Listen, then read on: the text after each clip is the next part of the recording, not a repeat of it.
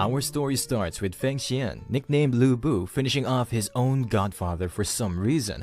He says sorry to his godfather because his death was needed for his success. Lu Bu finished all retainers of his godfather as well, so there can be no one seeking revenge from him in the future. After that, Lu Bu reports everything that transpired to the Counselor-in-Chief, and Counselor is quite happy about it. So he rewards Lu Bu with the Fang Tian halberd and the legendary horse Qi Tu, and he becomes his godfather as well. After that, Lu Bu goes through countless battles and he is victorious every time. One day he gets arrested by his own new godfather and he is brought before the Council of the Generals. He gets killed right there in the Council of Generals. When he opens his eyes, he finds himself in a binary space which tells him that he is destined to be a loser. He then once again opens his eyes. This time, he has returned to the past, a day before the Battle of Xishui. He don't remember anything from his future, but he is having a headache from the recent voice which called him a loser. Ho Cheng, one of the feudal lords, informs him that maybe he's destined to be a ruler. That's why he keeps on hearing those weird voices, and Lu Bu starts laughing after hearing it. Lu Bu corrects him by saying that voice is calling him a failure, so how can he become a ruler? They get interrupted from behind by a horse rider who asks them how can they be so relaxed with the enemies just up ahead. Lu Bu says that he is patrolling because he is feeling down, and it has nothing to do with him. The man turns out to be Hu Zhen, who is pissed at Lu Bu, and he tells him that he can behead him for challenging his authority. Lu Bu and all of his men get their weapons out, and Lu Bu informs Hu Zhen that everyone who wanted him dead is already 6 feet under, and if he wants him to send him to the afterlife right now. Hu Zhen is getting scared as he thinks they are about to rebel, but he gets saved as another horse rider comes from behind. This horse rider is called Hua Xiong, and he interrupts them by saying that he wants to join their discussion, and if they are discussing on the tactics to beat the enemy. Hu Zhen starts retreating after ordering Hu Xiong to calm his men before they start rebelling. Lu Bu mocks him by saying that it was a good day to rebel, but his enemy is a coward, so he can't do anything. Hua Xiong says that they have not yet encountered their enemy Sun Jian, and they should not fight among themselves.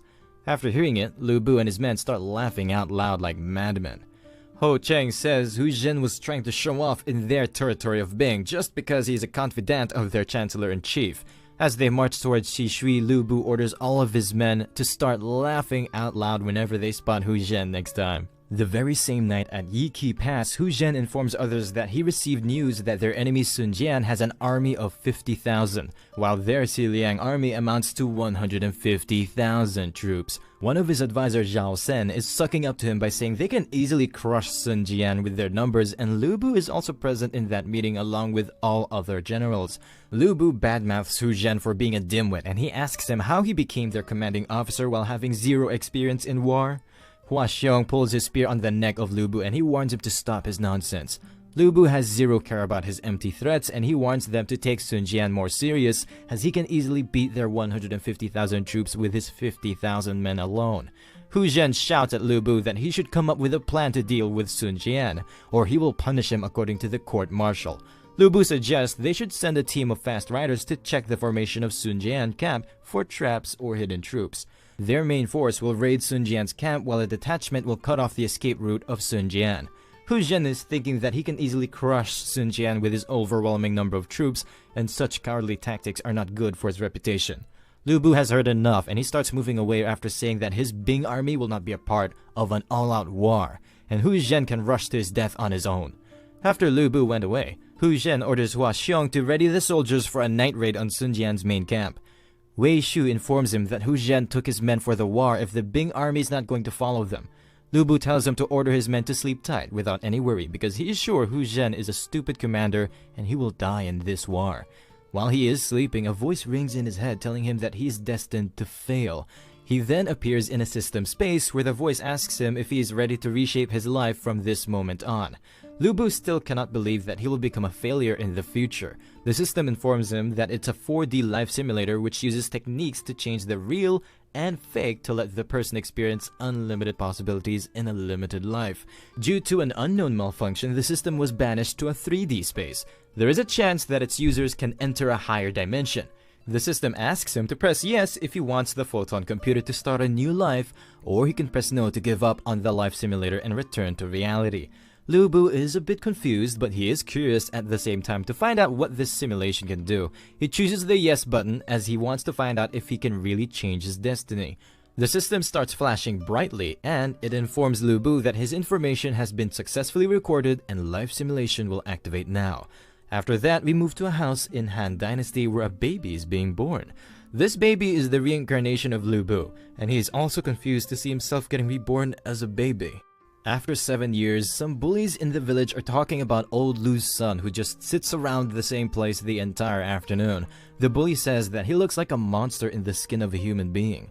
Young Lu Bu glares at the bully, which makes him more angry. The bully kid asks him why did he glare at him, and they refer to him as a monster. Lu Bu tells him to move because he's blocking the sunlight. The bully says that Lu Bu is always annoying, and he's going to teach him a lesson.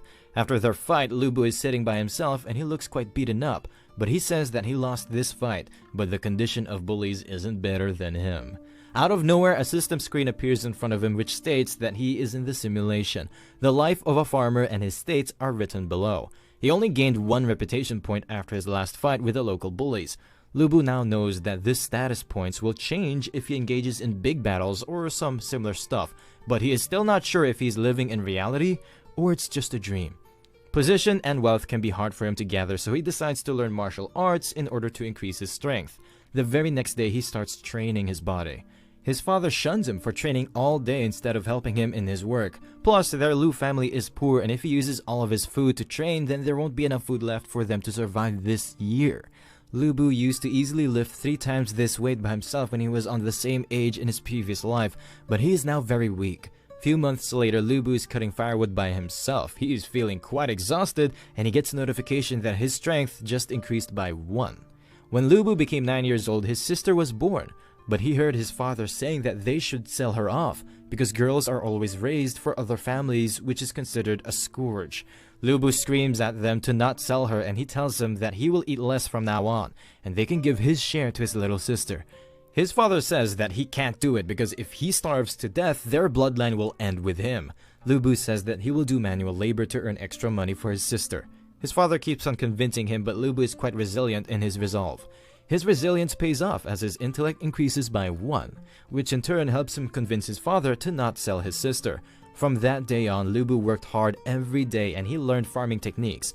Although he had not touched any farm work in his previous life, but it became very easy once you start doing it by yourself. Lu Bu learned a lot from farming. He's able to guess the weather and determine the kind of fertilizer based on the condition of the land. He was also able to turn 2 acres of unfertile land of his family into fertile ones. Even the villagers are gossiping about how they had the worst land in the village, but Son of Lu changed it into fertile one. This in turn increases his reputation by 2, but Lu Bu is thinking that farming will not change his reputation by much, and he also has no idea that the land turned so rich, but why his wealth has not increased by 1. Lu Bu asks his father that why does the chief pay no tax? His father tells him that the chief collects all of the tax from the poor people of this village. That's why they barely survive each year. Lu Bu gets angry as the chief's family don't work and they need to pay tax to chief as well as the government. His father informs him that the chief is responsible for registration and taxation in this area, and if they had not handed over a portion of their total harvest from the 2 acres, he could have taken his mother and his sister as tax. Lu Bu gets angry as there is no future for honest farmers in this land, and his father signs. Lu Bu promises to himself that even if he don't become a glorious general like in his previous life, he will at least not get bullied by others. After a few years, a wild rabbit is running through the forest. An arrow moves rapidly toward the rabbit and it manages to pierce through his neck. This arrow was shot by Lu Bu, who is 12 years old by now, and he's quite satisfied with his archery skills. All this time, the total strength of Lu Bu barely increased up to 3 points, and he's preparing to return back to his home. Lu Bu returns back to his warehouse to store the rabbits, but this time Lu Hong, the village chief, is waiting for him, and he informs Lu Bu that some part of what he just hunted will also be paid as part of the tax. Lu Bu becomes enraged after hearing it, but Chief tells him that it's an order from the imperial court. Lu Bu asks him how can the imperial court meddle with people's lives. This enrages the chief, and he warns him that his act just now can be considered a sign of rebellion, and he can get rid of his family anytime. His father apologizes to the chief in his place, and he tells Lu Bu to hand over half meat of everything he just hunted. This enrages Lu Bu even more as he tries his best to control the beast inside him. The chief says that he's becoming a beast himself while hunting them. His father begs Lu Bu to just do as the chief says. Lu Bu moves toward the chief while dropping half of the rabbits, and he says that the chief can take these with him. After getting close to the chief, he gets his knife out and he swings it toward the direction of the chief. After he swings the knife, we see a lot of blood splattering and his reputation increases by 1. In reality, Lu Bu just killed a rabbit after placing it behind the chief to make him afraid. Lu Bu tells him that he will not pay any tax from now on and the chief will settle their missing portion by himself. Lu Bu informs him that if he ever single out his family, he will come to his house and one by one he will kill all of his family members. His father pushes him back from the chief and he starts apologizing to the chief non-stop. The chief runs out of their house while saying that he will even out the score with them. His father starts scolding it as he just ruined everything he built all of his life, but Lu Bu says that if he handed over the meat to the chief, then he would have become more strict on them. He says that they can just kill Lu Hong and divide his lands among the villagers after that. His father has heard enough and he smacks the crap out of him. His father tells them to pack their things and they will leave this place with their mom and sister. But all of a sudden they hear loud voices stating that the Lu house is on fire.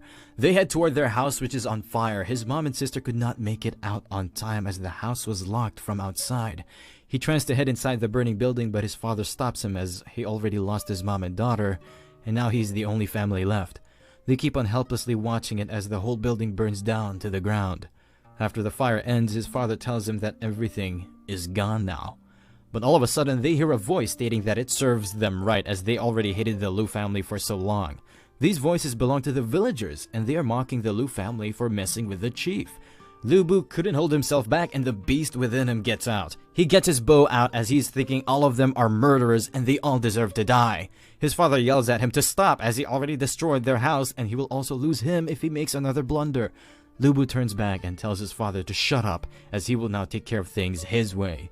His father can easily see that the one in front of him is no longer his son, but a monster in human flesh. With that said, Lu Bu shoots his arrow at one of the guides who was bad-mouthing their family just now. The person drops dead on the ground and Lu Bu remembers how his mother loved him, because in his past life he had no mother, so he couldn't knew what a mother's warmth felt like. With that said, Lu Bu pulls up his bow and he aims at the fleeing civilians. He shoots the arrow which pierces through another civilian. The more he kills, the more humanity he loses, and the grip of the monster is getting stronger on his body. He remembers how his sister reminded him of his daughter from his previous life and she was an honest little angel. His dream shatters as he shoots another arrow toward the fleeing villagers.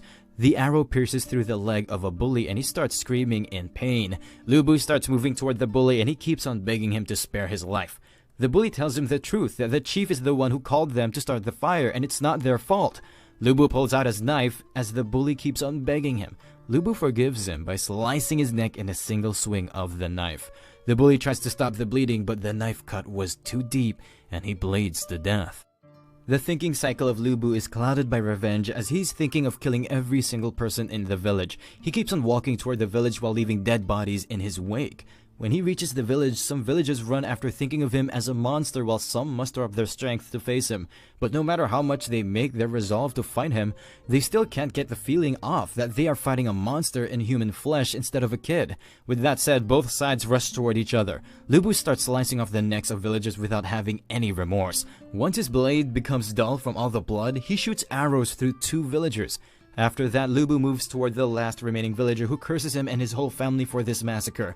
Lu Bu slices his neck a little bit so he can have a long and painful death. Lu Bu keeps on moving through the village, leaving dozens of dead bodies in his wake. There is now complete silence around him, and he moves to his last destination.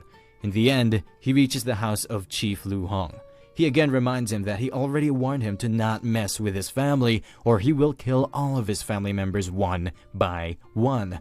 Lu Bu already slaughtered his family, not even sparing the little kids or the women. Chief is afraid beyond belief and he falls down on his knees. He starts begging Lu Bu for his dear life. But Lu Bu tells him to say hi to Yama in hell as he swings his knife, which in turn slashes the neck of the chief. As Chief Lu Hong falls down to the ground, Lu Bu gets a system message that his reputation is increased by 15 and his intellect dropped to 0 because his mind is being clouded by revenge. Lu Bu burns the whole village as they had previously burned his home. Lu Bu's father keeps on saying that he did a sin raising a monster as he had burnt his wife and daughter in his hand. Lu Bu silently moves closer to his father and he goes down on his knees without saying anything. His father tells him to run away because the villagers who escaped must have reported everything to the officials and they will be coming for him. Lu Bu begs his father to leave this place with him, but his father tells him that his mother and sister both worked hard and they got no chance to enjoy life.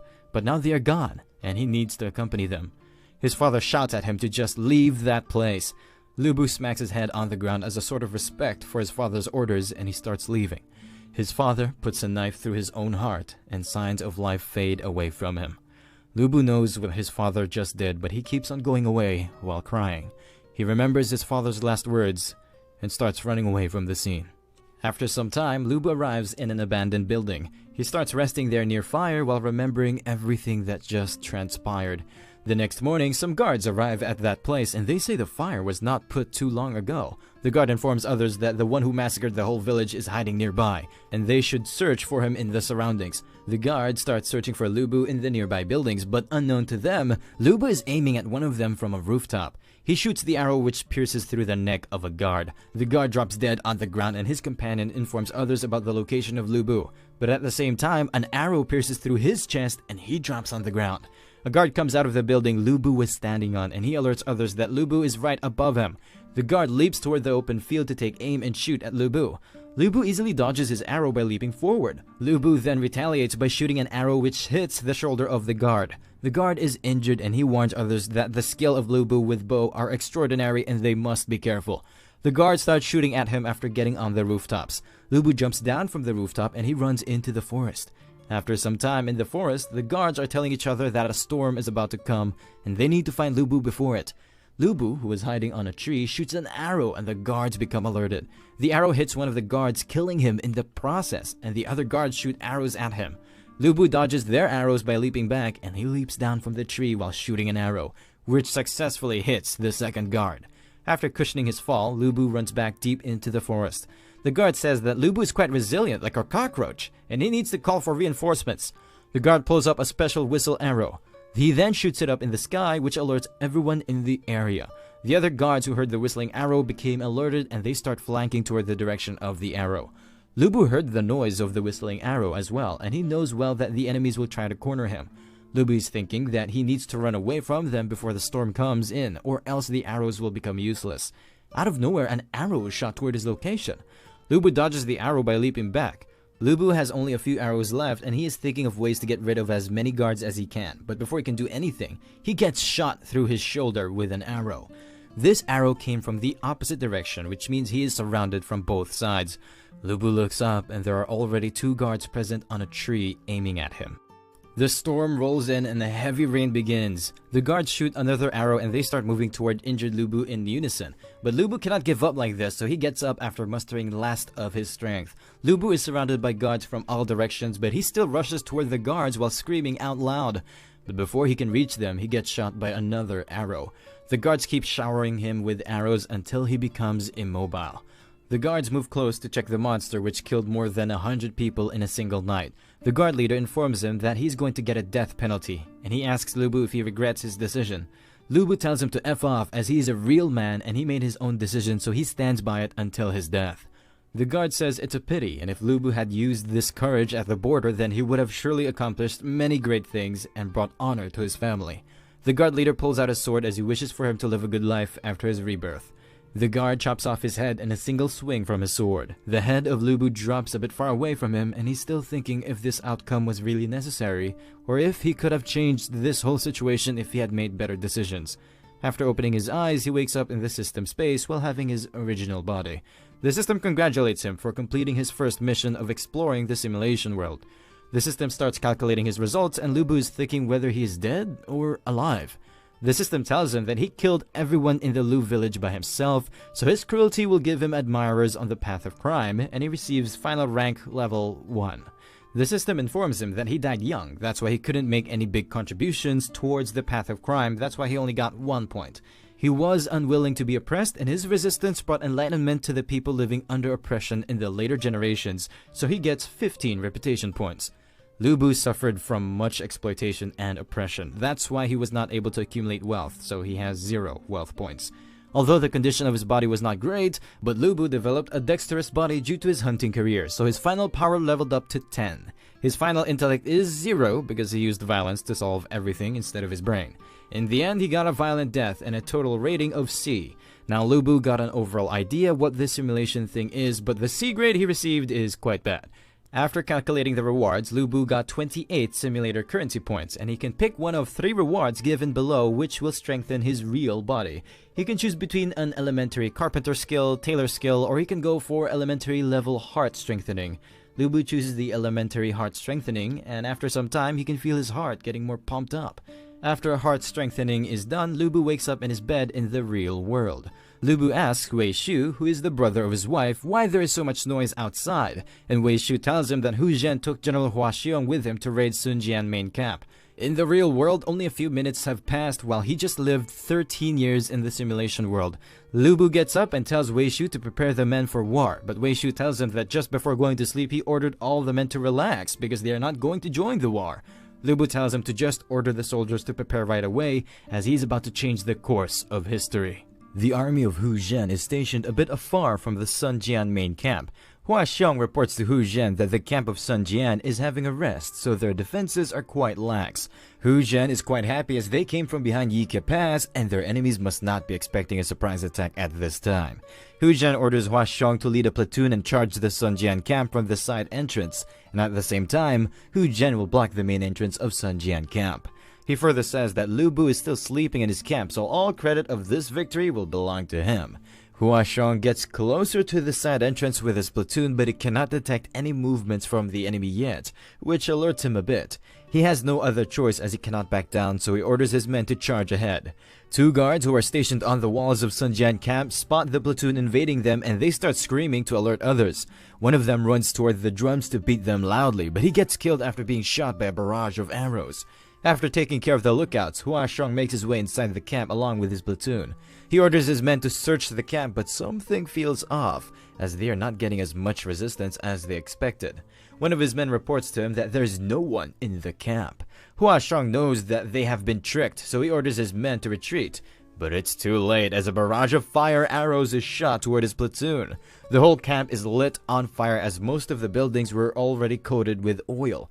Hua Xiong orders his men to not be afraid as their commander-in-chief Hu Zhen is at the main entrance. At the same time, Hu Zhen is watching all of it unfold from a distance, and his men ask him if they should go and help General Hua Xiong. Hu Zhen is feeling that they are playing right into the enemy's hands, so he orders his men to retreat. He starts retreating by himself without having his troops retreat in a proper manner. At the same time, the army of Sun Jian, which was hiding in the jungle, rushes out from both sides. Hu Zhen already made it away, but his army is being surrounded from both sides. Hu Zhen is happy as he ran fast and he is now away from the main fight, but he gets alerted when General Zhu Darong from Sun Jian army calls out his name and starts chasing him. Zhu Darong is too close to him so he cannot run away, and his horse is also slower than his. Hu Zhen pulls out his sword as there is no other way but to fight him head on. Both of their swords clash as they cancel out each other's attack. They clash their sword for the second time, but there is no winner this time as well. Zhu Darong attacks Hu Zhen, but he manages to dodge it and only his cloth gets torn. Hu Zhen retaliates by performing a sword slash attack, but Zhu Darong dodges it by leaping back on the horse. They both keep on clashing their swords against each other for some time. Zhu Darong had enough of this stalemate, so he pushes his sword toward Hu Zhen with all of his force. Hu Zhen is barely holding him back as his whole body starts trembling.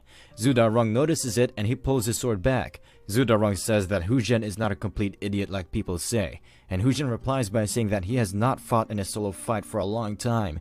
That's why he is being exhausted. But instead of fighting like a man, he starts running back toward his main army. Zhu Darong gets pissed as he has fought in wars for 20 years, but he has never seen a coward like Hu Zhen. Zhu Darong starts chasing him to get his head. At the same time, General Hua Xiong broke through the main camp and he got reunited with the main force. But the situation is still quite bad as they are surrounded from both sides by the Sun Jian army. Hua Xiong inquires about the location of Hu Zhen and the captain informs him that he ran away as soon as he saw Hua Xiong fell into the trap. Both of them get alerted as they hear someone calling their names for help. It turns out Hu Zhen ran back to them and he's calling for their help as he's being chased by the enemy. Zhu Darong gets happy as he's about to catch up to Hu Zhen the coward. Zhu Darong tries to slash Hu Zhen to finish him off, but unknown to him, another slash attack moves toward him. He comes to a realization that there is a blade near his neck, but it's too late, as Hua Xiong manages to chop off his head in a single attack of his halberd.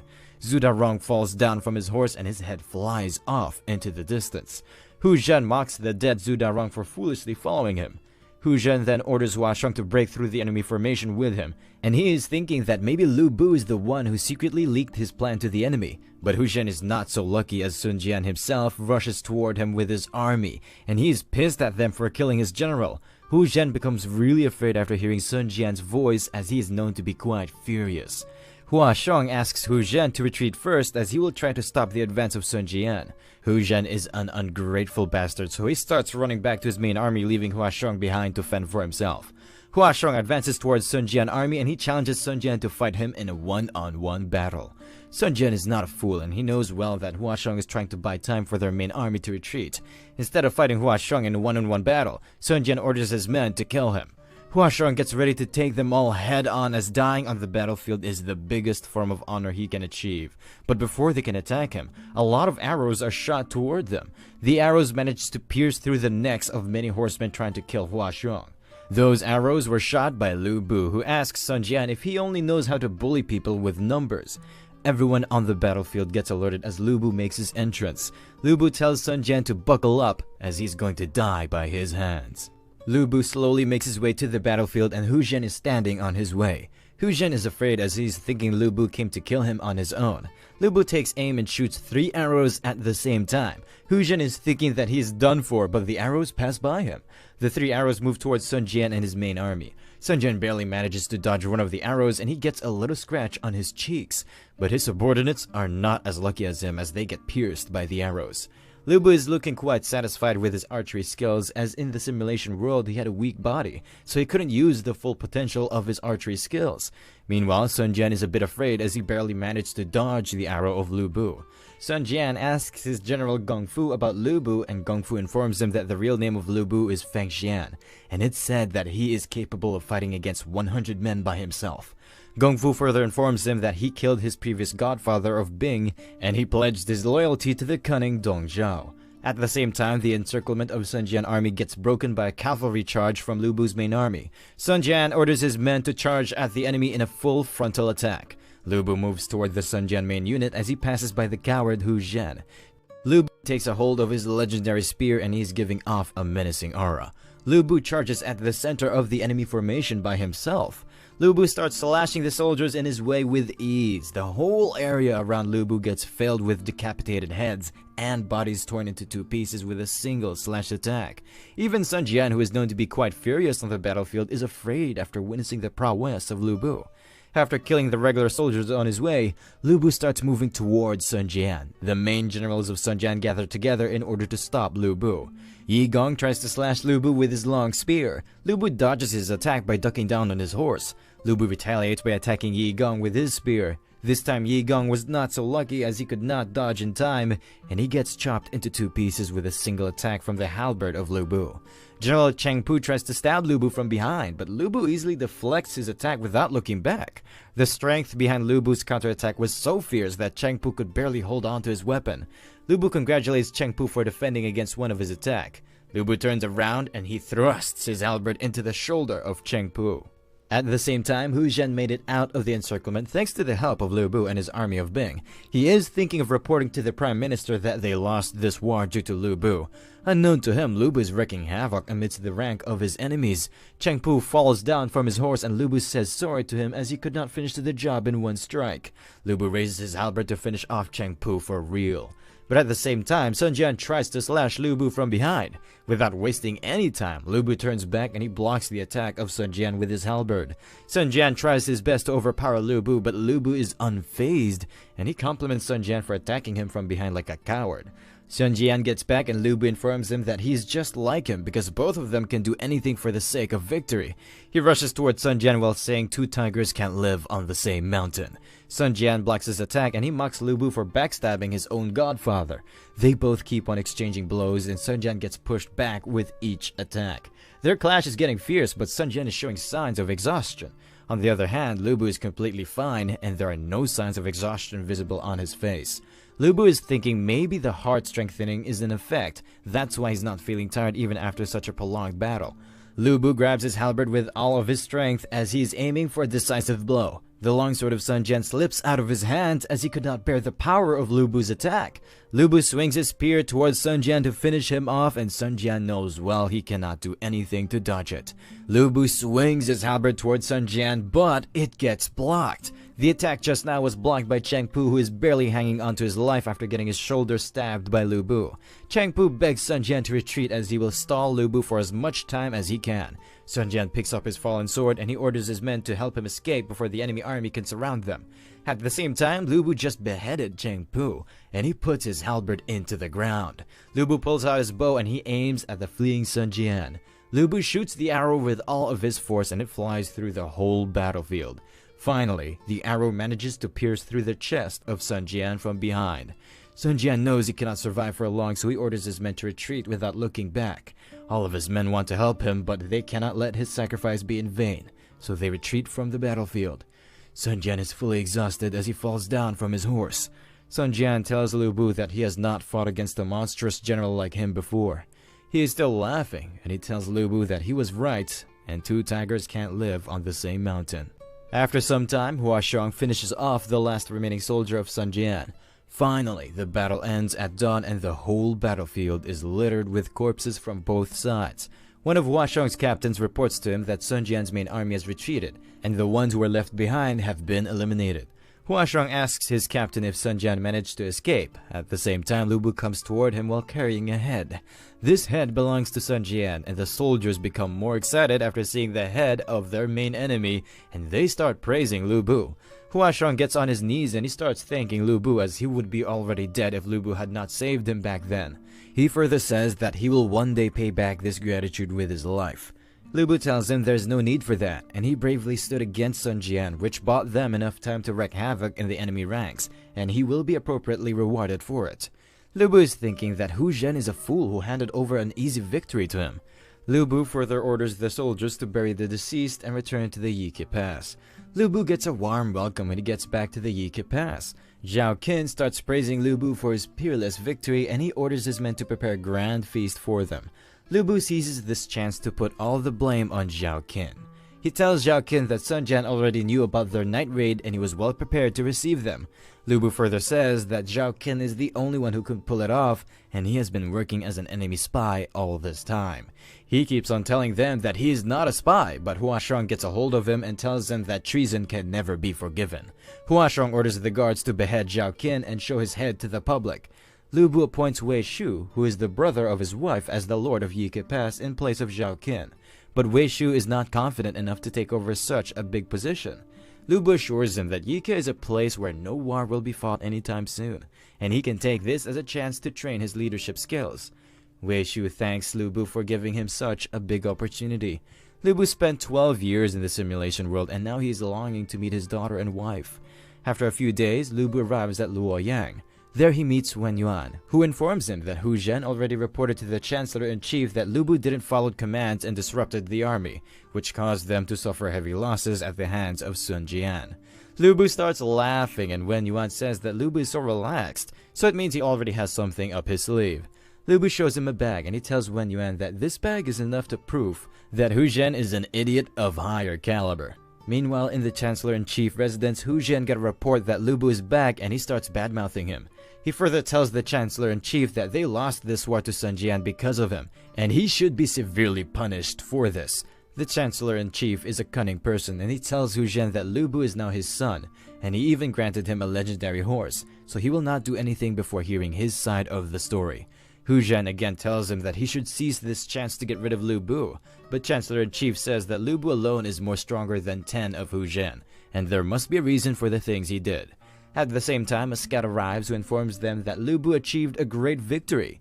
He reports that Lu Bu has beheaded Sun Jian along with 3 of his generals, and Sun Jian's army has retreated 100 miles away from Yike. Chancellor-in-Chief asks Hu Zhen that this report is different from what he just said, and Hu Zhen says that the army of Lu Bu didn't even exceed 1,000 men, and this must be fake intel. At the same time, Lu Bu steps inside the residence and he throws the bag. The bag lands in front of Hu Zhen so everyone can see its contents. The head of Sun Jian is visible to everyone, which proves everything Hu Zhen reported before was fake. Dongzhou confirms himself that it is indeed the head of Sun Jian. Lu Bu gets on his knees and he greets his godfather Dongzhou. Hu Zhen becomes afraid as he wanted to put all the blame of this loss on Lu Bu, and Dongzhou is happy and he says that Lu Bu will get a big reward for this contribution. Hu Zhen starts bad-mouthing Lu Bu and he says that they lost too many soldiers for this small victory and Lu Bu should be punished for it. Dongzhou warns Hu Zhen to get out of his sight before he gets his head chopped off, and Hu Zhen starts running for his dear life. Dongzhou asks his advisor Wen You about what they should give to Lu Bu as his reward. Wen You says that Lu Bu can be rewarded with women, alcohol, and gold. Dongzhou says that this reward seems too stingy and maybe they should give him a title. Wen You says that Lu Bu already accomplished a lot of military feats and he was already promoted to a lieutenant rank with a marquis title. Lu Bu knows well that the most he can get is an upper marquis title, which can make the higher-ups in the court uneasy. That's why Wen You is trying to warn him to step back a bit. Lu Bu tells his godfather that he needs no title, and they should reconsider his reward. Dongzhou compliments Lu Bu for restraining himself. He further tells Lu Bu that if he keeps on moving up the ranks, it will be bad for him because other generals won't like it, but he still promises to promote him after the war is over. Dongzhou orders Wen You to prepare the rewards for Lu Bu. Wen You says that he will get to it right away, and Lu Bu thinks to himself that if he gets a chance, he will strangle this poisonous bastard Wen You. During the same night at Lu Bu's residence, his wife tells him that the Prime Minister is holding a banquet, and why he didn't stay at the Prime Minister residence. Lu Bu tells her that he made an excuse that he was tired from fighting and he needed some rest. His wife further asks him if he's in danger. Lu Bu tells her that he is a strong man and his enemies are the ones who are in danger. His wife says that his eyes look more brighter than before and he has changed after this war. They both look at each other with love as the effects of alcohol are kicking in. After a 30-second session of love, Lu Bu goes to sleep. During his sleep, he starts getting teleported to the system space. After some time, he again appears naked in the system space. The photon system informs him that he can choose a world scenario for himself. Lu Bu asks the system if he can enter other worlds aside from the last one. The system informs him that there are many worlds aside from his world, and the simulator can completely copy other worlds for the player to enjoy. All simulation worlds come from different times and have very different themes, and Life of a Farmer was just one of them. Lu Bu now understands that he can reincarnate into different worlds, but there are still too many regrets from the last one. Lu Bu asks the system if he can repeat the last life, and the system starts downloading it. A system shop opens up and he currently has 28 simulator coins. Before reincarnation, he can purchase starting traits to enhance the experience. With that said, Lu Bu starts browsing through the simulator shop. Lu Bu only has 28 points, while most of the skills require over 1,000 points. Lu Bu starts moving below and more skills with less point requirements start popping up. But most of these lower point skills look more like punishments. Lu Bu informs the system to move ahead as he will not be buying anything. A bright light flashes and the system informs him that the life of a farmer will start now. After some time, he again gets reborn into the Lu house in Qian Dynasty. He is back and this time he is laughing instead of getting confused like last time. We then skip to the day where Lu Bu came back with a rabbit and the village chief was waiting for him in the warehouse. Lu Bu is 12 years old at this point and he tells the village chief that it's late right now and he will hand over his share the next morning. The next morning, Lu Bu heads over to the chief mansion to get the weight of the rabbits. He then hands over half of the rabbit's meat to the chief, and the chief gets too much happy. Chief praises his father for raising a good and honest son like him, and he further tells him to go back and wait for another good news from him. When he comes back, his father seems overjoyed. His father informs him that the village chief cut down their tax this year by 122 kilograms, and since they just had a big harvest, they can live a comfortable life this year. His sister and mom are overjoyed after hearing this because they don't need to worry about starving this year. Back then, Lu Bu could solve everything with his peerless combat prowess. That's why he always hated socializing. But he don't have much prowess in this life, and it's better to live as a commoner in here. The intelligence of Lu Bu increases by 2 points, and his family can't thank him enough for the hard work he did for them. The next day, Lu Bu is moving through the market, and a seller asks him if he's going for hunting again, and Lu Bu replies with a yes. The local bullies were also present close by, and they were spectating him. One of the bullies says that Lu Bu is doing amazing work right now with his unparalleled archery skills, and the bully leaders tells him that Lu Bu is no big deal as they had beaten him when they were kids, and they can do it again if they want to.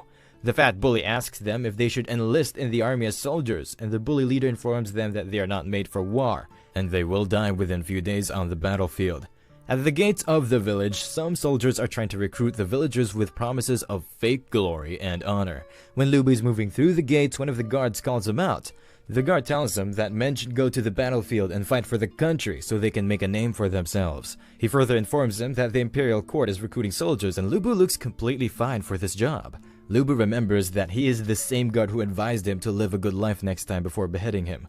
Lu Bu starts thinking if he should really live a peaceful life in this village or enlist in the army to bring honor to his family. After thinking for a while, Lu Bu agrees to enlist in the army because he is missing his old days of carnage on the battlefield. The guard asks him for his name, and Lu Bu informs him to remember his name well, because in a few years, this name will be famous throughout the country. After a few years, Lu Bu stabs an enemy soldier on the battlefield. The soldier curses him before dropping dead on the battlefield. Lu Bu's strength has increased up to 17, but he is still not as strong as he was in his previous life, and he's barely hanging on to his life. Lu Bu fought in 10 wars of different scales, and he almost died several times, but he is still lowest in the hierarchy. 2 soldiers try to slash Lu Bu, but he dodges their slashes by ducking down. He then retaliates by stabbing them both to death. Both soldiers drop dead on the ground, but it is still not over yet as more soldiers rush toward him. Lu Bu snaps due to overload on his brain and he challenges them all to come at him at once. After a few hours, sounds of swords clashing stop as the crows start eating the dead bodies of the deceased soldiers. Some soldiers are talking about how they just barely survived due to Lu Bu, and they are celebrating their victory with water instead of wine. A newbie soldier asks another about the origin of Lu Bu, as he is stronger than all of them, and he killed more enemies than all of them combined. The veteran soldiers tells him that Lu Bu is a legendary marksman, and there was a time when their platoon leader's mistake led them to a muddy situation. Although they managed to break through the surrounding enemies, but Lu Bu lost 2 fingers in the process. That's why he is now working as a paladin, but even now he can kill hundreds of enemy soldiers. The newbie asks them that Lu Bu has such amazing capabilities, but why he has not been promoted to a higher position. The veteran soldier tells him that everyone in their platoon knows well about his accomplishments, and their platoon leader is jealous of Lu Bu, that's why he keeps plotting against him. The soldiers comes right next to Lu Bu and he informs him that their platoon leader called for him. Lu Bu tells him to go ahead and he will follow him after finishing his meal. The platoon leader orders him to lure the enemy this time, and he made him a leader of 10 soldiers. Lu Bu informs him that it's an impossible mission which could lead to his death. The platoon leader is not trying to hide his jealousy, and he tells Lu Bu to go on this mission and die, or he can just disregard his military command and be beheaded right here for insubordination. Lu Bu informs him that in 7 years he has fought in over 67 battles, and he always charged at the front every time. He has killed 367 enemies including 13 commanders, and in terms of merit he is more than enough to replace him as the troop leader. Lu Bu has enough of his crap. Even after all of this time, he has been promoted to a leader of 10-man troop, and he is given an impossible task by him. Lu Bu cuts off both of his arms as he cannot bear this injustice anymore, and there is now no need to suppress his inner desire to climb the ranks. Both hands of the platoon leader fall on the ground and he starts crying out loud because of unbearable pain. The guards come inside after hearing the cries of their platoon leader. Lu Bu turns back and he tells them to listen carefully to what he is about to say. He informs them that their platoon leader wanted to retreat knowing well that the northern tribes are reviving. He was about to sacrifice his whole platoon to make his escape so he can continue being an officer somewhere else. Lu Bu asks both of them if they don't think he deserves to die. The platoon leader shouts at them to not listen to this traitor and carry out the punishment. Lu Bu pulls up his sword as he walks toward them, and he tells them that being the close guards of the platoon leader, both of them will be killed for failing in carrying out their responsibilities. Lu Bu completely unsheathes his sword, as he has no worry about getting hurt. As he's about to exit the camp, he tells them that either way, they will be killed, and they should make their own judgment. The guards know well what Lu Bu just said is true, as their platoon leader was using them all of this time as pawns to build up his own credit. Lu Bu comes out of the camp and everyone present outside can hear the cries for help coming out from inside. The whole platoon is stunned as their leader is getting killed while calling them for help. Lu Bu tells all of them that their platoon leader was incompetent, and he was not honorable enough to be respected by soldiers. Lu Bu has already committed a grave sin by replacing the platoon leader with himself.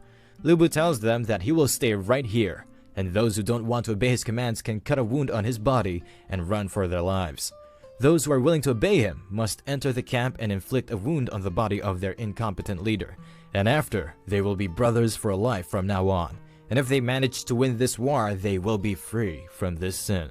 The newbie is thinking of inflicting a wound on Lu Bu, as his words are sensible, but this is an act of betrayal, and he has his duties as a soldier. Everyone gets alerted when the veteran soldier takes out his blade, and he informs them that Lu Bu is right, and their leader was an eyesore who never cared about them. He further says that Lu Bu is much more reliable than him, and all of them are alive right now due to Lu Bu. All soldiers get pumped up as they know they would have died if they kept following their old platoon leader, and Lu Bu is a good replacement for him.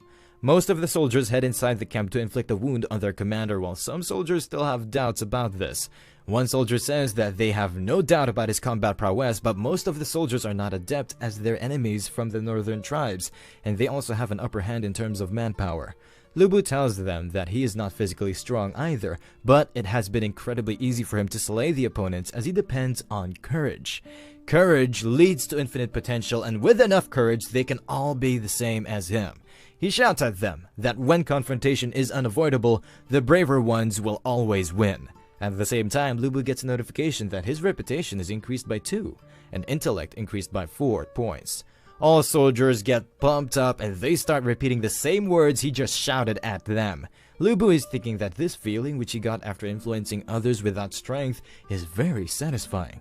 During nighttime, he gets a report that the soldiers worked overnight as he ordered. They have dug 2 moats outside the walls. The catapults are also ready. Lu Bu compliments him for the good job and he tells him to go back for now. Lu Bu is thinking that the northern tribes are different from them, as they are grouped according to their clans. Collective honor is their top priority, and the strongest clans always charge at the very front. This way, they get a head start in looting. If they can manage to defeat the renowned big clans, the other clans' morale will definitely be devastated. As for his side, a trap is definitely required considering their lack of manpower, and for the trap to be effective, a troop must be dispatched, in order to lure the main forces of the opponents all the way to where the trap lies. But unfortunately, there would be no way back for the dispatched troop. He remembers the words of Sun Jian, who told him that only the winner stands tall, as every method must be considered to achieve victory. Lu Bu is thinking what Sun Jian said was right, and he would have made the same choice if he was in his place. A soldier comes in and Lu Bu orders him to round up the elderly and weak ones in a single platoon.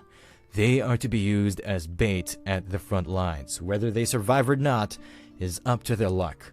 Soldier tells him that some of these men are from his previous troop and what he should do about them. Lu Bu orders him to send them to the front lines as well. The next morning, the elderly and weak units from the platoon are placed on the front lines. The northern tribal army is rushing toward them in full force. The newbie asks them how they are even going to block their charge, and the veteran soldier tells him that Lu Bu made them stand at the front lines without shields, as he is clearly using them as baits to lure out the enemy. The veteran soldier curses Lu Bu as he has been through thick and thin with him, and he just sent them to the death's door without any care. He further says that he was the one who supported him first when he took over as the platoon leader. He shouts out that Lu Bu is worse than the previous troop leader, and there will be a day when he will fall from grace and get betrayed by everyone. The newbie is thinking that in wars like these, the compassion, morality, and their lives have no meaning at all. After a few minutes, the northern tribes clash with the front platoon of Lu Bu's unit. The frontal platoon starts getting shredded to pieces as they don't even have their shields with them to defend properly against the enemy. The northern tribes thinks that their enemies are very weak, and they start charging on ahead without thinking much. Lu Bu is thinking that right now the enemies are all intoxicated with the will to kill, and it's exactly what he wanted. Lu Bu starts rushing toward the enemies and he orders his troops to do the same. One of the enemy commanders is quite happy with his easy kills, but his expression changes when he realizes that he is about to get cut with a sword. Without giving him any time to retaliate, Lu Bu beheads him in a single strike. Another enemy soldier tries to stab him, but Lu Bu ducks down to one side of his horse. Lu Bu then beheads the soldier before he can retaliate. Lu Bu is scanning the whole battlefield to find out the location of this tribe's chief. He soon finds out a horseman who has a halberd instead of a sword. Lu Bu quickly heads toward him while he is busy with his soldiers. Lu Bu tries to stab him with his sword, but the leader dodges his attack in time. Lu Bu says that he has a nice horse, as it can help him escape later on. The leader is pissed at him for striking him from the back like a coward. The leader slashes his sword in two with a powerful strike while Lu Bu dodges his attack. Without wasting any time, Lu Bu jumps toward him. Lu Bu strikes him with his sword, but the leader blocks his attack with the handle of his halberd. The leader utilizes his force to push Lu Bu back. He then retaliates by attacking Lu Bu with his halberd, and Lu Bu barely manages to block his attack. The force behind his attack was so fierce that he almost broke through the sword of Lu Bu. Lu Bu quickly kicks the side of the face of his horse. The horse raises both of his frontal legs, which unstables the position of the northern tribe leader, and Lu Bu jumps toward him. Lu Bu quickly chops off his head with one decisive strike to his neck. The northern tribesmen get alerted as they now know their leader is dead. Lu Bu takes a hold of the horse of their leader and he orders his troops to retreat. With that said, they start galloping away from the battlefield while their enemies give chase. A platoon of Lu Bu is stationed far away from the field with catapults, and they can hear loud voices in the distance. On closer inspection, it turns out to be Lu Bu who is retreating back to their position with his cavalry. One of their commanders tells them to snap out of their daydreaming as the northern tribes have already entered their shooting range. The soldiers quickly cut off the ropes on the catapults, and a lot of big rocks gets launched up into the air toward the direction of the northern tribe. The northern tribe soldiers start spouting curses at Lu Bu's platoon as they get hit by rocks. Lu Bu already planned it out, and he knows well that this will have little effect on such a big army, and his main objective is not to kill them. The formation of enemy cavalry gets altered as they try to dodge the falling rocks and they attempt to go around the carnage. After some time, they start falling into the trap Lu Bu lovingly prepared for them. The moat is so big that the entire enemy army can be dropped into it, and the cries of the soldiers along with their horses can be heard from afar as they fall down and get stabbed by wooden stakes placed on the bottom of the moat. The cavalrymen at the front try to stop their horses, but the huge number of cavalry behind them had no idea about the moat, so they keep on pushing forward. The cavalrymen keep on falling to their gruesome deaths, but soon after some time, a commander realizes something. A cavalryman informs his commander that their men in front have just disappeared without any trace. Their commander thinks that their enemies are using sorcery to vanish their soldiers, so he orders his men to retreat. The soldiers under Lu Bu command get overjoyed with happiness as they just won an impossible battle. The men under Lu Bu's command start praising him for his tactics. One after another, they all start getting down on their knees. They all say in unison that Lu Bu is the reincarnation of God of War, and they will be loyal to him till death. Lu Bu is thinking that not even million of soldiers would compare to a suicide squad like this, and they will be his loyal supporters in the future. Lu Bu gets a notification that his reputation has increased by 10 points. Night falls and Lu Bu is resting in his camp. Lu Bu is thinking that he just got lucky because he had no idea that the northern tribesmen will become afraid after coming across a trap. He has to use his brain more often in this world as he is physically weak. At the same time, Lu Bu gets a notification that his intellect has increased by 5. There is a lot of commotion outside and soldiers comes inside to inform him that they are doomed. He further elaborates that a large platoon of soldiers is heading their way and it must be a counterattack from the northern tribes.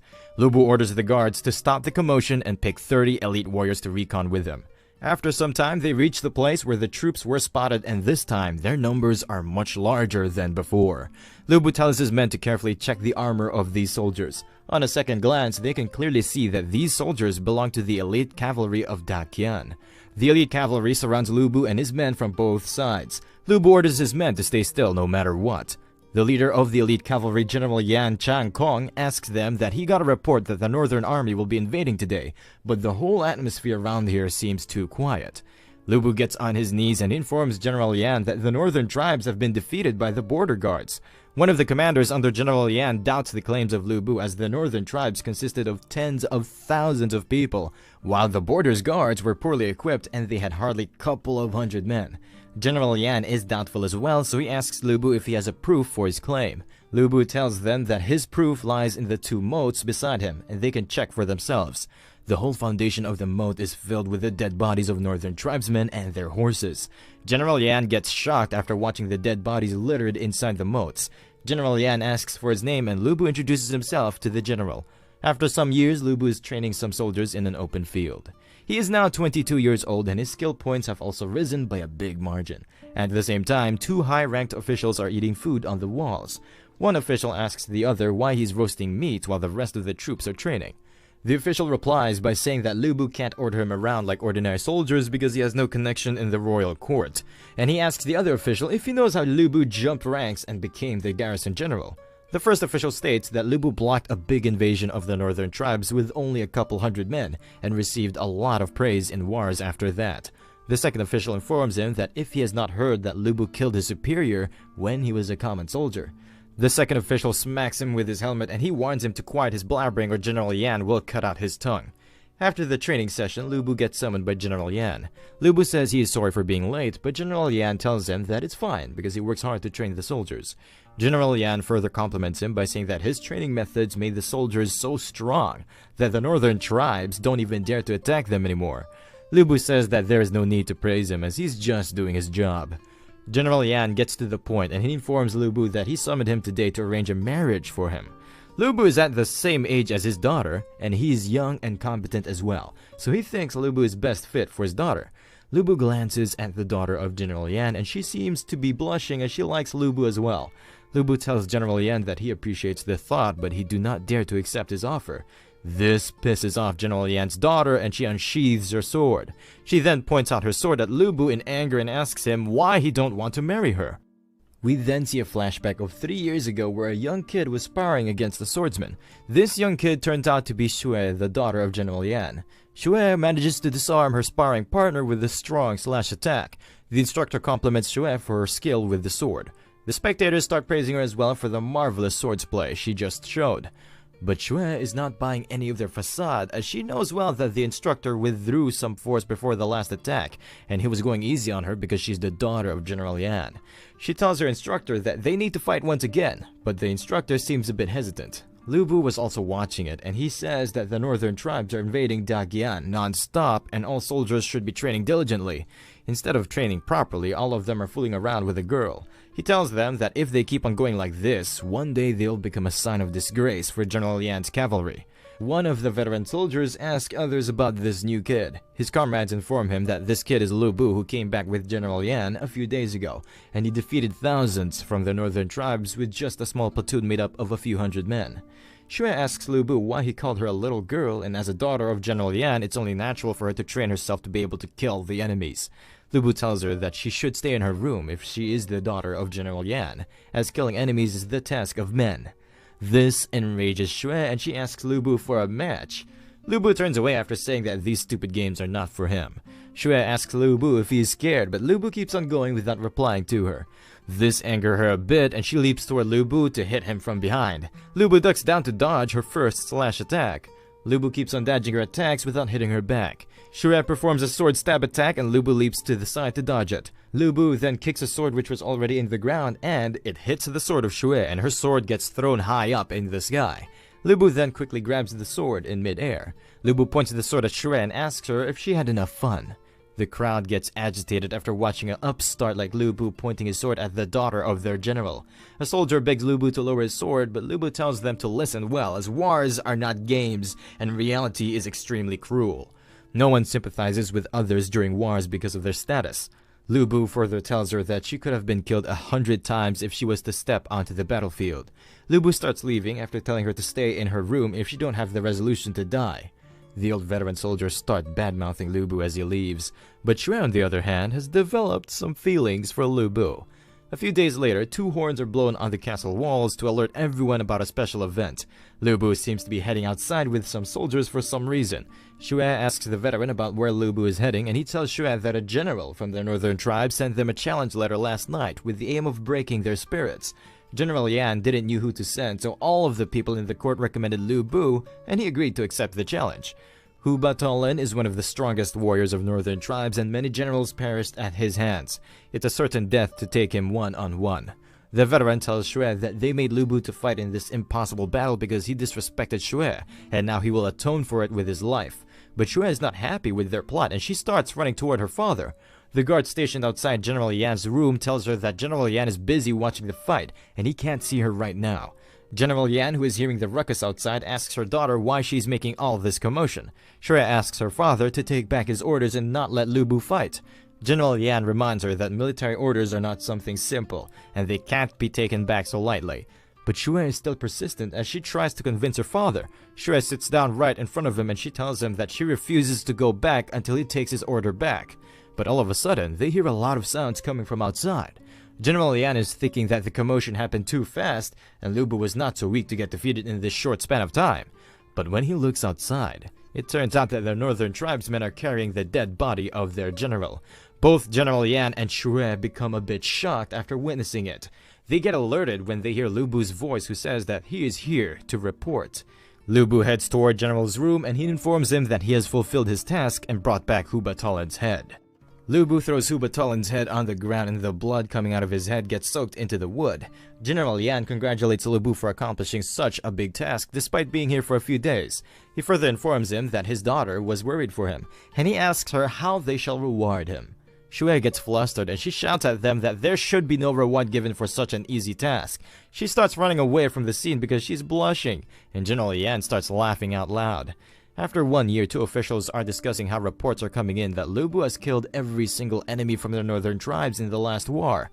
The veteran soldier asks him how did Lu Bu achieve such a big victory.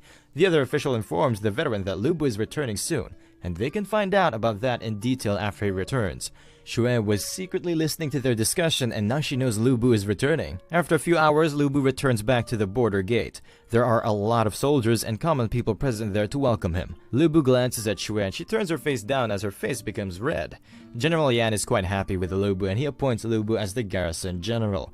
From that day on, Lu Bu personally started training the army. One day he noticed Shue training in the field along with other soldiers. Lu Bu grabbed her and started dragging her away, and he told her once more that she's not made for the battlefield.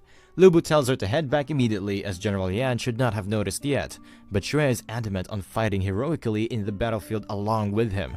Lu Bu tells her that he will punish her according to the military law if she keeps on being stingy like this, and Shue tells him to go on ahead. Lu Bu has enough of her crap and he points his sword toward her. Lu Bu tells her that she's being a nuisance on his side, and if not for her father, he would have already thrown her out. Shue starts crying and running away after dropping her sword. Now in the present, Shue is pointing her sword at Lu Bu after he rejected to marry her. Lu Bu tells her that the northern tribes are still lurking outside and he can die any day in a war, so he cannot marry her. Shue tells him that if he dies on the battlefield, she will die along with him, but Lu Bu tells her that he already has a wife and daughter at home who are waiting for him, so he cannot betray them. Shue starts crying as usual, and she knows well that he is lying because he has not returned home ever since he enlisted at the age of 12. Once again, she runs away from the room. Lu Bu begs General Yan for his forgiveness, but General Yan says it's alright, and his daughter is being persistent like this from her childhood. General Yan says that he enlisted at the age of 12 and it has been 10 long years since he last saw his parents. General Yan tells him to take a leave for some days and spend some time with his parents. And in the meantime, Shue will be able to cool down, and Lu Bu accepts the offer of the general without any question.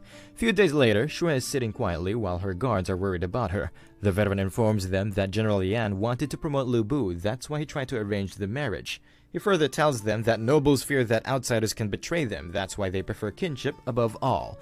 General Yan wanted to hand over a higher position to Lu Bu, and the imperial court would not allow the promotion of a lowly commoner. The veteran further says that Lu Bu should not have given up on this opportunity. After a few days, Lu Bu arrives at his village. The whole village is gathered outside to welcome their hero.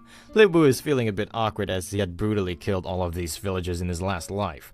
The village chief starts praising him for making them proud by killing so many northern tribesmen. He further informs Lu Bu that the imperial court even reduced the tax on the village by 10%. He informs others that from today onwards, Lu Bu will be his foster son.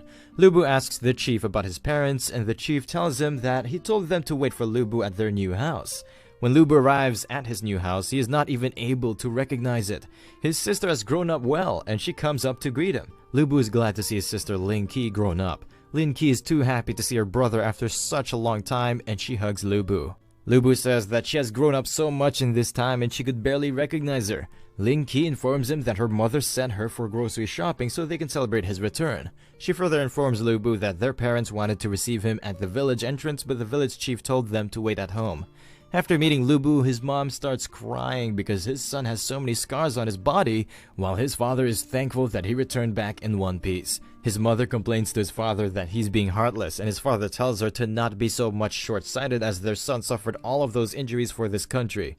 Lu Bu's father heads outside to take some fresh air. It turns out he was just acting, and he's also sad because their son suffered a lot in these years. After some time, they start eating together and chatting over food. His father tells him that they have been living a good life because he keeps on sending so much money to them.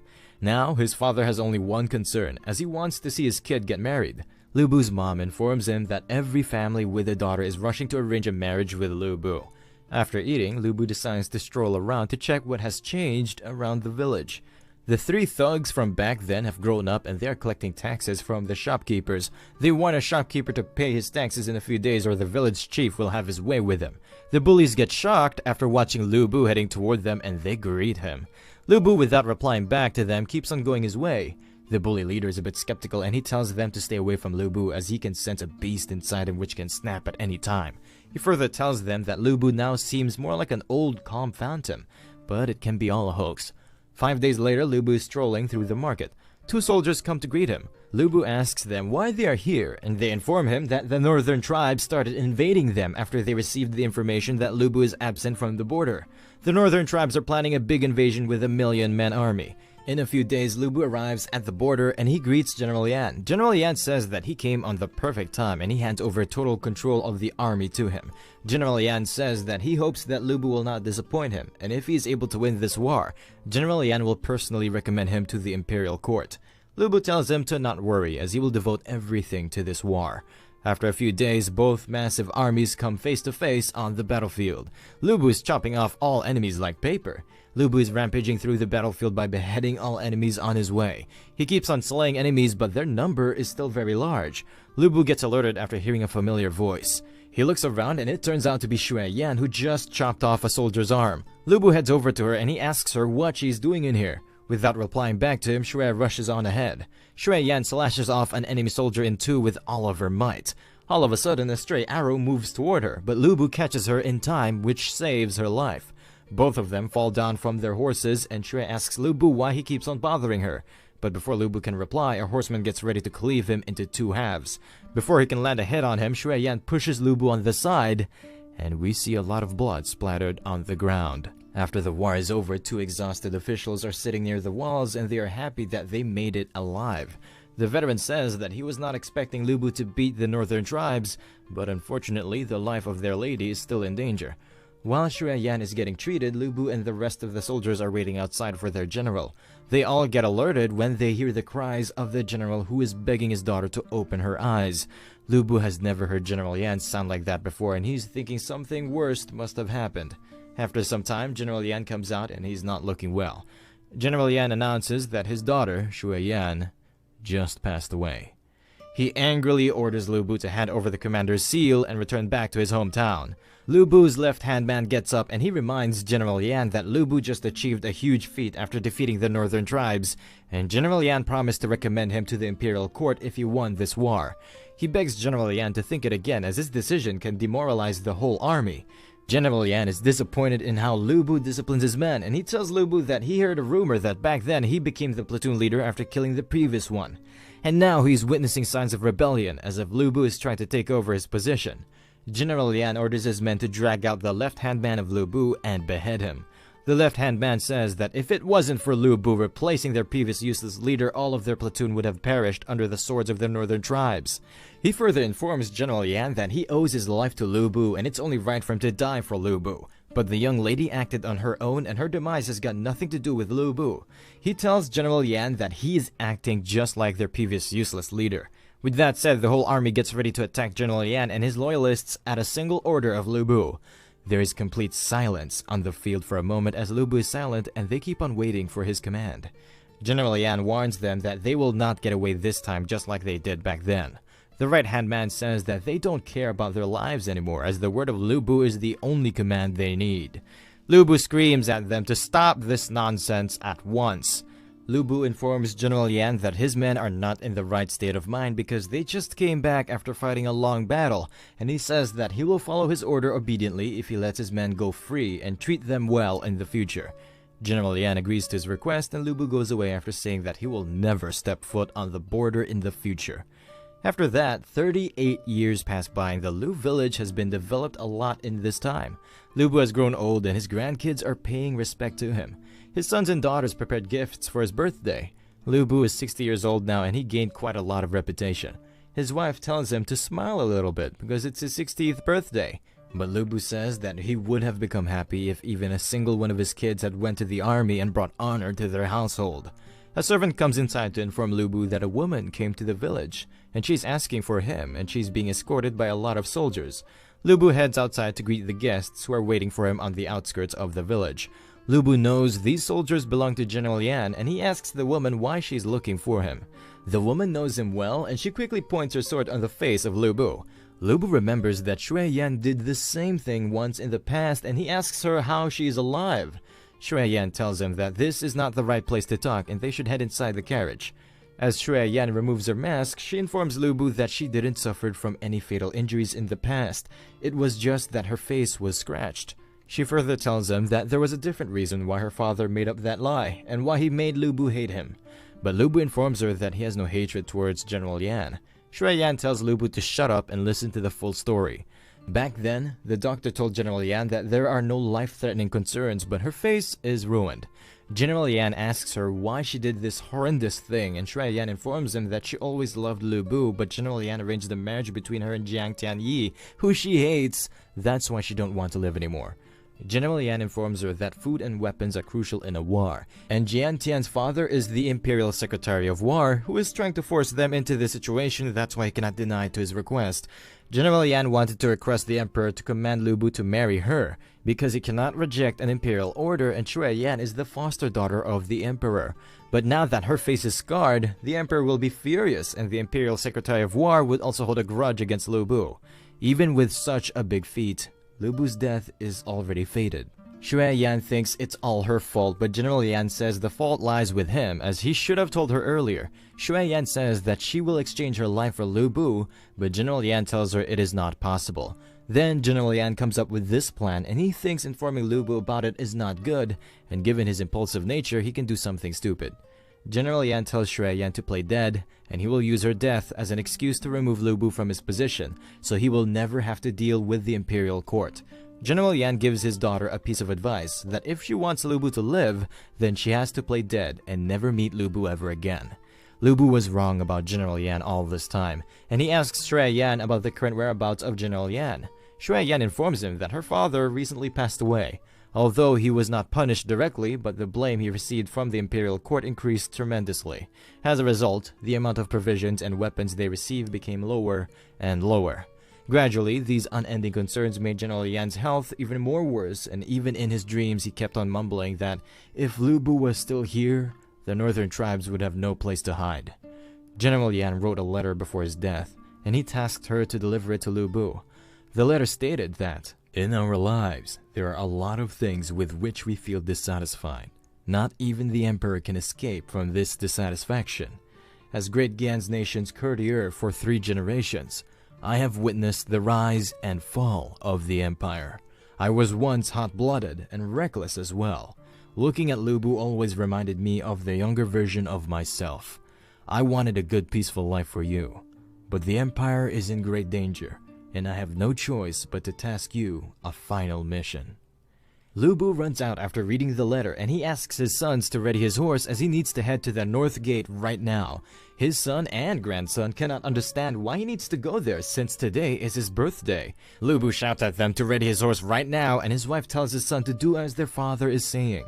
With that said, Lu Bu starts riding out toward the North Gate with Shui Yan. He stops near General Yan's grave to pay his respects to him. Lu Bu tells General Yan to not worry as he's prepared to die for this nation in his place. Lu Bu asks his fellow generals if they are willing to follow him into the battle.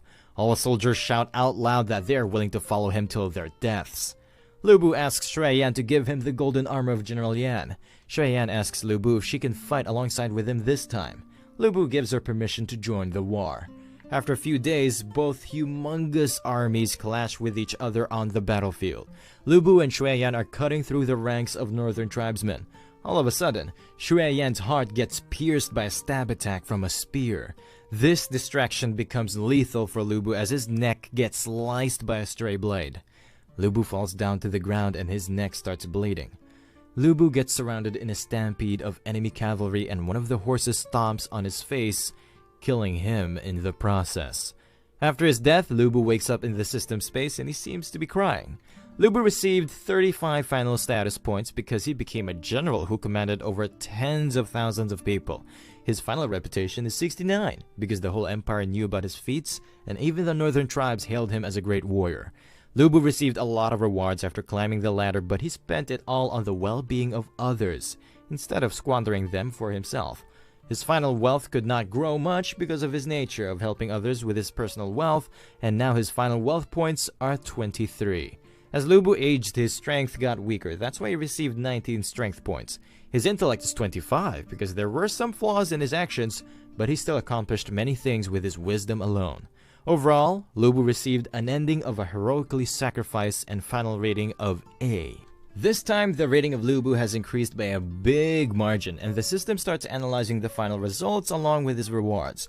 Lu Bu received 1,296 virtual coins, plus he can choose one out of 3 talents to strengthen his physique permanently. These options include velocity, retentive memory, and level 1 liver strengthening. Lu Bu makes up his mind and he chooses the liver strengthening as his reward. With that said, the system starts strengthening his liver. The system informs him that the attributes acquired during this simulation will now be inherited by him in the real life, and after analyzing his complete, he receives tenacity as his reward. Tenacity allows his willpower to be immovable. With that said, Lu Bu wakes up in his body in the real world.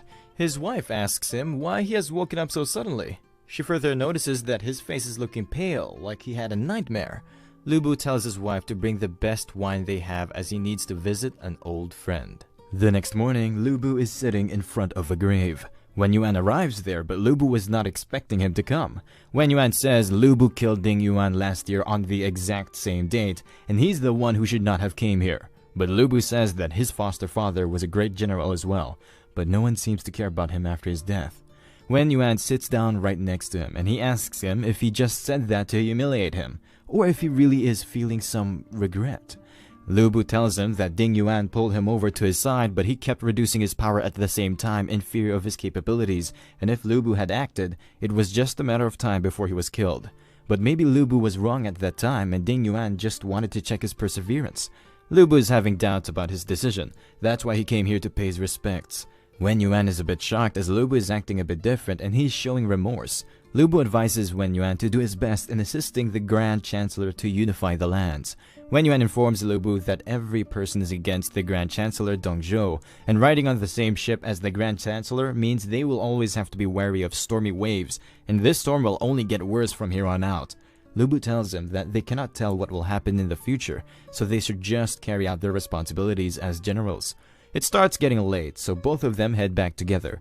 On their way, Lu Bu asks Wen Yuan if he can ask him for his help, and Wen Yuan assures him that he will help him as a brother. Lu Bu tells him that the Grand Chancellor will move the capital regardless of what happens in the battlefield, so he asks Wen Yuan to send his wife and daughter to Chang'an safely, and Wen Yuan tells him not to worry about them. Soon, Lu Bu will be fighting against coalition armies, and he's itching for their arrival. Lu Bu moves ahead while Wen Yuan is thinking that Lu Bu is always crazy for war. The next day, all generals and tacticians are present inside the Grand Chancellor's residence. Everyone stops talking after they see Lu Bu make his appearance in the court. Lu Bu gets alerted after hearing someone call out his name. A general called Ziran says that everyone became silent the moment Lu Bu walked in, and another general, Guo Si, says Lu Bu has killed Sun Jian after all. They further mock him by saying that this limelight is blinding his eyes. Hu Zhen is present there, and he says that Lu Bu just got lucky, and Lu Bu replies by saying that he is correct, and he would not have won that battle if Hu Zhen didn't baited Sun Jian towards his direction by running like a coward. He mockingly says that General Hu Zhen also deserves a reward for his cowardice. Hu Zhen tells him to stop as he only lost after falling into the trap of cunning Sun Jian. But Lu Bu is not letting this moment to slip by, and he again mocks him by saying that he had already alerted Hu Zhen and he should not blame Sun Jian for being cunning but himself for being an idiot.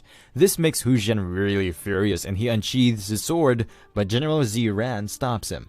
A guard alerts everyone about the arrival of the Grand Chancellor. Everyone greets the Chancellor as he makes his entrance in the hall. Chancellor was about to slip when he tried to sit on his chair, but his men somehow gave him support. The Grand Chancellor Dong Zhou asks Xuan Pan about the edict he bought. Xuan Pan has fear in his voice and he says that he was sent here by His Majesty to deliver a message to him. Xuan Pan is trembling, but he starts reading the message, which states that Guangdong people have been rebellious since last year, and we are fortunate to have the Great Chancellor, who has unified the country and suppressed the rebellious armies. His achievements are much appreciated by the imperial court, and Great Chancellor Dong Zhou will now be appointed as Grand Master, and he will lead the country's administration while unifying all lands. The emperor hopes that Dong Zhou will soon suppress the feudal lord's rebellion. Dong Zhuo is very happy after listening to this news, and he's not even trying to hide his sinister grin. Lu Bu is thinking that this is the first time a Grandmaster is appointed, and now he will rank above the 3 dukes and the feudal lords. With this rank, those who go up against him will be considered rebels, and Lu Bu can only think the poisonous prodigy Wen Yu must be the one who could come up with this idea. Dong Zhuo throws the Emperor Edict toward Wen Yu, and he catches it. Xuan Pan starts running after delivering the edict, and the whole hall congratulates Dong Zhuo for his promotion. Dong Zhuo starts laughing, and he says that now there is nothing the Emperor can do himself but to only rely on him. Dong Zhuo tells them that he will soon move to the capital to Chang'an, but he will let the Xiliang's army mightiness shine before that. Otherwise, his enemies will think that he is on the losing end and he's retreating in fear. Wen Yu tells Dong Zhuo that Guadong army has already suffered a great defeat by Lu Bu and they can just strike them again to prove their prowess, and Dong Zhuo asks his generals if anyone here is willing to fight with Guadong army once more. Lu Bu is planning to wait things out, and he will not act hastily, as he has already gained some achievements. Hu Zhen, Guo Si, and Ziran say that they are willing to fight in this battle. Wen Yu is a bit shocked as he was expecting Lu Bu to volunteer for this war, but his nature seems to have changed a bit in these few days. Dong Zhuo makes an excuse and he calls out his foster son Lu Bu. Dong Zhuo asks him if he wants to prove himself against the Guadong army once again by becoming the vanguard. But Lu Bu makes an excuse by saying that many issues can arise if his achievements keep on accumulating as his position is not stable. Dong Zhuo starts laughing and he asks the whole hall if anyone of them thinks that Lu Bu's position is not stable. Dong Zhuo appoints Lu Bu as the vanguard with backup from Hua Xiong and Hu Zhen. He orders them to head out to Chenggao immediately, and he will lead the main army by himself as Chenggao is a crucial military location that they cannot afford to lose. All 3 of them oblige to his orders immediately, and Hu Zhen is a bit pissed as Lu Bu just climbed above him in rank. After the meeting is over, everyone starts heading back. The 2 generals know well that Hu Zhen is a jealous person, so they come up to him and tell him that they have a plan that can ensure Lu Bu's death in this war. He immediately agrees with them and they start discussing the plan.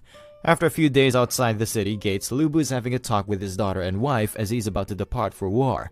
His daughter says that she don't want to be apart from him. It reminds Lu Bu of his sister from the other world. Lu Bu promises to her that they will soon meet again, and he will buy her favorite sugar-coated haws for her. His daughter has no idea what sugar-coated haws are as they are not available in this world, and Lu Bu just forgot this fact because he spent so much time in the simulation world. Lu Bu leaves his family in the care of Wen Yuan and he tells him not to worry about their safety. After getting on the side, Wen Yuan informs Lu Bu that the army under him in this battle is not his usual elite army, and it looks like it is a mixture of 2 different rookie armies. Wen Yuan thinks that someone is trying to dissolve his forces of Bing and isolate Lu Bu. Lu Bu knows it well, and he tells Wen Yuan that every elite soldier starts off as an average soldier. Anyone trained by him is willing to give him his heart and soul. Wen Yuan says that it is getting harder to understand Lu Bu. If he had told the same thing to him before, he would have taken his halberd to the hall of the Grand Master and demanded an explanation. Lu Bu thanks Wen Yuan for his concern and he tells him that he's becoming mature as time is passing. After some time, Lu Bu arrives at the North Army camp, but some horsemen arrived at the gates before him. The horsemen turn out to be Hu Zhen and he informs the guards that he is here to take the commander of battle rams with him. The guards tell him to wait outside while they deliver his message. Hu Zhen ignores their request and he starts heading inside to meet their leader. He gets a flashback of when Guo Si told him that this time the Grand Master sent only Xiliang army and the Northern army on this war, and no one from the Bing cavalry is included. Xiliang army is already under the command of Hu Zhen, which only leaves the Northern army, and if he gains authority over the Northern army, Lu Bu will be the commander of no one, and Hu Zhen can then easily get rid of him using his both armies. Hu Zhen is happy as he wants to kill Lu Bu as fast as possible, but all of a sudden some arrows are shot toward him. The arrows fall in front of his horse and it gets afraid. This in turn unbalanced Hu Zhen and he fell on the ground. His men quickly picked him up and he inquires about the traitor who just tried to shot him. Gao's son comes out and he informs Hu Zhen that no one can enter their camp without the tiger's seal. By staying away from women, wine, and bribes, Gao's son became a very distinguished figure in the army. He barely has 1,000 soldiers under his command. However, these elites known as the Battle Rams are capable of defeating enemies several times larger in scale, and they have truly lived up to their name. Hu Zhen is trembling with fear as he is thinking Gao's son is about to rebel, but Gao's son reminds him that anyone who trespasses in his camp without permission is considered an enemy. Gao's son orders his men to stand down, and Hu Zhen reminds him that the Grand Master ordered their army to march toward Chenggao with his army. Hu Zhen further says that they will be under his command, and Gao's son asks him to show the tiger's seal. Hu Zhen says that he cannot show the seal for his little army of a mere 1,000 men, but Gao Sun keeps asking for the tiger seal. Hu Zhen angrily shouts at them for disobeying the orders of a general who is above in rank than him. Lu Bu comes from behind and he announces that he has the tiger seal in his possession. Lu Bu compliments Gao Sun for keeping up the military conduct of code and he pulls out the tiger seal. Gao Sun takes the tiger seal off from Lu Bu to check its authenticity. After handing over the seal, Lu Bu mocks Hu Zhen for being a dimwit and ignoring the army rules. An enraged Hu Zhen shouts at him, but Lu Bu asks him if he has forgotten that he is now one of his subordinates. We get a flashback of how Hu Zhen previously mistreated Lu Bu. Lu Bu spares him this time because they are serving the same Grand Master, but he warns him by saying that he will chop off his head and gift it to the enemy if Hu Zhen ever tried to double-cross him again. At the same time, Gao Sun matched the tiger seal of Lu Bu with his own, which proved that it is real. Gao Sun welcomes Lu Bu to his army camp. Hu Zhen, who was previously trembling in fear, promises to himself that sooner or later he will make Lu Bu pay for this insult. The next day, after witnessing the training session of the battle rams, Lu Bu compliments Gao Sun's men for their immovable momentum and sheer determination to die on the battlefield. Gao Sun is very happy after hearing the compliment from a renowned general like Lu Bu. But Lu Bu asks Gao Sun why the armor and weapons of his army is tattered. Gao Sun informs Lu Bu that his troops have been training diligently every day, but they have been pushed aside by the Xiliang army in recent years, so it's hard for them to get their hands on new resources. After hearing about it, Lu Bu orders him to bring some men and follow him. He asks him to ready the transportation as well, and Gao Sun asks him the reason for that. Lu Bu tells him that he's going to solve their equipment problem. After some time, they arrive at the Wang Fang's camp. Lu Bu informs the elite soldier from the battle rams that Wang Fang is Shu Rong's subordinate, and he has good relationship with him, so he's planning to borrow some equipment from him. After hearing the request of Lu Bu, Wang Fang says that he is already in a tight spot, but Lu Bu tells him that he has no other choice but to borrow from him, as the trashes from the imperial court are not approving his request for resources. Wang Fang says that he knows that he's a good friend of his general, but he's asking for a big quantity. After hearing the bickering, the elite soldier remembers that Gao Sun advised them that Lu Bu may force other camps into giving up their equipment. The battle rams feared no one, but they are taking off tomorrow so they cannot afford any accidents today. Gao Sun ordered him to stop Lu Bu if he tries to cause any trouble. Lu Bu gets up and the elite soldier tries to stop him as he's thinking Lu Bu is gonna get into a fight. But instead of fighting, Lu Bu tells Wang Fang that he has an interesting offer for him, and Wang Fang says he's interested in hearing it out. Lu Bu tells them that Guangdong feudal lords are all rich. Even their equipment is made with nothing but shining gold, and Lu Bu heard that Wang Fang likes to use spears. Lu Bu tells him that he will bring top-tier spears smithed with wrought iron for him, and Wang Fang becomes happy after hearing it. The elite soldier is thinking that Lu Bu is quite different from the rumors about him. After some time, they come to an agreement and Lu Bu orders the elite soldier to quickly collect the weapons. Meanwhile, a storm is brewing over the city of Xingyang. Someone approaches Ben Chu, who is standing over the castle walls. This person turns out to be the infamous Chinese general Cao Cao, otherwise known as Meng De. Meng De says he cannot stay inside as it is getting quite frustrated inside, and he is here for some fresh air. He further says that these feudal lords are fools as they think they can kill a Grand Master with curses. Ben Chu tells them that they cannot do anything else as they have been suffering losses after losses for several months. Sun Jian, who was the strongest among the feudal lords, is already dead, and now they are only left with General Gong Sun and his white cavalry. Ben Chu is a bit skeptical of whether they can win this war against the Grand Master, and he thinks he should have pushed Yuan Shu into spearheading the coalition army. But Meng De reminds him that Yuan Shu is an arrogant guy, and the coalition would have been already dissolved if he was to lead them. Meng De further asks Ben Chu if he has ever considered himself a rebel, and the expression of Ben Chu significantly changes. He further tells Ben Chu that if they keep losing the small battles, then enemy morale will rise, and in that case, everyone including both of them will die as insurgents. Ben Chu is really afraid and he asks Meng De if he has any solution. Meng De informs him that they have been losing so many wars because the feudal lords are unwilling to sacrifice their manpower, and they have never given their all on the battlefield. They need a desperate warrior to spearhead this war, but Ben Chu has no idea about where they can find such a warrior. At the same time, the two sons of Sun Jian inform Ben Chu that their father is dead. Ben Chu was already expecting a defeat, but he had no idea that his main general perished in this war. Bo Fu informs him that Xiliang army was no match for them, but everything changed once Lu Bu made his appearance with his Bing cavalry. They killed Sun Jian along with General Han and General Chen. No matter what they did, Lu Bu was completely unstoppable. Meng De starts crying and he says that Sun Jian's spirit and determination were unparalleled. Who knew he could perish so early? He faces the other side and starts crying. Benchu gets alerted after seeing his facial expression as Mengde is crying out loud, but in reality, he is laughing as he already knew that Sun Jian was dead. Mengde goes over to the sons of Sun Jian and he tells them to get up, as they are going to avenge Sun Jian along with all of the feudal lords. Bofu is very angry and he says that he will be in the vanguard in this war, as he wants to get rid of Lu Bu no matter the cost. Benchu tells him that he will lead the remaining forces of Sun Jian and more provisions will be allocated for his troops. After Sun Jian's sons leave, Benchu asks Mengde why he was laughing, and Mengde tells him that they were searching for a desperate warrior, and now they just found one and it is worthy of being a celebration. Next day, at the entrance of Lu Bu's camp, both armies are getting their training from Lu Bu. Hu Zhen is also present right behind Lu Bu. They are in the open field and Hu Zhen is forced to stand there and suffer the scourging sun. Lu Bu is thinking that the battle rams are elites of the North Army as they are exceptionally disciplined and they are standing still under this scourging sun. On the other side, it did not take long for the Xiliang soldiers to topple over left and right. Their discipline is even worse than what he expected in average training sessions. Lu Bu asks Hu Zhen about the commanders of Xiliang army, but Hu Zhen tells him he has no idea as scrumptious meals are unavoidable before they step on the battlefield, and those two commanders might have drank too much yesterday. Hu Zhen is thinking that punishing a commander before a war is demoralizing for the whole army, and he's excited to see if Lu Bu still has the guts to punish those commanders.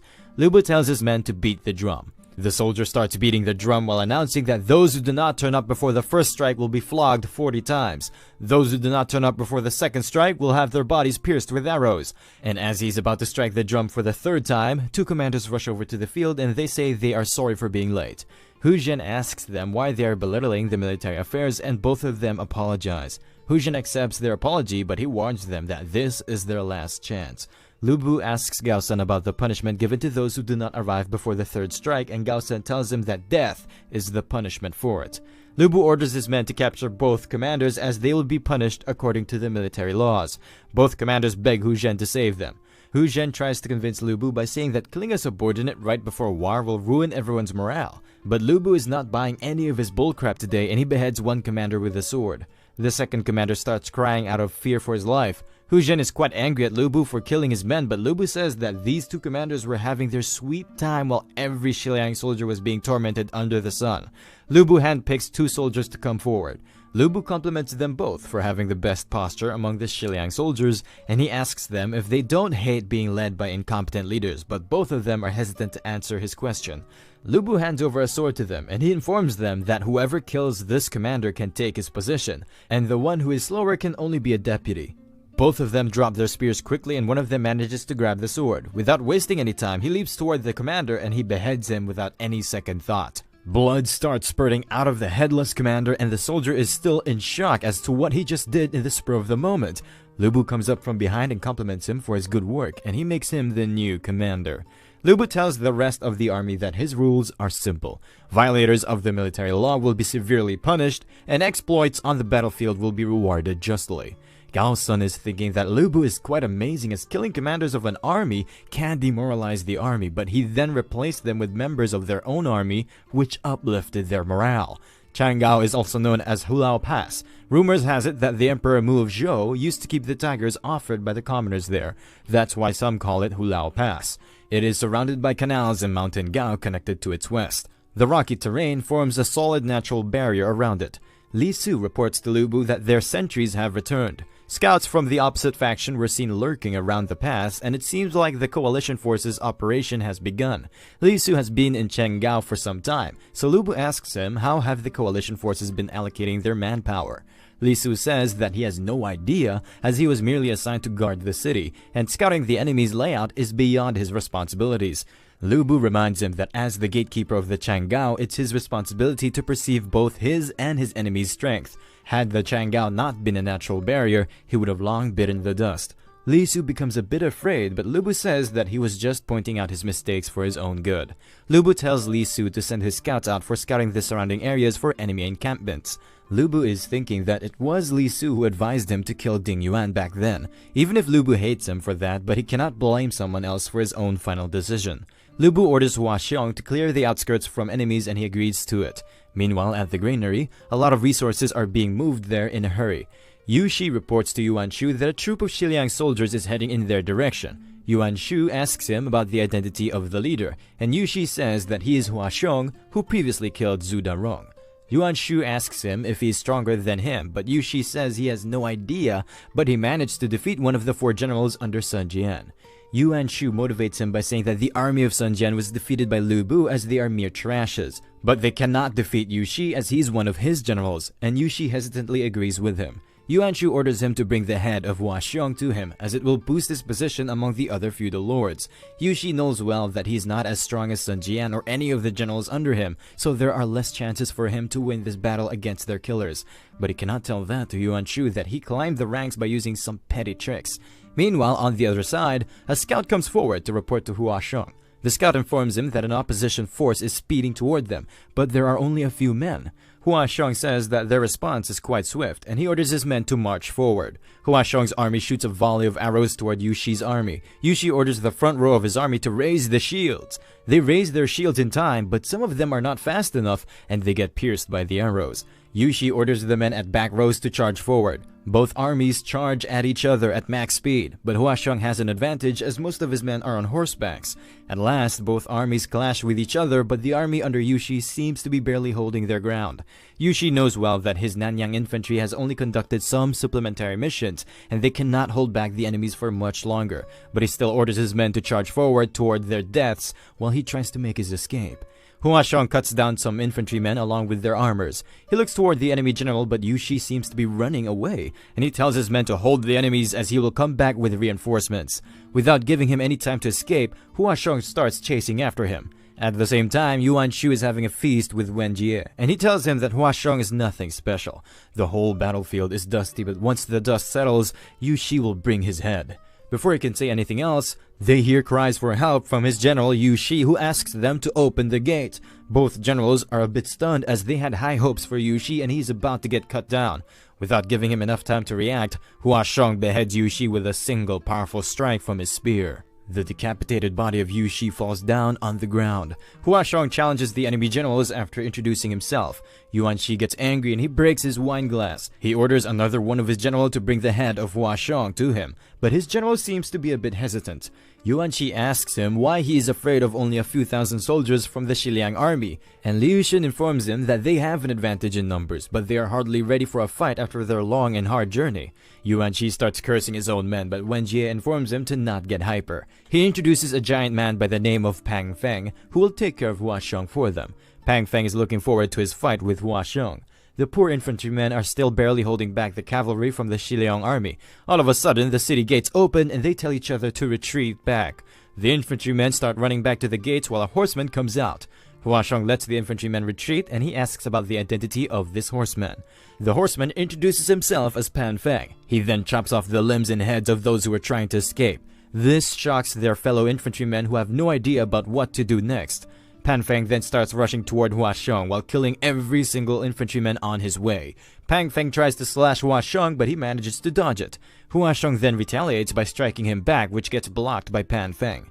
Pan Feng then starts using a barrage of attacks on Hua Xiong. He can easily dodge all of his attacks as he has brute force but no speed. Hua Xiong then skillfully pins down his weapon on the ground. Fan Peng used too much force in that previous attack and his weapon got stuck into the ground.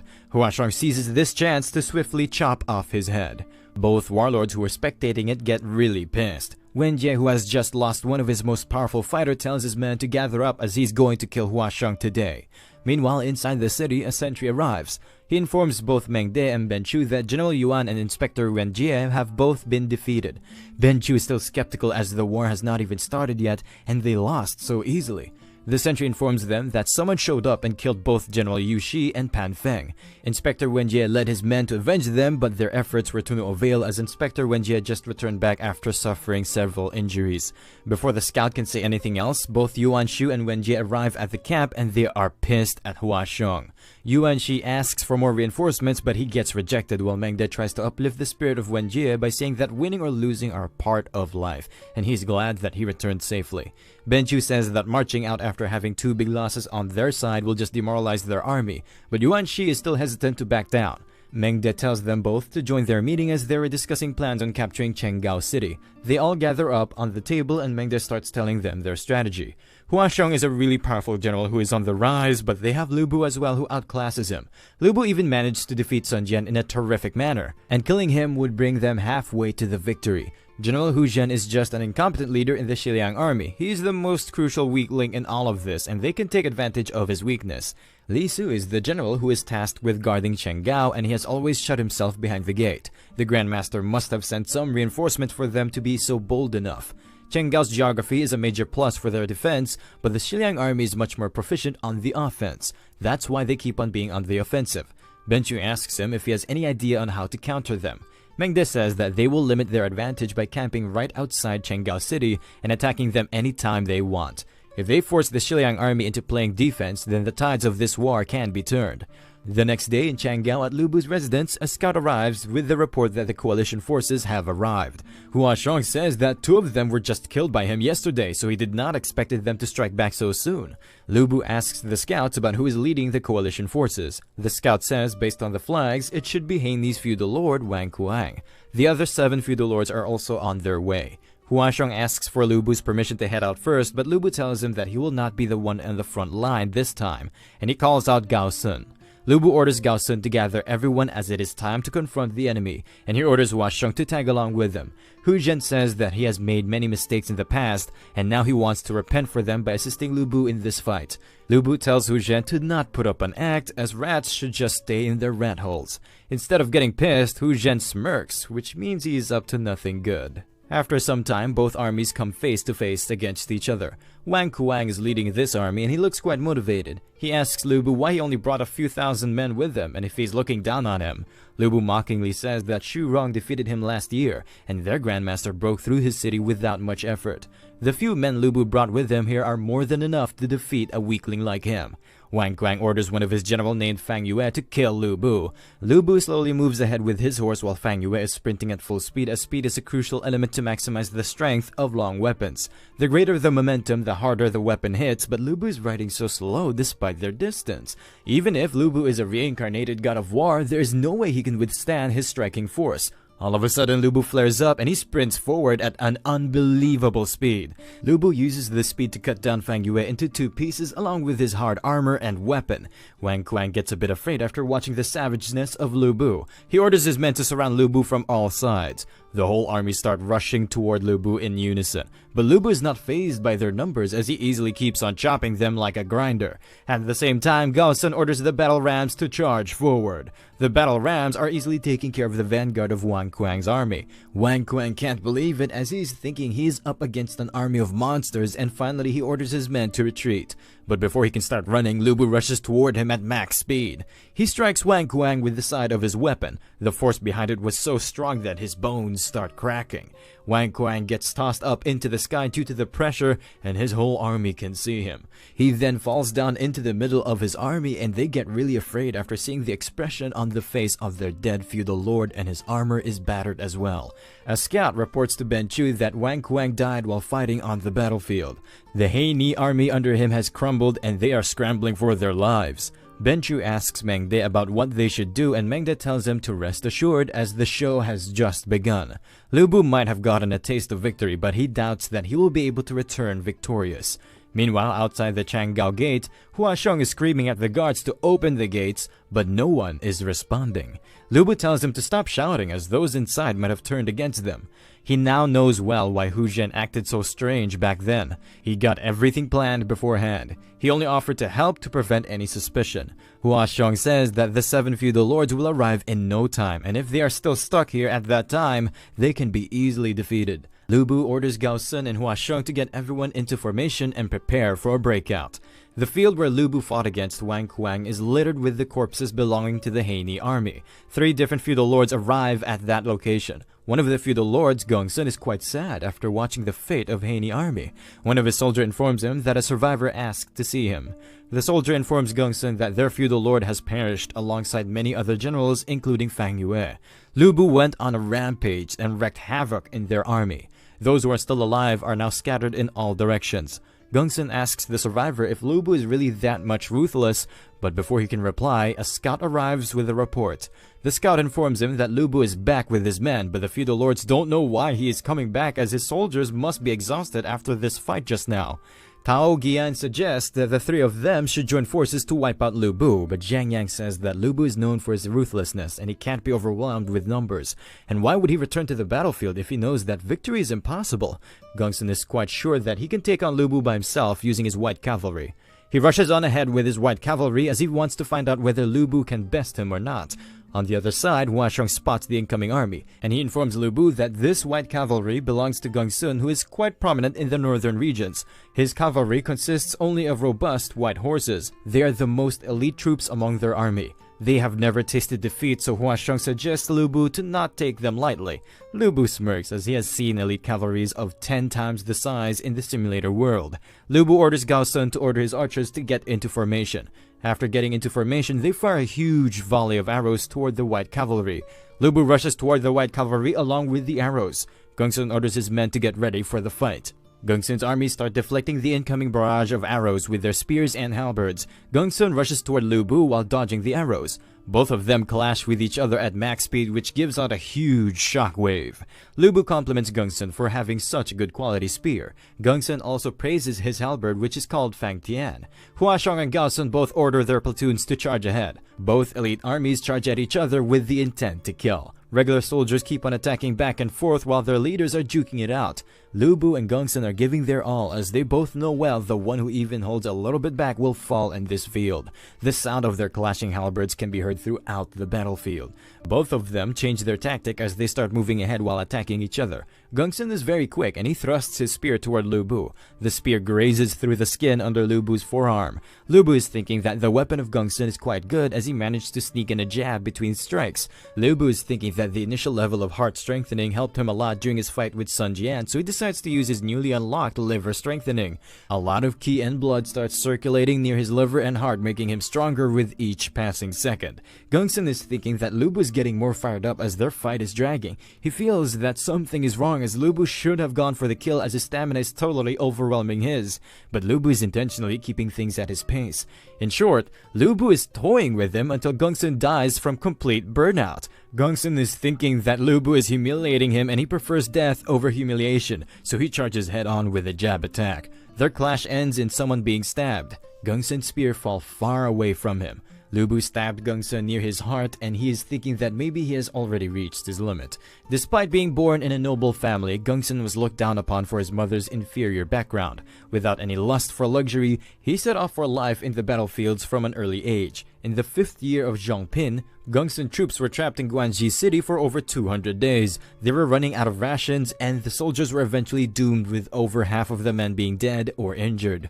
In order to uplift the morale of his men, Gongsun said that their vow to destroy the northern tribes will never be shaken. They will all act as each other's wing from now on. And if victory befalls them, they will name themselves the White Cavalry. With that being said, they marched out of the castle gates and wreaked havoc among the enemies. His white cavalry fights with a fusion of determination and courage, and only those who have gone through countless rough rides could master such power. Gongsun pulls out his sword as he's determined to never give up until the last moment. Then he tries to stab Lu Bu using all of his force, but unfortunately, Lu Bu is not a pushover, and he catches his sword with his bare hands. Lu Bu then slashes him with his halberd. Lu Bu pulls up his weapon and he tells Gongsun to better choose his enemies in the next life.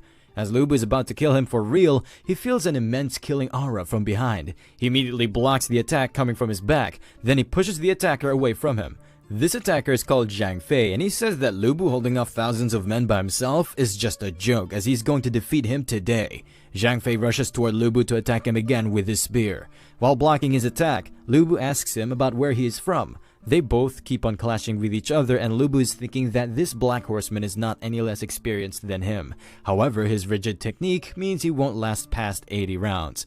But before Lu Bu can focus on the black horseman, he feels a green dragon murderous aura coming from behind. Lu Bu barely manages to dodge it and he buckles up for another powerful fighter. This horseman is called Guan Yu and he compliments Lu Bu for having such swift reflexes and an incredible horse. Both horsemen plan to join forces in order to defeat Lu Bu. Both of them get powered up and Lu Bu can see their murderous intent with his naked eye. After getting geared up, they rush toward Lu Bu at max speed to finish him off as soon as possible. Lu Bu, who is getting overwhelmed with the sense of danger, thinks it's quite amazing. as he can fight against both of them to his heart's content without holding back. Both parties keep going back and forth with their attacks for some time, but Lu Bu seems to be having the upper hand. Both brothers try to attack Lu Bu in unison so he can get less chances to attack them, but Lu Bu manages to dodge their attacks by ducking down on his horse.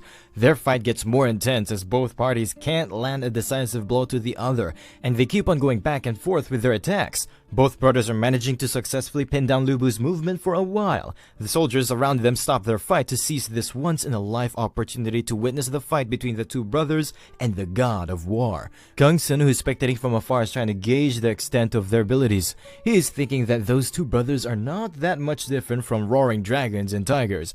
Another horseman called Liu Bei comes up to Gongsun and he says that he is sorry for being late.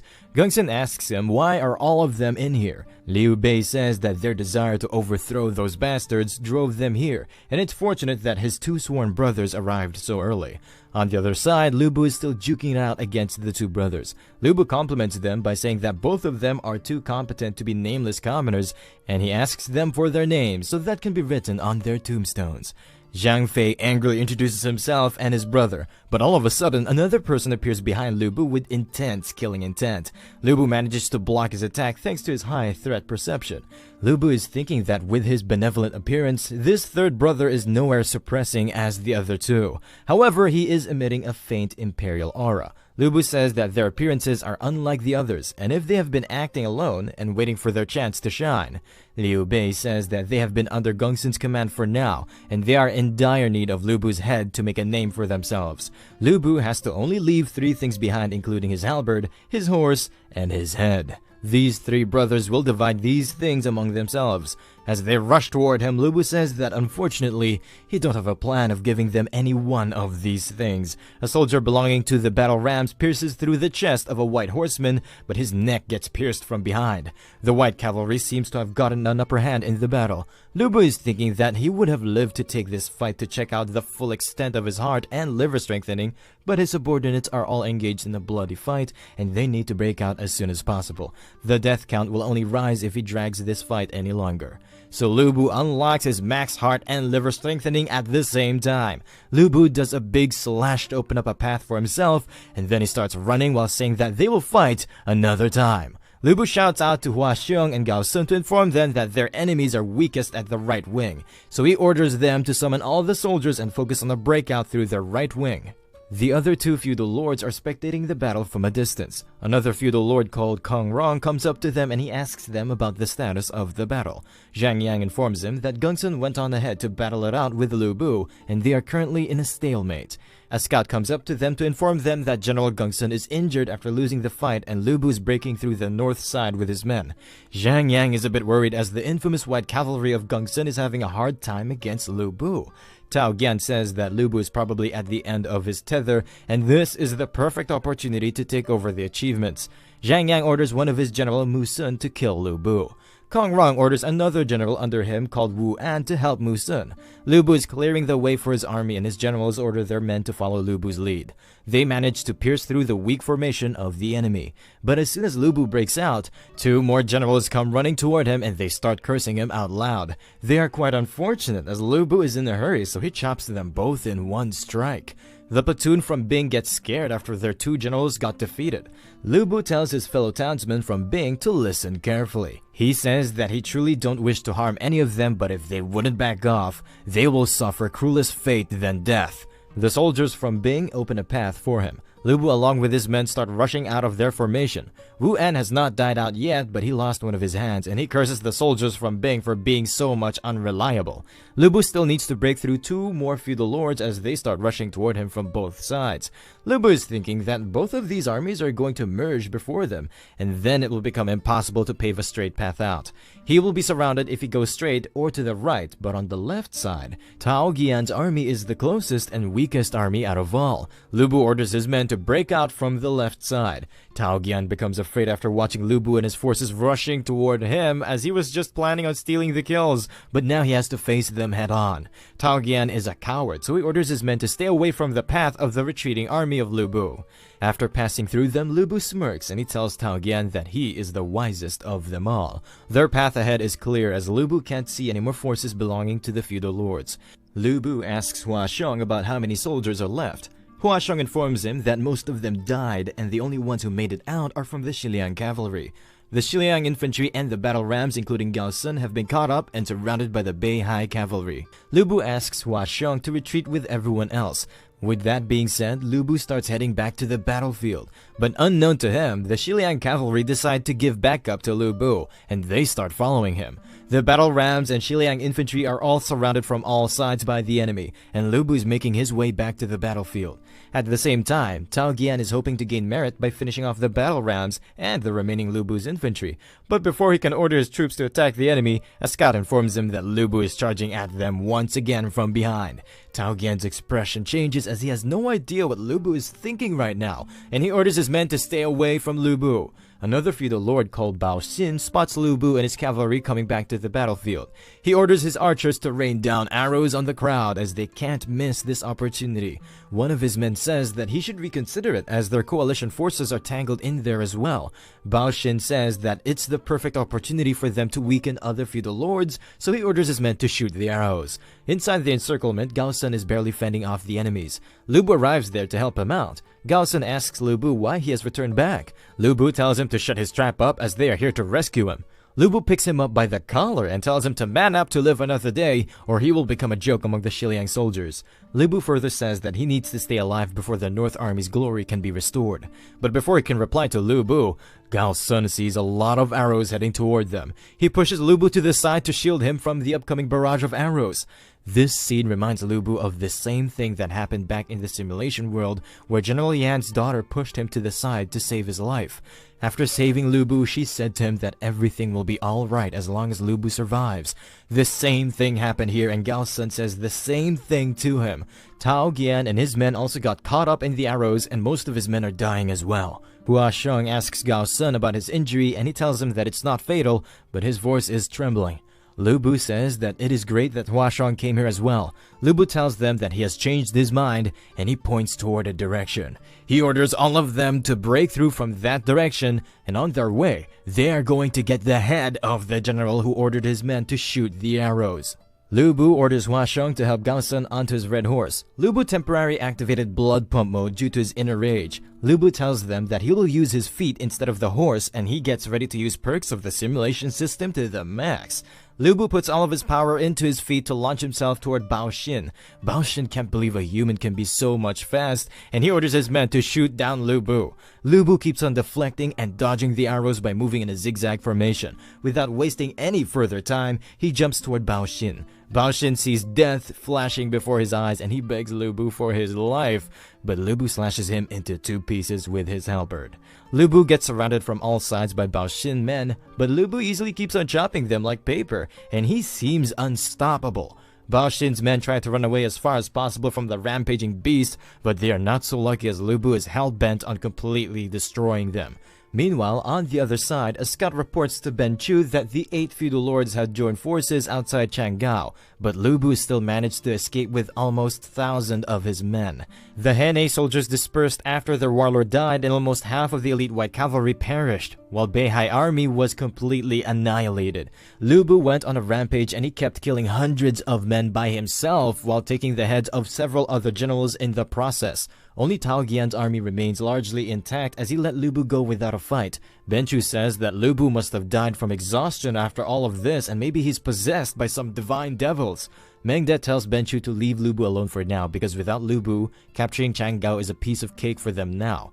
Hu Zhen is on the walls of Chang'an and he's thinking that Lu Bu must be torn apart by the coalition army by now.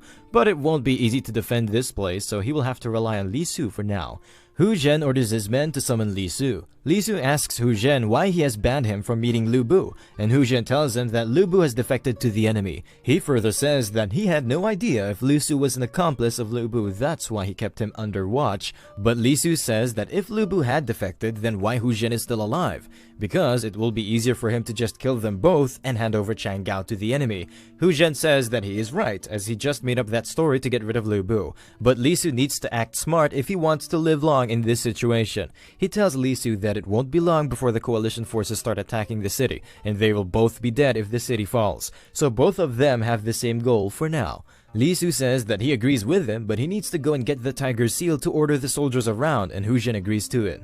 Li Su is thinking that he has invested a lot of effort into Chang'an City, but Hu Zhen just snatched his powers away despite being a newcomer. He even set up Lu Bu, who must be long dead by now.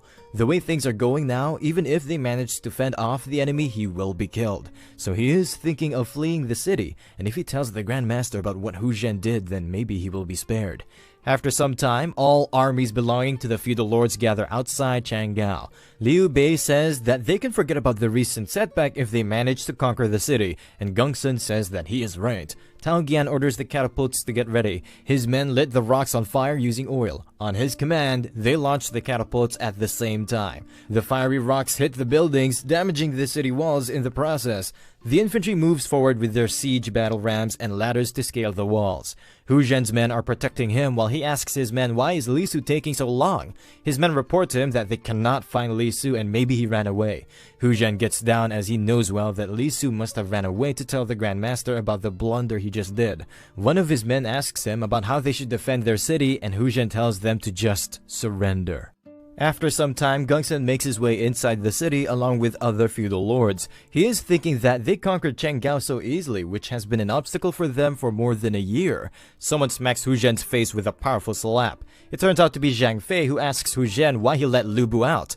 Hu Zhen says that his hatred for Lu Bu runs deep in blood. That's why he denied his entry, hoping the coalition army will eliminate him. But he didn't expect Lu Bu to turn the tides on them and escape. Liu Bei says that even if Lu Bu escaped, he don't have enough men left and he's no longer a threat now that they have captured Chang'an. Zhang Fei suggests that they should kill this backstabber Hu Zhen, but Liu Bei says that they should not do such a thing because Hu Zhen raised the white flag and surrendered to them and no one will cooperate with them in the future if they execute him. Hearing that, Hu Zhen boasts that he's quite close with the Grand Master and he can give them some secret intel about him. This shocks everyone as they were not expecting to get their hands on a man with real information about the Grand Master. Gongsun orders his men to set up a banquet for Hu Zhen, and he says that they should talk further while having some good food. During nighttime, Lu Bu and his tattered men are resting in a forest. Gao Sun tells Lu Bu that his injuries are nothing serious, and he should rest as well. Lu Bu asks Gao Sun that if they manage to return safely, he will request with the Imperials for Gao Sun to be placed under his command. Gao Sun says that this war has really made the battle rams respect him even more, and he will gladly join him. Hua Xiong arrives and he reports that they have finished counting the remaining men. There are 521 horsemen and 352 infantrymen from the battle rams. They have now 873 men in total, and Lu Bu is thinking that if he started with more than 3,000 soldiers, but still so many infantrymen survived that long battle, which is quite amazing. Lu Bu says that their soldiers must be worn and torn by now, and they need food and shelter, so he asks Hua Xiong about any nearby town of smaller scale. Hua Xiong informs him that some soldiers have reported about a small town named Junyi 20 kilometers away from their current location, and he asks Lu Bu if he plans to capture it as a base for their recovery. Lu Bu says he is correct, but his body has reached its limit for today after those intense fights, so he orders Hua Xiong to lead cavalries into the town to secure its 4 gates, and Lu Bu will arrive there later. As Hua Xiong is about to leave, Lu Bu asks him to tell the soldiers to only steal rations from the rich. They can only resort to force if they refuse to provide food. Hua Xiong is a bit hesitant, but he agrees to it. Lu Bu sits right next to Gao Sun and he's feeling quite tired. Lu Bu is thinking that he was being too careless and he's determined to take his revenge on that backstabbing bastard, Hu Zhen. All of a sudden, Gao Sun says that he never expected Lu Bu to sympathize with the poor commoners. Lu Bu asks him why he thinks so, and Gao Sun informs him there are rumors about Lu Bu out there which suggest that he is a cruel and merciless person. But after following him for some time, he came to a realization that those rumors are fake. Lu Bu asks him what if his change in character is due to his many transformations after living through numerous lives. Gao Sun thinks that he is telling the truth, but Lu Bu starts laughing out loud. Gao Sun says that when Lu Bu was fighting today, he was releasing an aura which looked very unnatural for this world. Lu Bu says that he is correct, and as he was about to tell him something important, a hungry tiger pops out of the woods. Gao Sun says that this tiger looks terrific, but Lu Bu tells them not to call him terrifying as he's going to end up as their meal today. Lu Bu grabs his bow and arrow. Lu Bu stretches the bow, but he could not pull it too much because he's totally exhausted. Lu Bu releases the arrow, but at the same time, someone else throws a halberd toward the tiger. The halberd gets stabbed in the head of the tiger and the arrow gets buried in its neck. Lu Bu asks about the identity of the person who threw the halberd, and he's thinking that someone who is capable of throwing a halberd directly into the skull of the tiger cannot be a common person. This person's name is Dian Wei, and he's releasing an unknown type of aura, and he says that he tracked this tiger all the way here as it was supposed to be his ration for a few days. Lu Bu is thinking that this person has a parallel aura to his, and he's undoubtedly an exceptional prodigy, and he needs to take him in. Lu Bu says that in that case, he can take the tiger.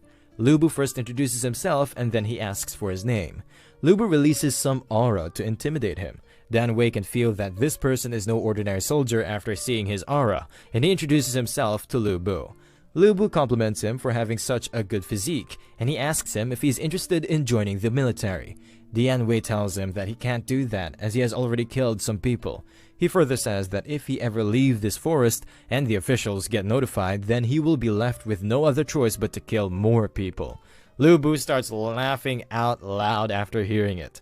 Lu Bu informs him that no average laws can restrict him if he joins his army, and it's even better if he has killed some people before. But he can kill to his heart's content once he steps on the battlefield, and he will be even rewarded for his kills. Dian Wei asks him if he's telling the truth. Lu Bu tells him that he will appoint him as a discipline enforcer, and later on he will appeal for a higher position for him once he starts contributing to the military.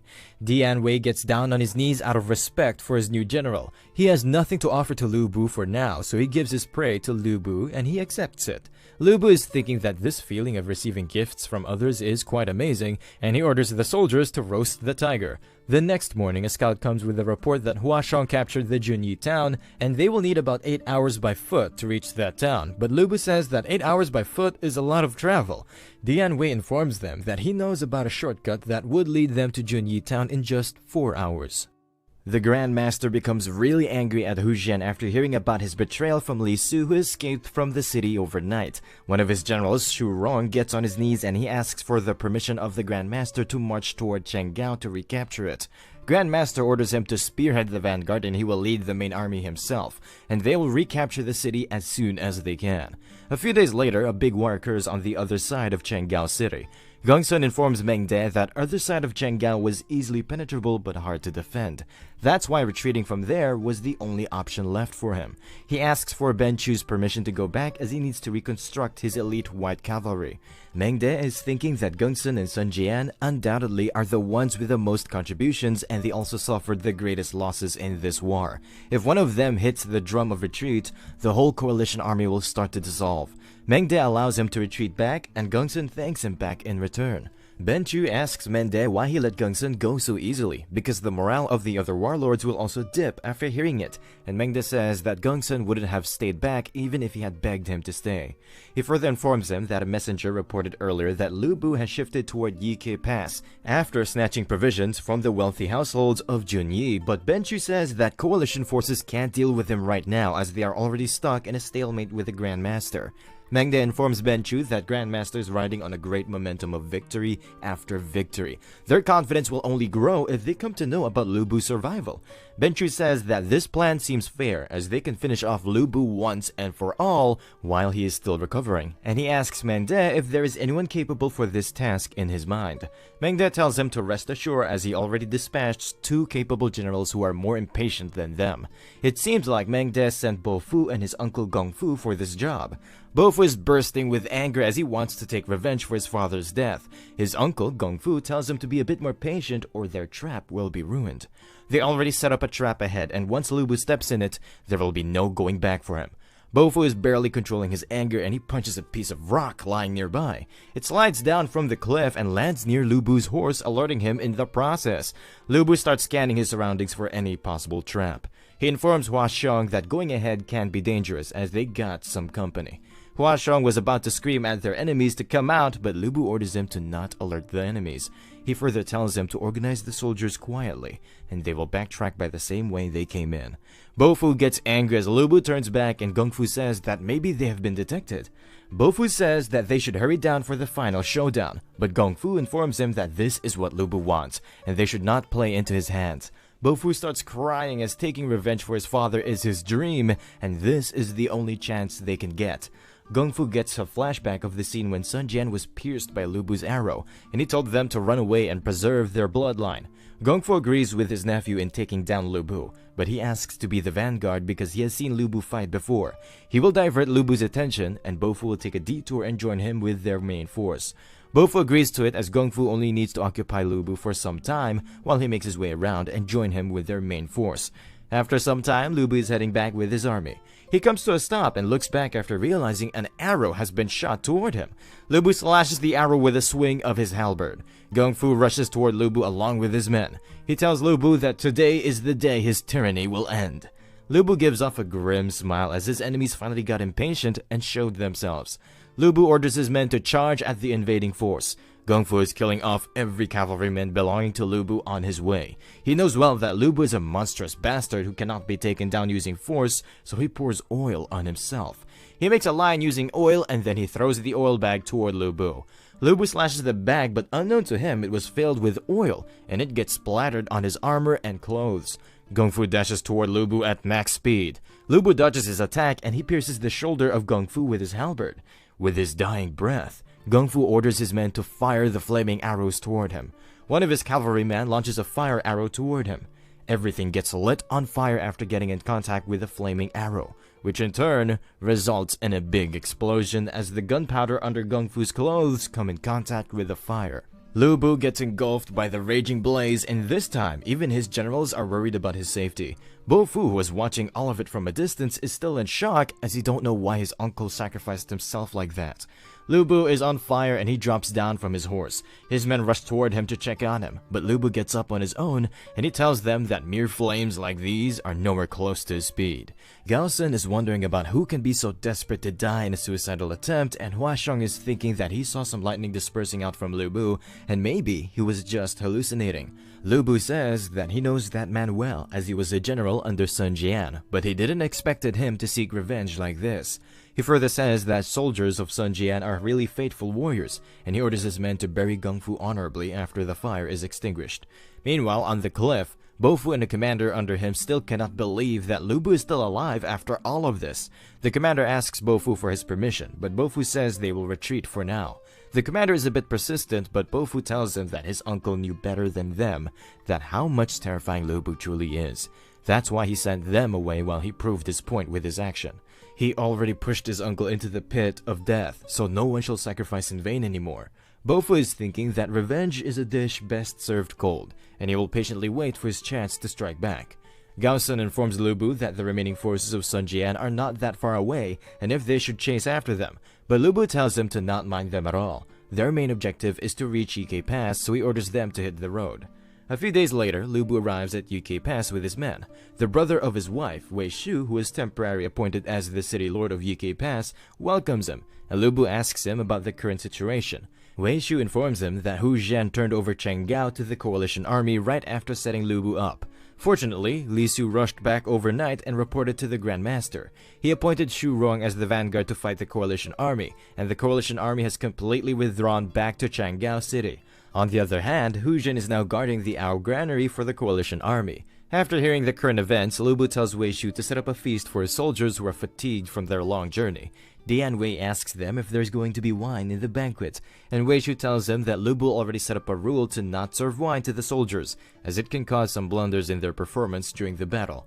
Dian Wei starts screaming out loud that having wine after a long battle is the basic right of a soldier. Lu Bu looks back at his soldiers and they are looking dim. Lu Bu tells Wei Shu to take out the wine and serve it to the soldiers. The soldiers become really happy and they toss out their helmets while saying, "Long live General Lu Bu!" The morale of soldiers is touching the skies after having some wine. Meanwhile, in the main hall, Hua Xiong and Dian Wei are enjoying their feast. Lu Bu looks at Gao Sun and he's not looking that much excited about this feast. Lu Bu asks him why he's not having any food. Gao Sun asks Lu Bu that he already knew that wine can brew some disasters, so why did he made an exception today? Lu Bu tells him that he understands his concern, and he banned wine in the first place in order to assert his dominance and establish a tenacious army. It seemed to be the right move to him in the past, but lately he has been trying to think from a different perspective, and he came to a realization that some measures were needlessly extreme, and he cannot force others to follow something that even he do not follows in the first place. Gao Sun thanks Lu Bu for enlightening him, and Lu Bu tells him to not wear a stern face all the time, and he should enjoy his time in here. After a few days, strategist Wen Yu arrived at Yike Pass, and Lu Bu personally goes outside to welcome him.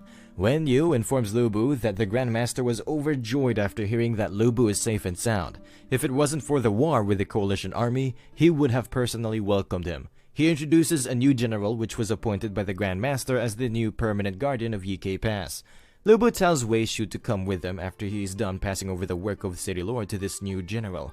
Wen Yu compliments Lu Bu for his military contributions in this war, as his sensational combat prowess has awed the whole empire. So the Grandmaster dispatched an emissary to Chang'an to ask His Majesty for Lu Bu's credits. Wen Yu pulls out a box and he informs Lu Bu that the seal inside this box is granted by His Majesty. From today onwards, Lu Bu will be the East Pacifying General as well as the Marquis of Pingtao, with authority over setting up his own administration. Lu Bu says that these rewards arrived faster than he expected, but he don't deserve them yet. Wen Yu asks him about what he means by that, and if he is trying to go against the Emperor's verdict. Lu Bu informs him that it is not the case, as he just wants to make another contribution which will make him really worthy of these rewards. Wen Yu knows well what Lu Bu is trying to say, so he tries to convince him to not get revenge on Hu Zhen, as the Grandmaster is already in talks with the coalition army for ceasefire. And if the war continues, other powers like the White Wave Bandits will take advantage of it. Lu Bu says that the bastard Hu Zhen has brought countless deaths among his soldiers. If he backs down now, his soldiers will not trust him with their lives in the future. Lu Bu asks his fellow soldiers if they want to charge toward our granary with him, and they reply with a yes. Wen Yu pulls out the Grandmaster's seal and he orders the soldiers to stay put. Lu Bu informs him that this seal is capable of commanding his soldiers, but it cannot command him. Lu Bu asks Dian Wei that he is not officially a soldier yet, so if he wants to go with him and take down Ao Granary. Dian Wei replies with a yes, as he can kill a lot more people to his heart content if he follows Lu Bu. Wen Yu tries his best to convince Lu Bu, but he takes off without listening to his request. Dian Wei pushes Wen Yu aside, and he tells Wen Yu to not block his path to a carnage. A few days later at the Ao Granary, some soldiers from the Hu Zhen army are requesting rations from the general in charge of the food distribution. The general tells them that his job is to simply tally the rations and deliver them to the higher-ups for as much as they demand, and he don't care about some barbarians belonging to Hu Zhen. The Xiliang soldiers are quite pissed after being called barbarians, but they can't do anything as the general says that they made a mistake by following Hu Zhen, who is an incompetent bastard. He further says that they should have followed Lu Bu if they wanted to be respected by others. Someone shoots an arrow toward the general. It pierces through his throat, and his lifeless body falls down to the ground. The soldiers standing there think that maybe the soldiers of Hu Zhen killed him off, as he was bad-mouthing them. But before they can do anything, a halberd is thrown toward them, and it pierces through the head of the commander. These attackers turned out to be Lu Bu and Dian Wei. The soldiers get ready to kill them as there are only two of them, and they can be promoted to a higher rank if they can get the head of Lu Bu. Dian Wei tells Lu Bu to leave them to him, and Lu Bu allows him to go all out.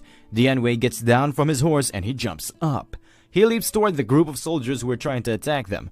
Dian Wei easily cuts off most of them in a combo attacks of uppercuts and slashes. Dian Wei pulls out his first halberd from the head of the dead commander. Some soldiers are trying to run away from Hu Zhen men as bait, and Dian Wei starts heading toward them. Lu Bu orders him to kill the soldiers belonging to the coalition army and leave Xiliang army to him. Lu Bu heads over to the two commanders of Xiliang army. He remembers them both as he was the one who personally promoted both of them. He says that their situation is not looking well, and they must be disgusted by that coward Hu Zhen. Without wasting any time, both of them get on their knees. They tell Lu Bu that Hu Zhen is a timid and incompetent general, and they are willing to follow Lu Bu till their deaths. Other soldiers of Hu Zhen get on their knees as well, and they say that they also want to follow Lu Bu from now on. Lu Bu orders them to gather the soldiers under them and lead them to Hu Zhen. Dian Wei is a bit pissed as he wanted to kill the Xiliang army as well. Meanwhile, Hu Zhen, who is under the influence of alcohol, asks his servants for more wine. He gets startled after Lu Bu breaks his wine jar with his halberd, and he tells them there is no more wine for him. Hu Zhen gets really scared after finding out that Lu Bu is still alive, and he calls for his soldiers. Lu Bu tells him to save his effort, as he has taken in most of the Xiliang soldiers under him. As for the trashes from the coalition army, they have already been taken care of by Dian Wei. Lu Bu tells Hu Zhen that he burned all bridges and led countless soldiers to their demise. Hu Zhen gets on his knees and he starts begging Lu Bu for his dear life by saying that he will be the loyal dog of Lu Bu from now on. Lu Bu says that in the case it is fine, and he will give him a chance. Lu Bu will count to 10, and if Hu Zhen manages to get out of this room, then he will be set free. Plus, Lu Bu will not use his hands during those 10 seconds, and Hu Zhen asks him if he's telling the truth. Lu Bu says that his words are worth thousands of gold, and Hu Zhen gets ready to run after hearing it. Hu Zhen starts running after Lu Bu, starts the countdown, and Lu Bu powers up his heart for the maximum boost of speed. After counting up to 4, Lu Bu uses his leg to kick his halberd toward Hu Zhen, and it chops off both of his legs. Hu Zhen is screaming with pain, but he starts crawling toward the exit. He finally makes it out of the room before the count of 9.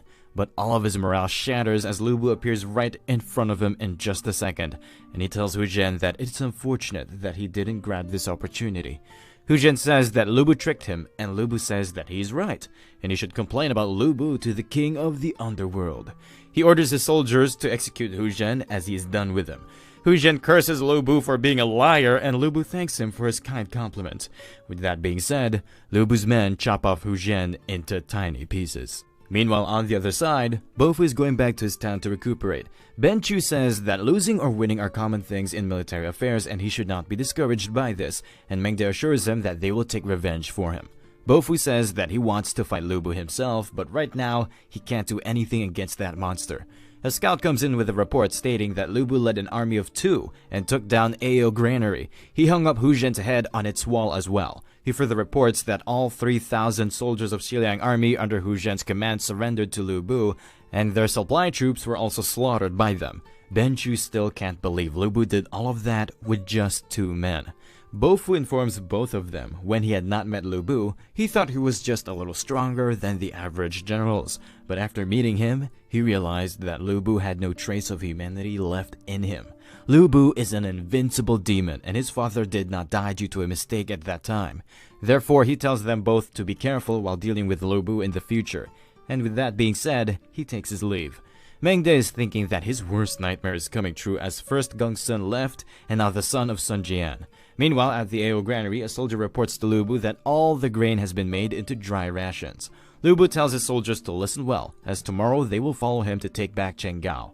Lu Bu says that he will personally teach a lesson to the coalition army, and his men give out a battle cry.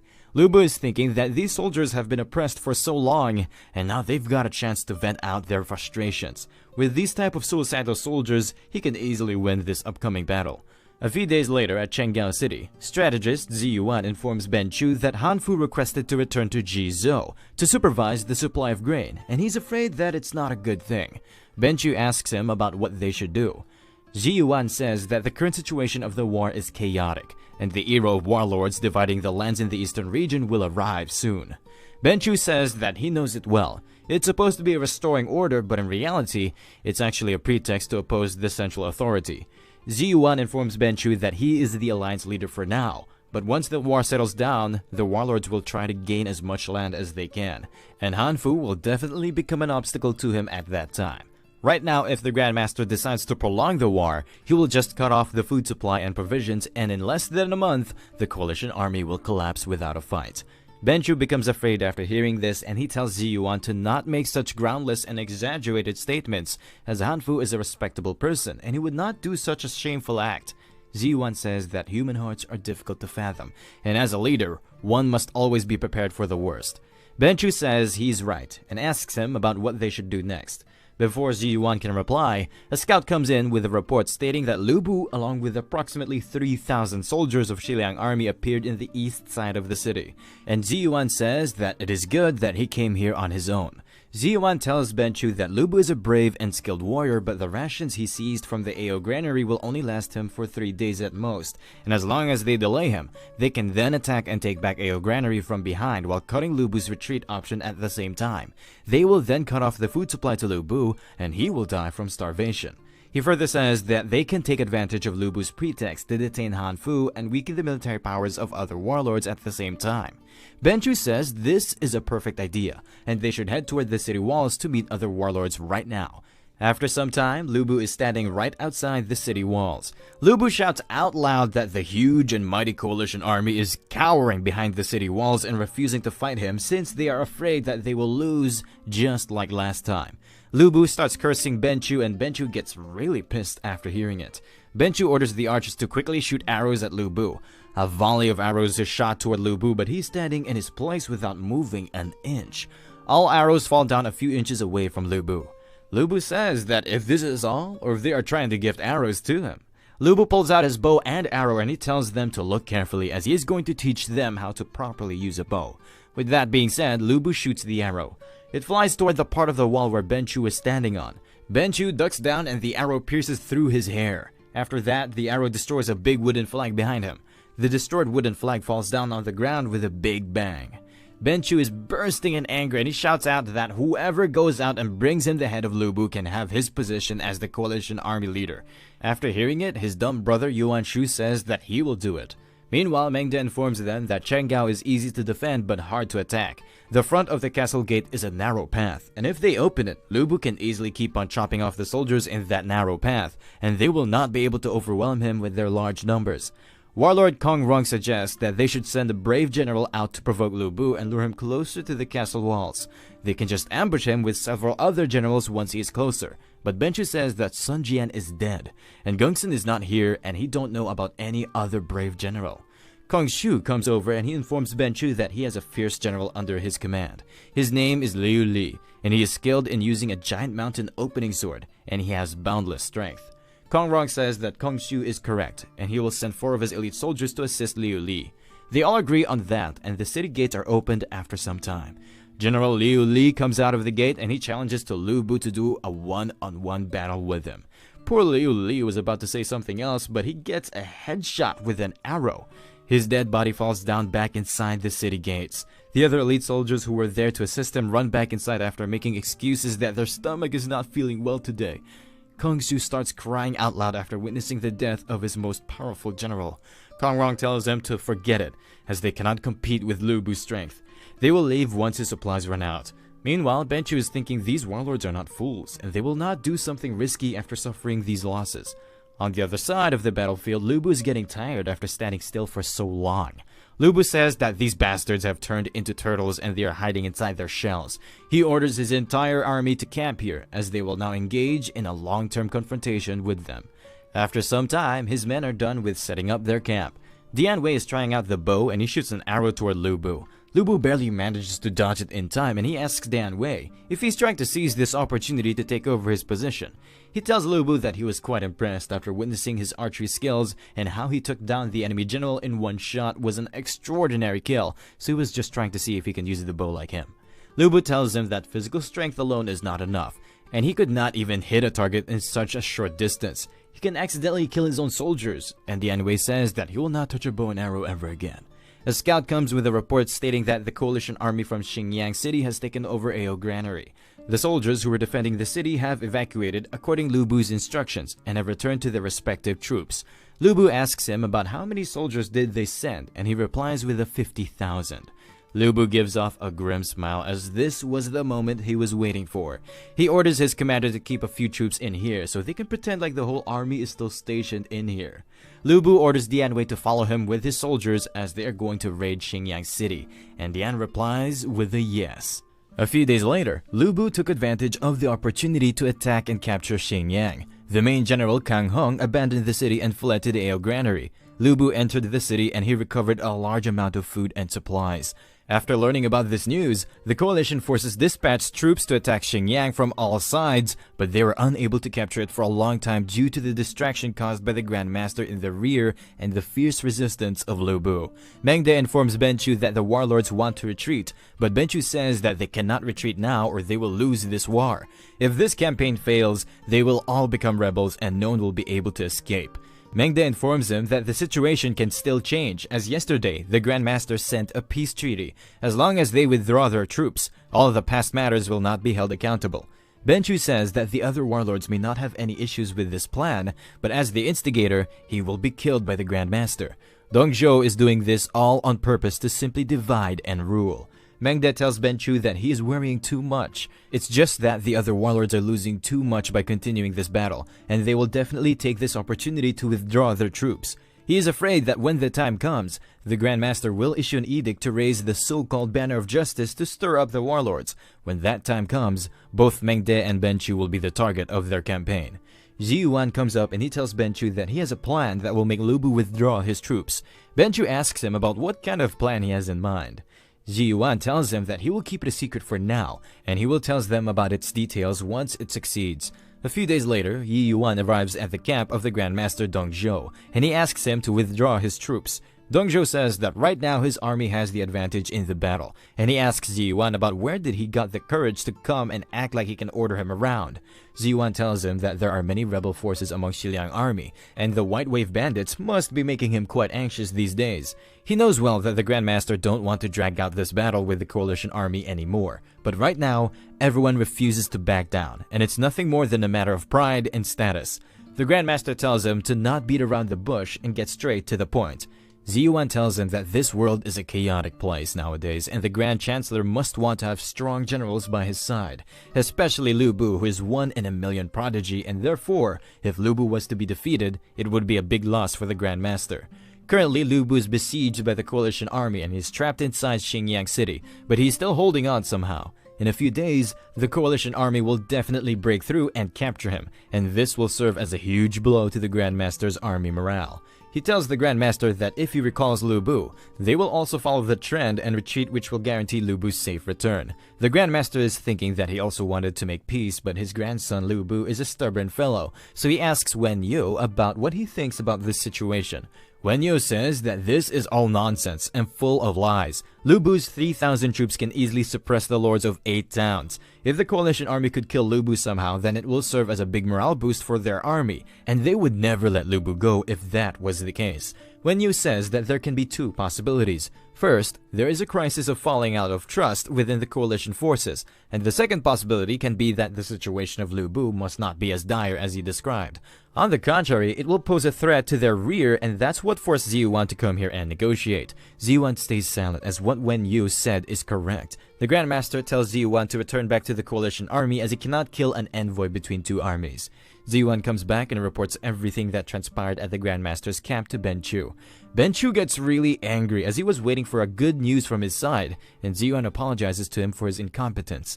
Ji Yuan starts leaving and Meng De tells him to stop as his visit to the Grand Master was not all in vain, as every warlord knows that he returned after meeting with the Grand Master. He pulls out a decree which he wrote after Ji Yuan left to meet the Grand Master. He further tells Ji Yuan to just show this edict to the warlords and falsely claim that it came from the Grand Master. Then those warlords will be left with no other choice but to comply with them. The next day, the warlords open the edict which states that Ben Chu should be the one who will bring peace and pacify the empire. But he was misled by other warlords and he temporarily deviated from the right path. The Grand Master hopes that Ben Chu can wake up from his confusion and raise a righteous army to support the royal family together with the Grand Master and hand over the rebellious warlords to the imperial court for punishment. And if Ben Chu complies with it, the court will no longer investigate the past transgressions of Ben Chu, and he will be rewarded with glory and honor by the royal court. The warlords get really pissed after hearing it, and they start begging Ben Chu to not trust this edict by the Grand Chancellor, and they will win this battle no matter what. Ben Chu tells them to not worry, as back then, they handed the leadership position to him.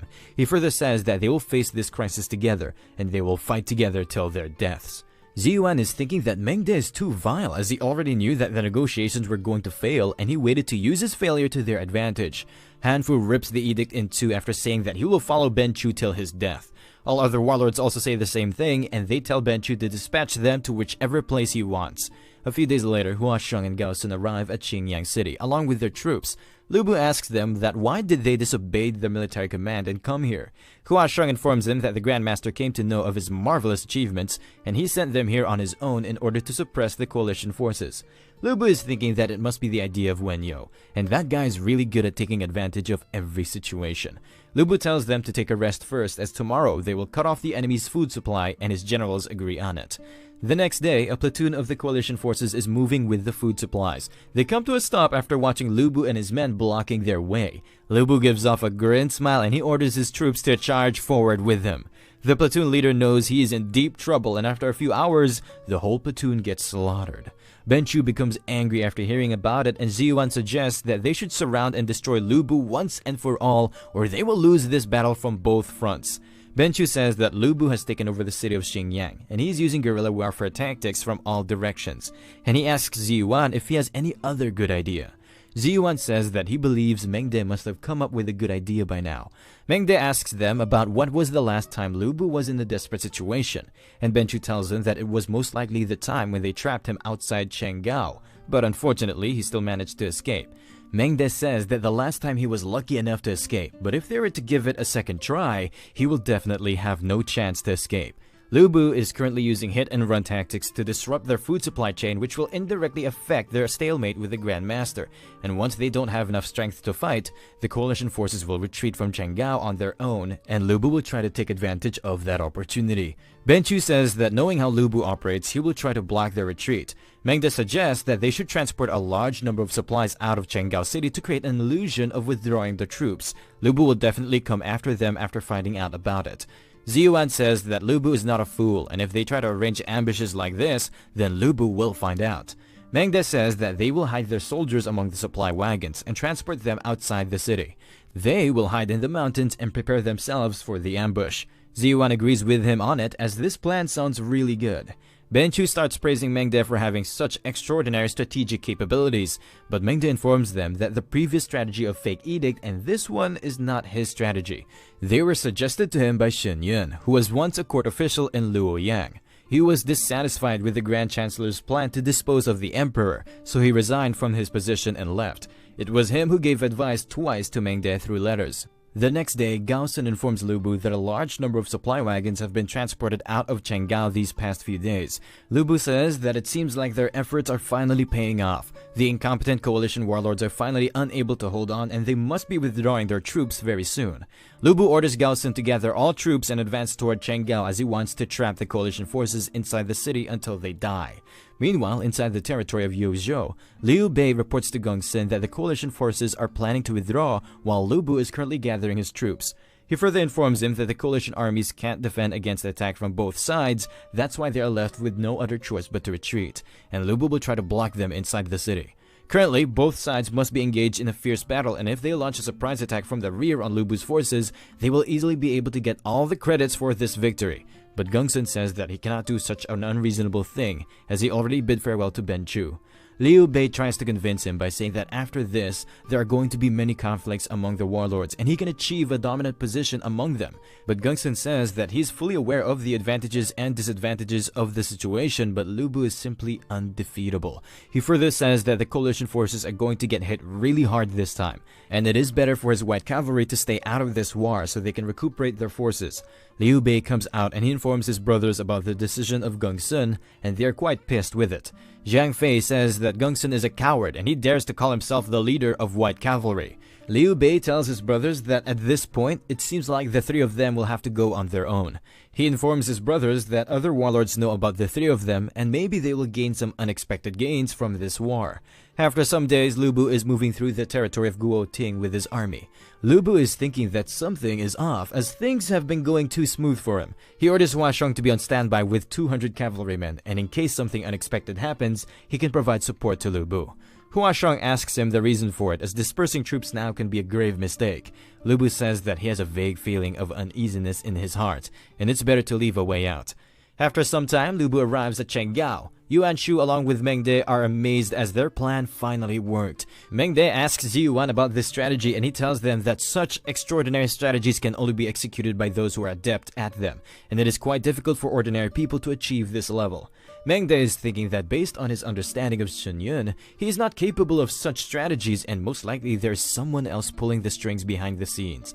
Lu Bu shouts out at the warlords that he came here after knowing that they are retreating. Yuan Shu gets agitated after hearing it and he tells Lu Bu to not be arrogant as he fell right into their trap.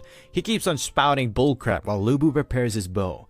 The warlords get down from the walls and Meng De asks the foolish Yuan Shu about why he provoked Lu Bu. Yuan Shu hands over the command to Meng De and he retreats back inside the city. Meng De is thinking that this Yuan Shu is a complete fool and he's wondering that Ben Chu should have sent the reinforcements by now. After a while, a huge army comes up from the rear side of Lu Bu. Gao Sun says that there are too many soldiers and he has no idea about how they managed to mobilize such a large army outside the city without alerting anyone. Lu Bu says that it does not matter anymore as their top priority is to escape from here. Lu Bu will lead the cavalry to break through the enemy lines and open up a gap while Gao Sun will lead the infantry to follow up.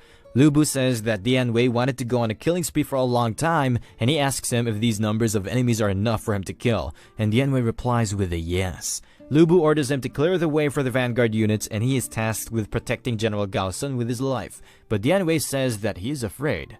With that being said, Lu Bu takes off and he orders Shiliang cavalry to follow him. Lu Bu is a bit shocked as the savage Dian Wei just told him that he is afraid to die, but Lu Bu thinks that once he starts killing his worries of death will wash off. With that being said, Lu Bu charges right into the middle of the incoming infantry. Meanwhile, Dian Wei is right behind him, wreaking havoc among the foot soldiers. Ben Chu is spectating the battle unfold from a distance, realizes that Lu Bu is trying to break through from the east. He tells his generals to surround Lu Bu from northeast direction. After some time, Lu Bu gets completely surrounded and he realizes that these reinforcements came too quickly, and someone must be commanding them from a high altitude. This reminds Lu Bu about an advice General Yan gave him in the simulator world. In the past, General Yan told him that he is good at winning battles with fewer troops, and he asks him if there is no city gate to rely on in the rear and the enemy has more troops surrounding him, then what he will do. Lu Bu replies by saying that he is dull and cannot come up with a clever strategy, so he humbly asks the general to teach him. General Yan tells him that having more troops is an objective advantage, but once there are too many troops, the speed of transmitting orders gets slower, and there will be a big time lag between each order. If the enemy troops are arranged in layers, he can just move in a zigzag formation to confuse the enemy general who is relaying orders, and once the enemy troops are confused with too many orders, they can use this chance to break through from a single direction. General Yan's teachings can be put to test in this situation, so Lu Bu orders his troops to turn right and charge forward. After seeing this, Ben Chu orders his troops to surround Lu Bu from the right. At the same time, Lu Bu orders his men to change direction and charge through their left this time. Meng De, who is watching all of this unfold from the city walls, thinks that this current development is not good. He is thinking that Lu Bu is perfectly taking advantage of enemy's big troops, which are hard to move around, and he is consistently changing the direction of his charge to confuse the enemy.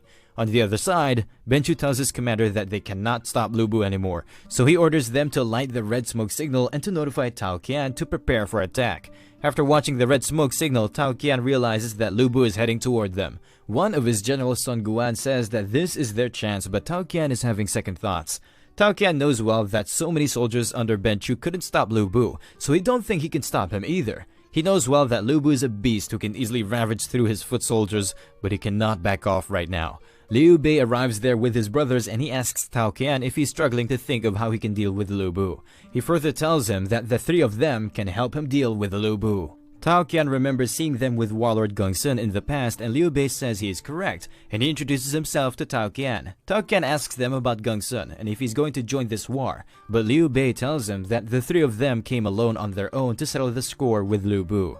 They can help Tao Qian by getting rid of Lu Bu for him, and Tao Qian is thinking that these three were able to pin down Lu Bu in the past, and this is an opportunity sent by the heavens, and Tao Qian agrees by saying that he will appreciate their help. Liu Bei and his brother thank Tao Qian for his general's proposal. On the other side, Lu Bu barely made it out of Ben Chu's army formation. All of a sudden, he hears a familiar voice calling him out. This voice turns out to be from Zhang Fei, who comes running toward Lu Bu while his brother tries to stop him. He clashes with Lu Bu on horseback, but Lu Bu blocks his attack. Before Lu Bu can retaliate, Guan Yu tries to attack him. Lu Bu keeps on blocking their attacks and he tells them that they are quite persistent. He asks them about their third brother and if he's planning to pull another sneak attack just like last time, but Guan Yu tells him to not slander their brother's name and they're both enough for him. Lu Bu looks around to scan their brother among the countless enemies, but he could not find him, so he thinks that maybe he went to his rear to finish off his men. All of a sudden, someone reports to Gao Sun that a group of people suddenly charged in from the right side. Gao Sun knows well that this person had a battle with Lu Bu in the past, and he remembers Lu Bu saying that this person was not that much strong. But he is very good at observing the situation and waiting for the perfect opportunity to strike, so Gao Sun starts rushing toward him to finish him off. Both of them clash their swords for the first time. They keep on attacking back and forth. Liu Bei tells Gao Sun that Lu Bu is being occupied by his two brothers right now, and he will not be able to come to the rescue this time, and they cannot give back up to Lu Bu as they are being stopped here by him. Gao Sun tells him that he is mistaken, as he has someone as fierce as Lu Bu in his vanguard unit. This person turns out to be Dian Wei, who have killed so many people that his fear of death is no more, and he is starting to emit an evil aura of carnage. Gao Sun orders Dian Wei to go and kill the morale of their enemies right now, and Dian Wei obliges to his order. Dian Wei dashes toward the platoon of enemies which just arrived with Liu Bei. He goes on a berserk mode and he keeps on massacring the enemies left and right. After watching it, Liu Bei realizes that this person is as good as Lu Bu, so he orders his men to retreat for now as he needs the help of his two brothers to get rid of Dian Wei. Liu Bei starts running off and he tells General Sun to hold off the enemy while he comes back with the reinforcements. Meanwhile, on the other side, Lu Bu is being pinned down by the two brothers. Lu Bu is thinking that these two brothers have improved significantly since the last time they met. All of a sudden, Lu Bu feels an attack coming from his back. He quickly pulls his halberd to block the attack from Liu Bei. Lu Bu says that it was expected as he used the same cowardly trick as last time. Liu Bei tells his brothers that they are going to first kill off Lu Bu, then head to the rear to kill another beast. All three brothers rush at Lu Bu at the same time. They attack Lu Bu in unison, but Lu Bu easily brushes off their attacks. This intense situation triggers Lu Bu's heart strengthening and he starts sparking up with strength. The attacks of three brothers get even fiercer and Lu Bu gets a few slashes on his body. Liu Bei is thinking that they have been battling it out for a long time, but they barely managed to land a few slashes on Lu Bu, and Lu Bu is thinking that these three brothers are the best fighters in the world, and he cannot hold them back for much longer. Even the assistance of the system is not helpful in this situation. All three of them attack Lu Bu once again in unison. This time, Lu Bu is on edge and he's barely holding on against them. They manage to land two big cuts on Lu Bu's chest. Lu Bu falls down from his horse and he thinks that maybe this is the place where he will die. And watching the hooves of the black horse reminds him of the simulation world where he died by getting stomped by horses. But before they can chop off his head, Lu Bu's vision gets blurry. He gets a bunch of system notifications stating that his mental synchronization rate is increasing rapidly and it starts giving error after reaching 133%. After encountering so many errors, the system's self-protection mode activates. This mode pulls out the inner beast of Lu Bu and he easily catches the halberd of Zhang Fei with his bare hands. Zhang Fei is trying his best to pierce Lu Bu, but he cannot get past his hand grip. The red energy seeps into the spear of Zhang Fei and he feels a hot sensation. Lu Bu seizes this chance to jump over and kick Zhang Fei right in the face. Zhang Fei drops down on the ground after receiving the kick.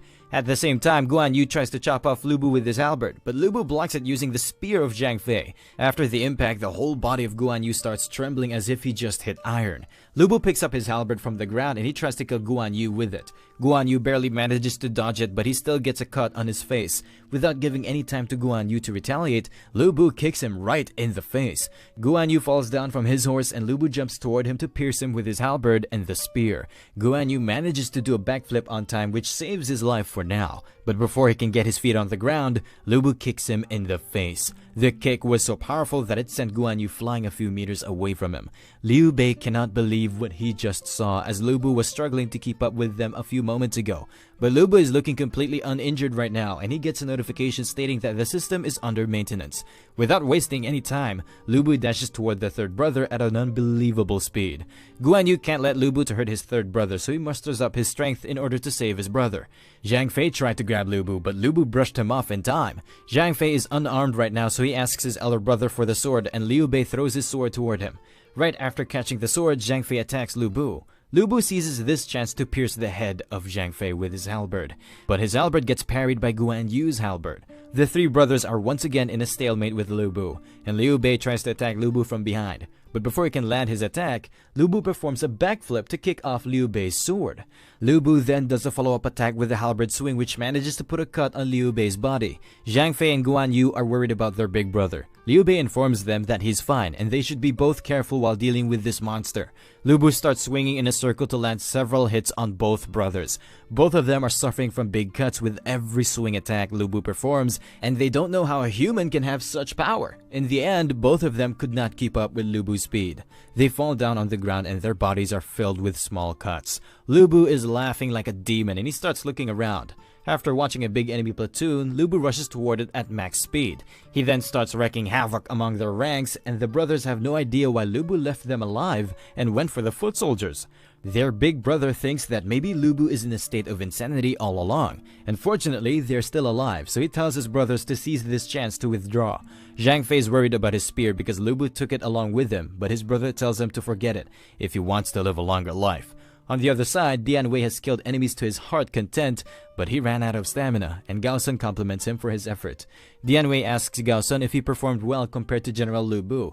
Gao Sun says that he is already doing an excellent work, and he believes that after some more trials and challenges, he will be able to compete with Lu Bu. The whole army under Gao Sun gets alerted as someone breaks through the enemy formation, and his demon-like laughter can be heard from a mile away. After watching Lu Bu, Gao Sun says that he's having second thoughts and maybe Dian Wei can never match the strength of Lu Bu. Meanwhile, Lu Bu is standing on the dead bodies of countless brave men from the coalition army, and he is fully pumped up like a true god of war. After Lu Bu killed every single coalition army soldier within sight, the system got repaired up to 100%, and Lu Bu's consciousness faded due to the overload on his body. His body is currently drowning inside the system space. Lu Bu is thinking that maybe he died and this is the underworld. All of a sudden, he hears someone calling him an evil creature. It turns out to be his father from the simulation world, who says that so many people died because of him. After that, General Yan appears there, and he tells Lu Bu that he is disappointed because of him. General Yan told him many times to not become arrogant and impulsive in life. Lu Bu says that there must be a misunderstanding, and he tries to explain everything. He says that he did everything in his power to achieve victory and save as many soldiers as he can, but in the end, he failed. After that, Xue Yun appears in front of him and she asks him about why he's so heartless. Xue Yun starts running toward Lu Bu. She catches his hand and her face has an evil expression on it, and she tells Lu Bu that she wants him to stay here forever. Lu Bu knows that real Xue Yun will never act like this, but before he can say something, his vision starts returning. Lu Bu grips the hand of Gao Sun, thinking that he was about to kill him. Lu Bu says he's sorry, as he was having a bad dream, and he thought that an enemy was about to finish him off. And he asks Gao Sun about the current situation. Gao Sun asks him if he has forgotten everything. Previously, Lu Bu was killing the enemies like a crazy person, and he passed out after opening a huge path for his army. Their vanguard unit had to sacrifice their lives in order to escort them out of that mayhem. Aside from 56 cavalrymen, most of their troops perished in that last battle. Gao Sun begs for his forgiveness as many great commanders and soldiers died due to his incompetence. Lu Bu tells him to not worry as the fault lies with him. He got too much greedy for success, which in turn took the lives of so many soldiers. Dian Wei brings the halberd of Lu Bu and he cuts his own hand with the halberd. Lu Bu says that he will bear the punishment for today's mistake, and he offers his blood as a sacrifice in the honor of the fallen soldiers. Meanwhile, on the other side, Ben Chu is afraid as he couldn't even capture Lu Bu even with all of his might. Meng De tells Ben Chu to not blame himself, even though Lu Bu escaped, but most of his subordinates were wiped out. He is now just a commander with no soldiers under his command. He further tells him that this is the best outcome in this situation as Grandmaster had long intended to retreat, but it was hard to admit defeat as he was riding on a winning streak due to Lu Bu. Meng De says that the Grandmaster will not drag this fight anymore, and the warlords of the coalition army also obtained what they wanted. Ben Chu says that Meng De is correct, and their coalition army is not far from falling apart. After a few days, Lu Bu made it to the hall of the Grandmaster, and the Grandmaster tells him to step forward so he can receive the rewards for his military contributions. But Lu Bu says that he led thousands of soldiers to their demise, and he don't deserve these rewards, so he requests the Grandmaster to punish him. Wen Yo says he is wrong as he only lost 3,000 soldiers while the coalition army lost more than 30,000 soldiers. Grandmaster praises Lu Bu for his bravery as he killed the rebel Hu Jin, and he dealt a massive blow to the coalition army, and he even compares Lu Bu to Xiang Yu, who was a hero in the ancient times. General Ziran says that Lu Bu's achievements are remarkable, but he thinks that Lu Bu don't deserve the title to govern a region. He further requests the Grandmaster to reconsider this promotion, and Lu Bu becomes pissed after hearing it. Lu Bu tells the Grandmaster that he is ready to receive the promotion. Grandmaster happily welcomes him to come forward and receive the royal decree. After giving the decree to Lu Bu, Grandmaster tasks him with destroying this city, as he has decided to move to the capital city of Chang'an. After the meeting, all officials start heading back. General Wang Fang stops after hearing the voice of Lu Bu. General Wang congratulates Lu Bu for becoming the Marquis of Pingtao, and Lu Bu tells him that 1,000 sets of equipment he previously borrowed from him perished along with his soldiers, and Lu Bu has already requested for more sets of armor from the Grandmaster, and he will return them along with some interest. Lu Bu gifts him the divine spear he got from Zhang Fei, and Wang becomes happy after receiving it. But the spear is made up of meteoric iron, which is quite heavy, and General Wang can't carry it with ease. General Xu Rong comes up to him and he tells General Xu that he received the spear from Lu Bu. General Xu Rong says that this spear is good, but no one other than Lu Bu is strong enough to wield it, and General Wang agrees with him. Lu Bu tells them that he already has his halberd, and he previously promised General Wang that he will bring a good quality spear for him. Dian Wei interrupts them by saying that spear is not that much heavy and he can easily handle it. General Xu Rong gives the spear to Dian Wei as he tells him to try it out. After receiving the spear, Dian Wei starts performing some martial techniques, and it turns out he can easily handle the spear. General Xu Rong says that this spear is best suited for Dian Wei, and he gifts it to him. The next noon, everyone made it out of the city, and Lu Bu gathered his men in order to destroy the city. They burned down the whole city along with the palace, but Lu Bu is thinking that it is a total waste of resources. After burning the whole city to ashes, Lu Bu tells his soldiers to get ready to depart. The Grandmaster moved to the capital city of Chang'an, but one of Lu Bu's men found an imperial seal while he was trying to lit fire to the chamber of the Grandmaster. After a few days inside the city of Chang'an, a soldier informs the Grandmaster that Lu Bu is here, and the Grandmaster tells him to let him in. Lu Bu enters the main hall and he has fully recovered from his previous injuries. Lu Bu gets down on his knees and the Grandmaster says that there is no need for formalities, and he further informs him that things became quite peaceful between them and the warlords after they retreated to the capital city. But it turns out that the warlords locked horns with each other, and Han Fu even allowed Ben Chu to take down Ji Zhou, and now he has become an even greater threat to the royal court. Lu Bu asks the Grandmaster if he wants him to get rid of Ben Chu, but Grandmaster tells him that they retreated to the capital city in order to avoid wars, and they don't have resources to support a large-scale war. He further informs Lu Bu that he has been attending the royal court for a few days, and he asks Lu Bu if he wants him to accompany him to the royal court. Lu Bu is a bit hesitant, and Grandmaster says he heard that he is visiting other camps and making good relationships with various generals, but he was not like this before. Plus, Kai Yong visited him a few days ago, and Lu Bu even rented him his mansion for a whole day, which was gifted to him by the Grandmaster himself. Lu Bu is thinking that the Grandmaster has started to have doubts about him. That is why he is trying to make him his bodyguard. Wen Yo says that Lu Bu lent the mansion to Kai Yong as it previously belonged to his master, and Kai Yong wanted to pay tribute to his master.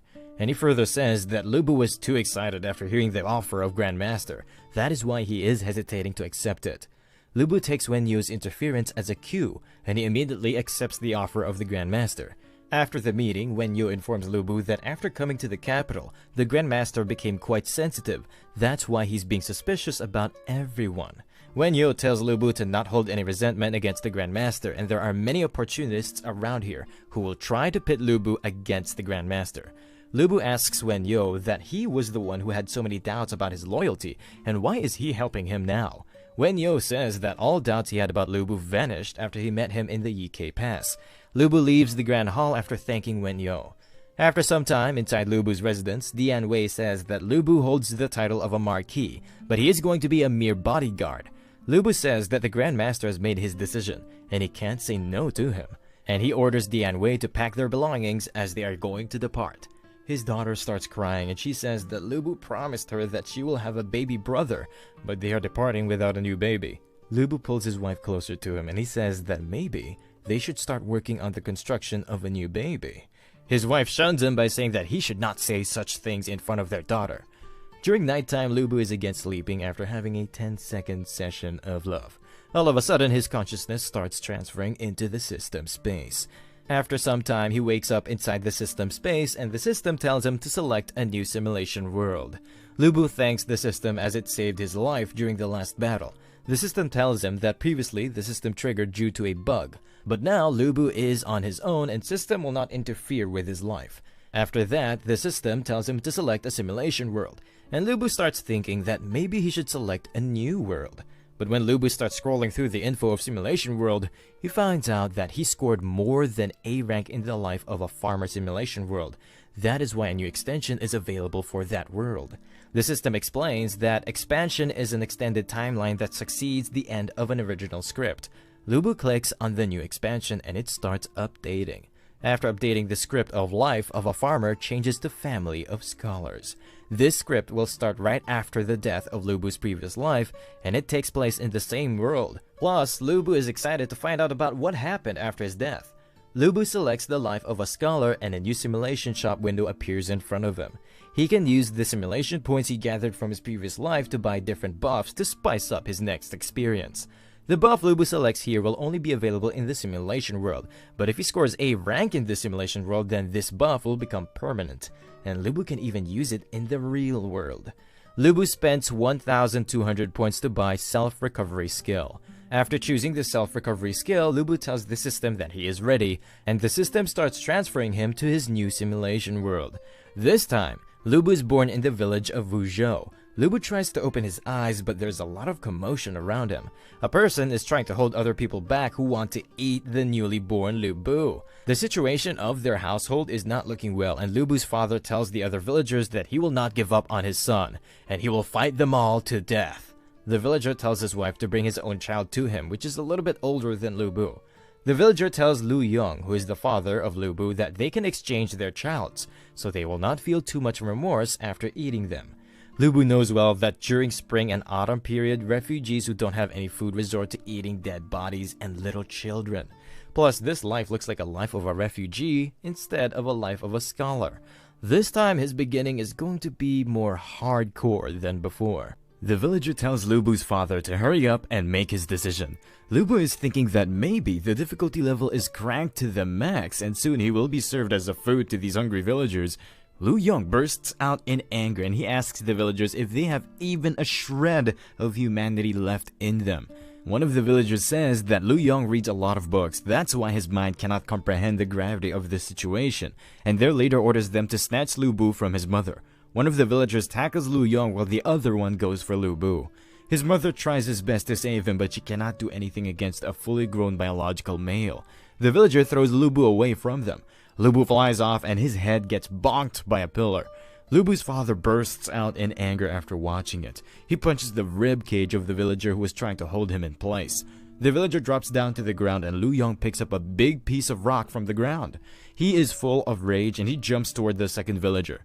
He bonks the head of the second villager with all of his might. The villager gets knocked down in just one hit. Lu Bu's father picks him up and Lu Bu is thinking that his father is quite cool for a scholar. Lu Yong tells the last villager that he will kill everyone who tries to harm his child. The villager becomes afraid after watching Lu Yong in action. He runs away after warning Lu Yong that he will eat him up after he starves to death. Lu Yong asks his wife if she's okay, and she tells him that she is fine but they should check the head of their child. The wound was quite big but it started healing on itself. And Lu Bu is thankful that he purchased the self-recovery skill or he would have died from this wound. This village is no longer safe, that's why Lu Yong tells his wife to pack up and they will leave for some other city. It turns out the whole imperial army was defeated after the death of Lu Bu and the barbarians took control of all outer regions within just 1 year, and soon they will invade other cities as well. From their conversation, Lu Bu finds out that it's been a year since his previous life ended, and the kingdom is in a desperate situation. Lu Yong says that he's ready and they should depart, but his wife says that they didn't name their child due to the invasion of other villagers and they should give him one right now. Lu Yong says that General Lu Bu sacrificed his life for the country and he slayed countless Hu barbarians in his life, and he was a fearsome general. That's why he names his son Lu Bu. Lu Bu gives off a grim smile after hearing it and he is thinking that maybe the system is doing this on purpose. His mother saw his smiling face and she shares this news with his husband with excitement, and they both think that maybe their son likes this name. After a few days, they arrive at the town of Huizhou. This town is quite peaceful as compared to other places they visited before. His wife asks Lu Yong about what they're going to do next, and Lu Yong says first they will find a place to stay, then they will rent a few dozen of acres of land and tenant farmers to cultivate it. Lu Yong and his wife were in exile, so there was something valuable he couldn't use before. He pulls out a valuable silver niang, which can be used in exchange for a lot of cash. After 10 years, some scholars exit a school building after finishing their lessons. A scholar named Guo Jie informs Lu Bu that the Hu barbarians are heading south once again, and the city lord is discussing about how they're going to defend the city, and Lu Bu's father is in the government, so he asks Lu Bu if he has any secret information about this matter. Lu Bu tells him that his father works in the government, but he's a mere jailer, and there is no way he can get his hands on some confidential information. Another scholar named Wen Zhang says that the Hu barbarians are quite persistent, and within a few years, they will easily take over this town as well, and he asks Lu Bu if he has a plan to escape the city. Lu Bu informs them that this is one of the few cities left intact after their barbarian invasion, and even if they escape from here, they will have to live rest of their lives as refugees, which is an experience worse than death. Lu Bu tells them that instead of relying on the government soldiers, it's better to build their own army, and they should know him better as he already told both of them that he is the real General Lu Bu. Guo Jie says that they believe him, but it's not easy to build an army without enough money and food. Lu Bu is thinking about what Guo Jie said is correct, and he always had soldiers at his disposal before, and if he needs to build an army from scratch, he is going to need a lot of money. He has never thought about making money before, so he decides to go back and asks his father about it. After returning to his home, Lu Bu asks his father about it. His father is curious to know why he needs to make money as they have enough money for food and clothing, and as long as Lu Bu studies hard, he will become an official of high ranking, which is much better than wasting his time doing such mundane things. Lu Bu is thinking that his father this time is much more knowledgeable than the one in his previous life, but Lu Yong looks down on merchants and warriors, so he will definitely oppose his decision. Lu Bu is about to head back, but his father says that in his opinion, the only way to accumulate wealth is to own thousands of acres of land, but their family cannot afford it right now. He further informs him that the weaving workshop of Su family and the porcelain business of Gao family are the two wealthiest merchants in the city. They became rich after dominating their competition, and now they can set the prices as high as they please.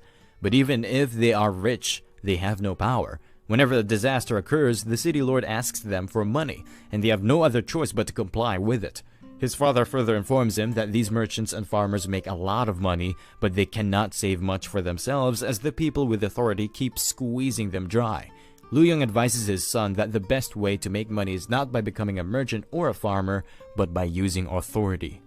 The next morning, Lu Bu is walking on the streets with his friends. Lu Bu is a bit stressful about his situation, but his friends keep on motivating him. Lu Bu is thinking that the Hu barbarians will be soon upon them, and he needs to find the fastest way to obtain power so he can make his army. All of a sudden, he becomes shocked after hearing a vendor who is trying to sell his sugar-coated haws. This reminds him of his sister Ling Qi from his last life, but given the situation, his previous village will be destroyed by the barbarians. Some low-ranked thugs approach the vendor and they demand rent from him in exchange for their protection. The old vendor says that the business is not going well and he don't even have money for a single meal. The thugs become ferocious after hearing it. They throw away all of his sugar-coated haws and give him a light beating. The thugs demand a single day of protection fees from him and the vendor hesitantly agrees to give them the money. These three thugs remind Lu Bu about the three hooligans from his village. Lu Bu and his friends are staring at the thugs, which is making them anxious, so they tell the scholars to piss off. Lu Bu starts walking away with his friends without a fight. Guo Jie asks Lu Bu about why he moved away without teaching a lesson to those thugs, and Lu Bu informs him that just now, he suddenly figured out something. Lu Bu asks Wen Zhang that these thugs make trouble for small vendors every day, but why the government don't do anything about it. Wen Zhang informs Lu Bu that these crimes are considered petty, that's why they will only be imprisoned for 5 to 6 days, and when they are released, they will find the person who reported them. That's why no one reports about them and the officials have bigger problem on their hands, so they don't waste their time with these thugs. There are about 400 to 500 thugs in this city, and they have divided the areas around the city among themselves. Lu Bu says that this is a great opportunity to make money, as the thugs are scattered in small groups and they go to a secluded place to make a plan. Lu Bu informs his friends that these thugs are a bit dumb, as they demand money every day, which disturbs the business of small vendors. That's why the people are a bit hesitant to hand over their money. Lu Bu says that they will make a system where the vendors will have to pay them money on a monthly basis. But when Wen Zhang says that these thugs are uncontrollable and monthly collection requires organized and disciplined behavior, Lu Bu tells his friends that they will bring the thugs together and manage them as a unified group, and this strategy will earn them a fortune. Lu Bu informs his friends that there are too many thugs, but they are scattered like these stones on the ground. First, they will go for the smaller groups, and once they have enough people on their side, they will conquer the bigger ones. They will slowly keep on gathering people under their banner, and once they reach a sufficient scale, other thugs will be left with no other choice but to join them. Lu Bu tasks Guo Jie with gathering information about every single group of thugs, and he sends Wen Zhang back to the streets to talk with the vendors about this monthly payment system. The next day, Lu Bu beats up the 3 thugs they encountered earlier. Lu Bu tells them that he's not fond of fighting, so he will give them a single chance. Every vendor on this street agreed to give him a monthly fee, and if they join him, then they will also benefit from this agreement. The thug has no other choice, so he yields to Lord Lu Bu. A few days later, the thugs under Lu Bu approach another group. The group leader informs the thugs under Lu Bu that they should return, or he will break their teeth for trespassing in his territory. Baldy Thug tells him that it is not him who came here to see him, but his new boss. The thug with the scar looks down on them for following a little brat. Before he can finish up his sentence, Lu Bu rushes toward him and beats him into submission. The next day, some people are amazed to find out that there are no disturbances in any of the shops on the east side of the city, and there are rumors that someone managed to bring all thugs under his control. The shopkeepers have to pay a monthly protection fee, which is not a bad thing, and paying this fee ensures peace for the shopkeepers as the hooligans don't bother them on a daily basis, and they can peacefully earn more money. The person says that if they had this same system in the south part of the city, then they could also earn a lot.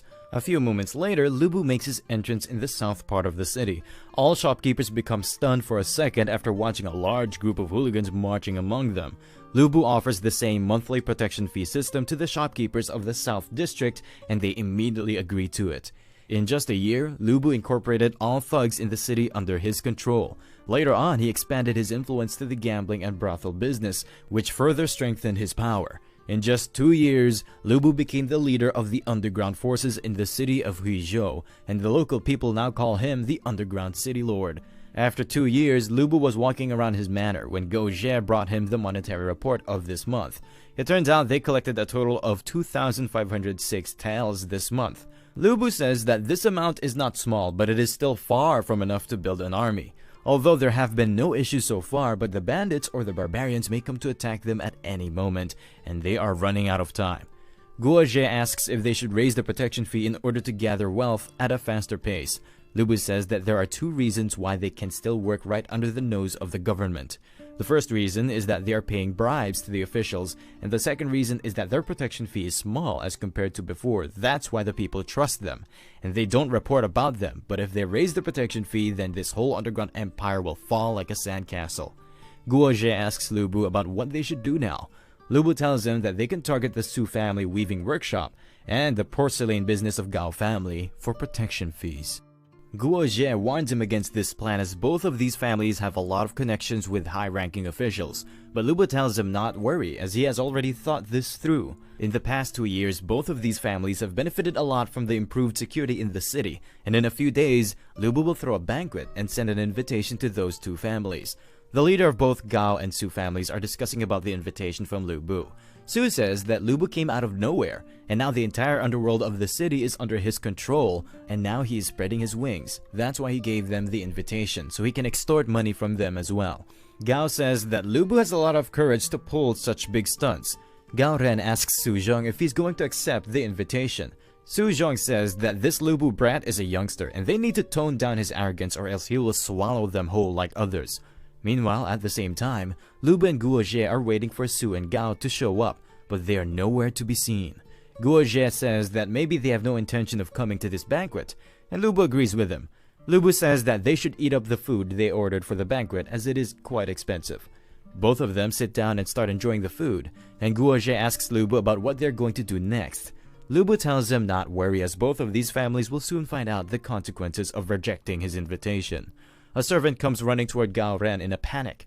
The servant informs Gao Ren that their porcelain business is being blocked by some thugs. It turns out that the thugs are just sitting around their shops without causing any trouble, but after watching them, all customers ran off. Su Zhong comes running toward Gao Sun to find out if his place is surrounded by thugs as well. Su Zhong says that this Lu Bu is getting out of hand and they should seek the help of the city lord. They are both pissed at Lu Bu for being a nuisance. After hearing their request, the city lord tells them that it is quite troublesome as Lu Bu has a lot of thugs under his command. Su Zhong says that he already knows that Lu Bu gives him bribes, and if he can get rid of Lu Bu, they will make it up to him. He further warns the city lord that if their income gets delayed due to Lu Bu, then they will stop supporting him. And after hearing it, the city lord agrees to act upon their request. After a few days, Guo Jie informs Lu Bu that the thugs who were stationed outside Su and Gao's stores have been captured. Lu Bu tells him to gather the remaining thugs and they will go to the city lord office to demand an explanation, as he has been taking bribes from them, yet he dared to arrest their people without prior notice. After a few hours, all thugs are assembled outside Lu Bu's home, but before Lu Bu can head outside, his father asks him about where he's going. Lu Bu says that he's just going out to attend a private matter, but his father knows what he's up to, and he thinks that Lu Bu is going overboard with his rash decisions. Lu Yong thinks that his son is working against the country, but Lu Bu tells him that he is doing all of this in order to protect their country. His father tells him to stop this bullcrap, and if things go wrong, their whole family will be killed. Lu Bu tells his father to not worry, as he has thought of a foolproof plan, but his father stops him by grabbing his shoulder and telling him that he will not be stepping out today. Lu Bu orders one of his thugs to take a few men and watch over his father, so that he cannot go out of the house. Lu Yong tries to reason with his son, but the thugs stop him from going outside. Lu Bu goes on his way while his father keeps on screaming at him to stop. After a few minutes, they arrive at the city lord's office, and the townsfolk become quite anxious after watching it. Lu Bu, along with his army of thugs, stay still in front of the office. One of the officials tells Lu Bu to piss off, as it is a government building, not an average street. Lu Bu says that they are not causing any trouble as they are just sitting idle in protest. The official screams at Lu Bu to keep his trickeries to himself, and people come to this office to file reports which will be obstructed due to him. But Lu Bu assures him that they will politely escort whoever wishes to enter the building. Lu Bu says that he only wishes to meet with the city lord, and that's why he's waiting for him to come out. The official becomes pissed as he is thinking that Lu Bu will try to bully the city lord. In order to scare him off, the official unsheathes his sword and tries to attack him. All of the thugs become worried about their master's safety. The attack was just a feint, and the officials become even more pissed after watching it, as he wanted Lu Bu to fight back so they could carry on with their plan. All of a sudden, the official drops his sword on the ground. Out of nowhere, he starts to roll on the ground and cry like a baby. The official starts screaming out loud that Lu Bu broke his arm, and townsfolk who were standing far away and couldn't see the whole thing starts gossiping about it. City Lord comes out of his office in rage as if he's waiting for this moment. He orders his men to lock up Lu Bu for beating an official. Lu Bu asks the City Lord about why he's doing this drama, as he knows well that Lu Bu didn't even touch the official. City Lord shouts at Lu Bu by saying that he personally witnessed him breaking the arm of the official. After that, Lu Bu starts peacefully going with the guards, and he orders Guo Jie to lead all of their thugs to leave this place and proceed on the plan they discussed before. After a few hours, the City Lord is having a party with Gao and Su. Gao tells the City Lord to get rid of Lu Bu in an official way, but City Lord informs them that it is not easy, as Lu Bu has only hurt one of their officials and it is not enough to give him a death sentence. City Lord says that he cannot kill an innocent person by himself. Gao misunderstands the intentions of City Lord, and he says that if the City Lord cannot kill him, then Lu Bu will be released within few days, and he will come after them to get his revenge. Su Zhong corrects Gao by saying that the City Lord was trying to say that he cannot kill Lu Bu by himself, and someone from outside should do it. The City Lord already arranged for someone who will kill him inside the prison. The guards escort Lu Bu to his prison, and his cellmate is looking a bit shady. The guards tell Lu Bu to get inside, but Lu Bu protests by saying that this place is used to keep serial killers, and why they brought him here. The guard pushes him inside by saying that all regular cells are already filled with his henchmen, and this is the only cell left. The guard tells him to only endure it for 2 days. Lu Bu looks back at the prisoner with suspicion. He then sits down and introduces himself to the prisoner, and he asks for his name and the crime he committed. The prisoner says that he don't need to know about these details and pulls his cup up. He throws the cup toward Lu Bu, but he manages to dodge it. He quickly runs toward Lu Bu and get a hold of a broken sharp piece of cup. He then slashes Lu Bu with his shard and he manages to land a cut on the face of Lu Bu. Prisoner goes for a second slash attack, but Lu Bu ducks down in order to dodge it. Lu Bu uses this chance to retaliate by kicking the prisoner. The prisoner got pushed back a little and he compliments Lu Bu for having such a good skill at such a young age. Lu Bu compliments him back by saying that he didn't expect someone with such excellent skills to be rotting inside the prison, and he asks the prisoner about how much the city lord promised to pay him. But the prisoner seems to have a misunderstanding as he thinks that him being thrown into this death cell was orchestrated by Lu Bu. Meanwhile, on the other side, the city lord says that the name of the person he threw in the cell with Lu Bu is called Lin Fei, and some people call him Red-Faced Ghost. Lin Fei is actually a descendant of the Lin household of generals, and he was originally a successful candidate in the imperial examinations, but due to the war with the barbarians, their family declined, and he came to this place in order to seek refuge. He even sold a sword which was his family heirloom. Gao Sun says that he heard about this Lin guy when he first came into the city half a year ago, and then he accidentally killed a local hooligan who works under Lu Bu. The city lord says that Gao is correct, and after that Lin Fei voluntarily turned himself in. At first, he was put in a normal cell, but because of his background, but for the sake of taking down Lu Bu, he was put in the death cell, and the city lord made him think that Lu Bu came to the death cell to take revenge for killing his subordinate. Su Zhong says that this serves Lu Bu right, and he will die a dog's death inside the prison. All of them are quite happy, and the city lord says that he will take them both to the prison after the banquet, so they can watch the dead body of Lu Bu with their own eyes. Meanwhile, inside the cell, both Lu Bu and Lin Fei are going toe-to-toe against each other. Lu Bu feels sorry for him, but Lin Fei thinks that Lu Bu is saying this stuff to save his life. Lu Bu says that he's not skilled in hand-to-hand combat, but if Lin Fei wants, he can take this fight to the end. However, he tells Lin Fei that he's just being used like a lowly thug by the city lord, which is quite disrespectful for a warrior of his status. Plus, Lin Fei killed his thug half a year ago, and if Lu Bu wanted revenge, then he would have bribed the officials at that time and not come here in person after so long. Lu Bu tells him to think again about his decision as he's just being used by the city lord. Lin Fei comes to realization that what Lu Bu said is correct, and he is just being used to take care of city lord's political enemies. Lu Bu further informs him that once he dies, Lin Fei will be hanged so no evidence will be left behind, and Lin Fei becomes really pissed after hearing it. Now that Lin Fei knows the truth, he wants to seek revenge, but he thinks that they cannot do anything to the city lord as they are both mere prisoners. Lu Bu tells him to not worry about it, as it is quite simple to get out of this prison. Lin Fei asks him if he has a plan, and Lu Bu tells him to just wait for now. After a few hours, the city lord arrives at the prison with his friends, and he inquires about the current situation from a guard. The guard informs them that a few hours ago there were sounds of intense fighting coming out of the cell, but as per the city lord's orders, the guards didn't respond to any activity since then. City lord tells the guard to lead the way, and they start following him.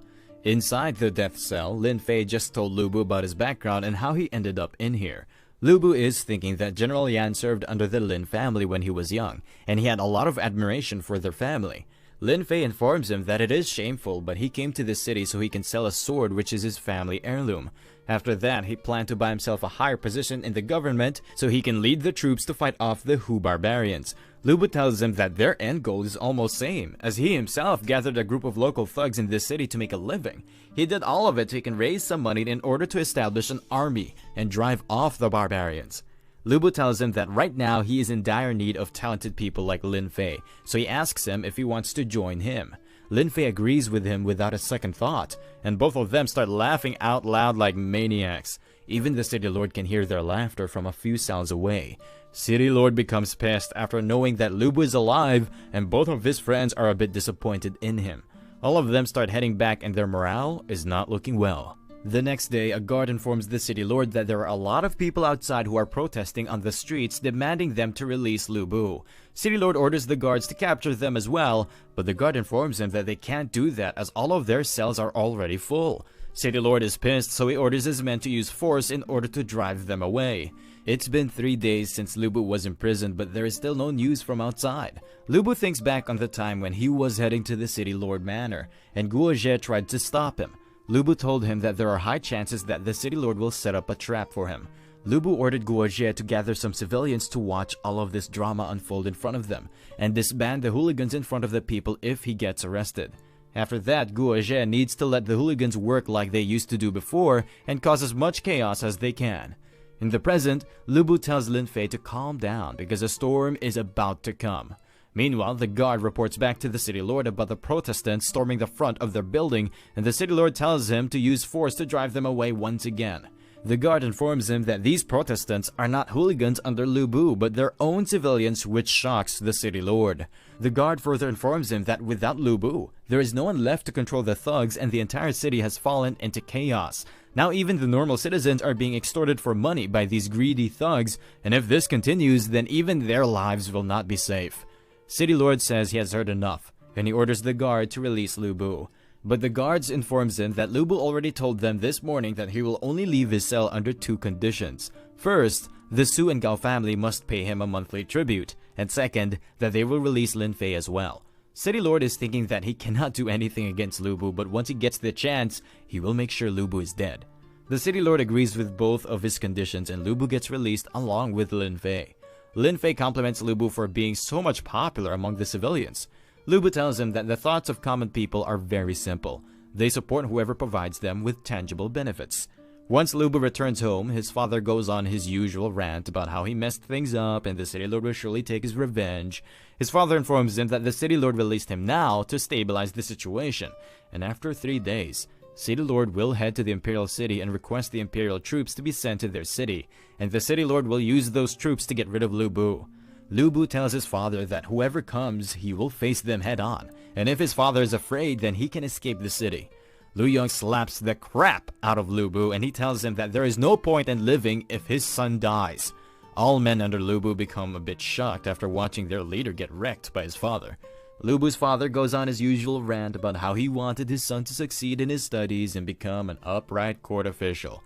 But his father knows well that Lu Bu is too deep into this mess, and they can't get out of it without a major change. So he asks his son to let him do the brainstorming for his operations. Lu Bu becomes shocked after hearing it, and he reluctantly agrees to let his father take control of the planning department. Inside the meeting room, Lu Bu's father asks him if he's planning to go to a war, but Lu Bu denies that claim by saying that he has barely 2,000 men on their side, and they can't afford a war in their current situation. Lu Bu informs him that the Hu barbarians occupy most of the northwest region of their empire, but most of that region consists of mountains and waterways. The barbarians cannot deploy their infamous horses freely in this region, which can give them a major advantage against the Hu barbarians. The Gate of the Great Pass is a place with narrow terrain, and as long as they occupy this position, they can cut off a significant portion of Hu cavalry lines, and then advance westward with their combined forces.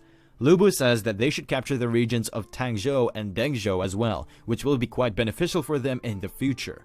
Lu Yong becomes amazed after hearing it, and he asks his son about where did he learn about these strategies.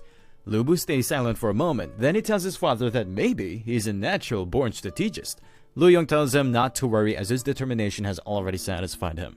Lu Yong says that the most important matter right now is to handle the situation with the city lord, and if the royal court sends troops to his aid, then everything will be over. Lu Bu asks his father for a suggestion about this matter. Lu Yong tells him that the city lord is like a venomous scorpion, and if they spare him now, then he will come back to bite them in the ass, so they should probably silence him forever. Lu Bu is a bit suspicious after seeing this bold side of his father, and he tells his father that killing the city lord can be a bit risky. Lu Yong informs his son that mobilizing troops is not an easy task, and the city lord will have to personally visit the governor and report about this rebellion in order to mobilize the troops. Lu Yong tells his son to order his people to find some blacksmiths and forge some weapons in the style of Hu barbarians. Once enough weapons and armors are ready, they can lie in ambush along the way. 2 days later, everything goes as planned and the ambush succeeds. The corpse of City Lord lies on the ground, and the incident report said that the City Lord was ambushed and killed by Hu barbarians. A few days later, at the house of Lu Bu, Lu Yong held a banquet and he welcomed both Su and Gao with open arms. Lu Yong informs them that he already punished his son for his wrongdoings, and he orders Lu Bu to apologize to their esteemed guests. Lu Bu apologizes to them, and he tells them that he already sent someone to their residences to return their money, but both businessmen say that there was no need for returning the money. Lu Yong makes them even more afraid after telling them that the Hu barbarians are becoming so bold that the imperial court is now afraid of them, and they even butchered their poor city lord as well. He warns his both esteemed guests to be more cautious while going outside the city. He further tells them that he don't want to hear another tragic tale to happen outside his city. All of a sudden, Su tells Lu Yong that he wants to give them a lot of money for their monthly protection fees, as he believes that their men will be able to ensure his safety. Gao also stands up and he tells them that he will return the money they just sent to his residence, plus he will pay them extra money every month. Lu Yong thanks them both for trusting him with their protection. Lu Yong tells his son to make good use of the money their patrons are offering them by strengthening his troops and preparing horses for battle. Lu Yong stands up as he has some important matters to take care of. Before leaving the banquet hall, Lu Yong tells his esteemed guests to enjoy their meal to the fullest. 1 year later, the nomadic barbarians once again descended south. The lands to the north of Yangtze River become the purgatory filled with corpses. Upon hearing the news of this invasion, various city lords fled and the imperial garrisons withdrew to the city of Jiangnan. Only the Huizhou city remained steadfast while withstanding the prolonged attacks from the Hu barbarians. Su Zhong thanks Lu Bu for his foresight. The city walls were reinforced and the troops were prepared over the past year, which made it easy for them to defend the city. Lu Bu tells him that he didn't call him here to hear the flattery. He orders him to prepare a large number of carts and loading crates as soon as possible. Gao is curious and he asks Lu Bu about why he needs these carts and if he's planning to abandon them. Lu Bu asks him if his mind is in the right place and he would have run away previous year if he wanted to. He just wants to use their carts to disguise his soldiers as a merchant caravan and hide weapons inside the boxes so he can lure those Hu barbarians outside the city. He will dispatch another army to directly attack and capture the Great Pass during that opening. That way, the enemy forces will be trapped from both sides and they can easily eliminate them with guerrilla tactics. Both Su and Gao say that this plan is perfect, but they should inform his father about this plan. Lu Yong comes in the room and he informs them that he already knew about this plan a year ago, and they should start working on it right away. Both Gao and Su leave after greeting Lu Yong. Lu Yong tells Lin Fei that the succession of their plan depends on him now. He will lead the disguised merchant caravan along the main road to lure out the enemy and engage them in battle, while Zhou Rong is responsible for leading the assault team to attack the Great Pass. Lu Bu asks his father that capturing the Great Pass is an important task, and why is he not assigning this task to him? Lu Yong says that defending this city requires his presence, but Lu Bu tells his father that he is more good at offense than defense.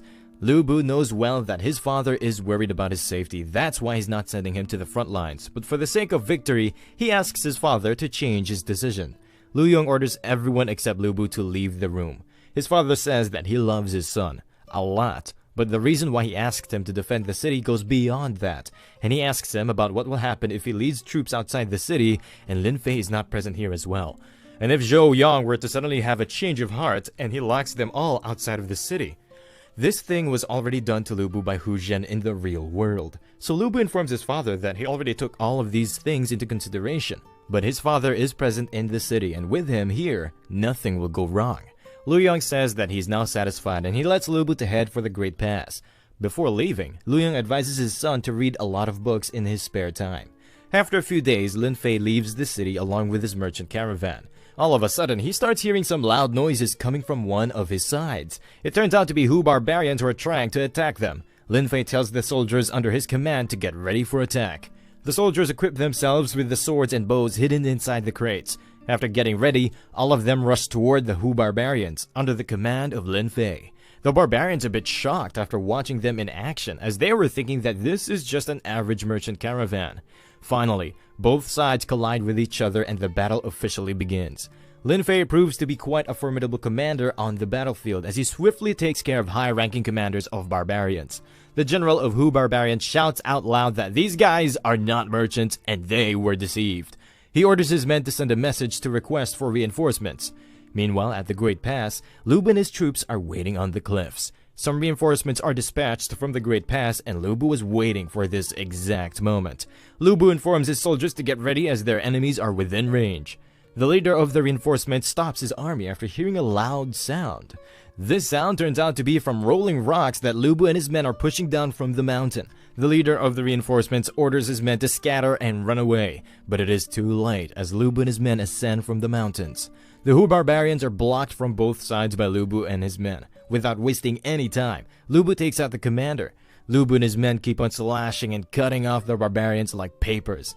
After a few hours of one-sided carnage, the battle ends in the favor of Lu Bu. Wen Zheng asks Lu Bu about what they need to do next, and Lu Bu tells him that they will move immediately to capture the Great Pass. After a few hours, some carrier pigeons arrive at Zhou City. Guo Jie quickly reads the letter which was attached to the pigeons. He then reports to Lu Yong that Lu Bu has successfully captured the Great Pass. Lu Yong says that everything is going according to plan, and soon the remaining enemy forces will be wiped out. Lu Yong tells Guo Jie to prepare to depart for the capital city, as it is time to demand something from the royal court. After a few days, Guo Jie arrives at the residence of the Imperial Secretary of War to give him a proposal. In the proposal, Guo Jie requested that the Imperial Court should financially support their city, even after the Hu barbarians escape their land. Jiang Tiang, the Secretary of War, says that if they keep on supporting their city, then maybe one day their city will emerge as a bigger threat than the Hu barbarians. But Guo Jie tells him that the court cannot collect taxes from the captured cities. But once they reclaim those captured cities, things will be different. The court will regain its prestige, which will in turn bring in a significant amount of tax revenue which will fill up their treasury. After calculating all accounts, it's a win-win situation for the royal court. The Secretary of War says that he heard that their leader is called Lu Bu. Guo Jie confirms this news, and he further informs him that Lu Bu is an exceptionally talented man and a military genius, and with him, they can easily drive off the barbarians and reclaim their territories. After hearing it, the Secretary of War sends away Guo Jie after telling him that he will ask the Emperor to support their army. Guo Jie returns to the city to inform Lu Yong that he conveyed his message to the Secretary of War as instructed. But there is another problem. He informs Lu Yong that the court is concerned about nurturing a tiger that may bite them back, and he is afraid that while their main forces are dealing with the barbarians, they can be attacked from their back by those imperial scum. Lu Yong tells him to not worry about it for now, and he asks him if the Secretary of War reacted after hearing the name of Lu Bu. And Guo Jie says that the Secretary of War was displeased after hearing his name. Lu Yong says that he thinks some support will soon arrive from the Imperial Court, and after receiving the aid, he orders Guo Jie to accompany Lu Bu and return to the Secretary of War to thank him. He further orders him to pay close attention to the actions and words of the Secretary of War toward Lu Bu and report everything back to him. After a few days, Lu Bu marches toward the residence of the Secretary of War to thank him. Lu Bu personally thanks the Secretary of War in his father's place for sending provisions for their aid, and Jiang Tian seems a bit startled after watching him, and he asks him if his name is really Lu Bu. Lu Bu confirms it by saying yes, it is. This in turn triggered a flashback where the young Secretary of War was trying to accompany Xue Yun for sword practice, but she was annoyed by him. Jiang Tian told her that he came here after a long time to see her, but Xue Yun knows well that he is here with his father to force her into marriage.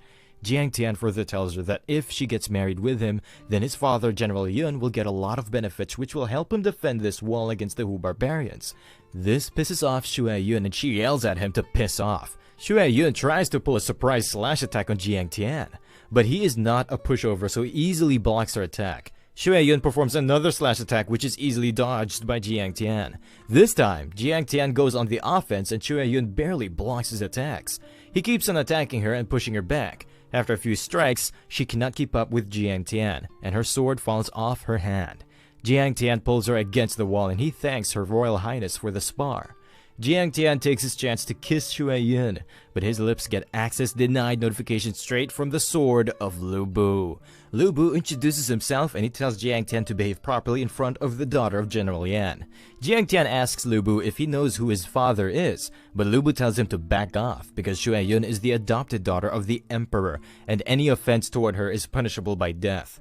Jiang Tian says that he was just practicing swordsmanship with her, but Lu Bu says that he's a grown man, and he should practice with a real man instead of a pampered girl like Xue Yun. Jiang Tian becomes pissed, and he tries to perform a stab attack on Lu Bu. Lu Bu manages to duck down in order to dodge the attack. He then attacks Jiang Tian with the hilt of his sword. The sword of Jiang Tian falls out of his hand. Lu Bu catches his sword and kicks his leg to unbalance him. All of this happened in a matter of a few seconds. Jiang Tian falls to the ground and his head hits the solid stone brick below. Lu Bu tells him that his sword techniques are just fancy tricks they use to impress others in the imperial city, but real skills are only forged on the battlefield. Lu Bu advises Jiang Tian to just go back and follow his father to become a court official. Now, in the present day, all of a sudden the back of Jiang Tian's head started to hurt a lot. Jiang Tian says that not just his name, but his resemblance is the same as someone. Jiang Tian then accepts the gifts and he sends them both back to their city. After coming back, Guo Jie reports to Lu Yong that the Secretary of War accepted the gifts, but he sent them back without inviting them for tea, and he reports something unusual as well. The Secretary of War muttered that the resemblance and the name of Lu Bu is similar to someone he knew before. Lu Yong tells Guo Jie to call Lu Bu here as he wants to discuss a strategy with him.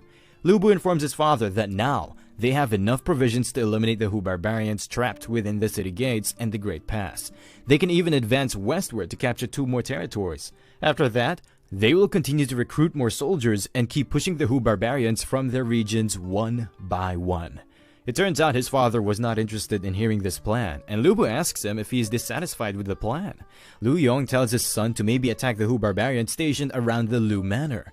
Lu Bu has no idea about why his father is telling him to advance toward the Lu Manor, which was his home in his previous life, so he advises his father against this plan. He further informs his father that the areas around Lu Manor are brimming with Hu barbarians and marching there is no less than a death trap. Lu Yong informs his son that soon they will run out of people to recruit for their army, which will weaken them. He says that these barbarians only fear one thing in their empire. He informs his son about the great General Lu Bu, who has the same surname as his son. During the time when General Lu Bu was around, no barbarian dared to set foot into their empire. Only after his death, they became so bold that they launched a big-scale attack and swept away a lot of cities belonging to the empire in one invasion. In his mind, Lu Bu is thinking that what his father is saying is correct, as he experienced all of these things firsthand. Lu Yong tells his son that once he liberates the Lu Manor, all of Hu barbarians will come to know that his son is the real reincarnation of the God of War. Lu Bu becomes surprised after hearing it, and he asks his father about how he knew he was the reincarnation of General Lu Bu. Lu Yong informs him that since he was a kid, he learned all of those military arts by himself, and just recently the Secretary of War who saw Lu Bu back in the days confirmed his suspicion. Lu Yong says that it still does not matter if he is Lu Bu or not. What matters right now is that they need to convince the whole world that General Lu Bu is back. Lu Bu asks his father about how he's going to do that, and his father replies by saying that they need to sacrifice some soldiers and march northward. After the tragic death of General Lu Bu, his sister Ling Qi exhausted all means to have the bodies of General Yan and Lu Bu returned to their residence, and she also spent a fortune to make statues of both of them in front of their village, and their ashes were respectively buried beneath those giant statues. After a few days, Lu Bu along with his father arrive at the location of statues. Lu Bu asks his father about how these statues are standing till this day. Lu Yong informs him that the Hu barbarians had a lot of respect for Lu Bu. That's why they left this village intact after conquering the surrounding areas. However, the Lu Manor was surrounded by Hu barbarian territories. That's why the people left this village and it was abandoned. Lu Yong tells his soldiers to take a good look at these statues, as 20 years ago, General Lu Bu was buried here. On the day of the death of General Lu, his wife was pregnant with their child. The birth date and the name of their son are engraved on the jade he is showing them as proof. He further tells them that on the night his wife was pregnant, General Lu visited her in a dream, and he claimed that he will be reincarnated into her womb. He tells them to take a good look at the statue and his son. Although one is old and the other one is young, they bear a striking resemblance as if they were the same person. That is the reason why he named his son Lu Bu, and today they are here to fulfill the dream pledged with the old General Lu on the occasion of his son's coming of age ceremony. He will seek the grave of the old General Lu and use a specific method to bring General Lu's soul into the body of his son. There is an uproar in the ranks of soldiers, but most of them are in disbelief. Lu Yong tells his son to act on the show as they planned before. In the past, Lu Yong told his son that they will use some supernatural methods to deceive their soldiers into believing their claims. Once their plans succeed, everyone present around them will believe them without a doubt. Plus, it will greatly boost the morale of their army, and there is a spy among their ranks which he didn't expose for this purpose. And soon, this news will reach the ears of Hu barbarians. Lastly, his father tells him to make his performance as mysterious as possible, because they live in dark times and mostly people easily believe in ghosts and mysterious stuff. In the present, Lu Bu pulls out his sword and he is laughing because he's going to crank the mysteriousness of this event to the max. Lu Bu cuts down his own throat with the sword, which even shocks his father. Lu Yong becomes worried about the safety of his son, but a grim smile on Lu Bu's face gives him some courage. A lifeless Lu Bu falls to the ground and the men under his command become worried about him. A system prompt shows up and it starts healing Lu Bu with his self-healing ability. A bright flash of lightning falls down on the place where the lifeless body of Lu Bu is at. After a few minutes, his neck is healed, and he wakes up from his slumber. Lu Bu calls his father by his name as if his body is possessed by General Lu Bu, and he thanks him for completing his promise of resurrecting him. Lu Yong gets down on his knees and he humbly requests General Lu Bu to lead the army in order to drive out the Hu barbarians. The whole army gets down on its knees as well, and they request General Lu Bu to lead them to victory against the Hu barbarians. Lu Bu compliments the soldiers of the Great Gian dynasty for their courage, and he asks them if they are ready to follow him through thick and thin.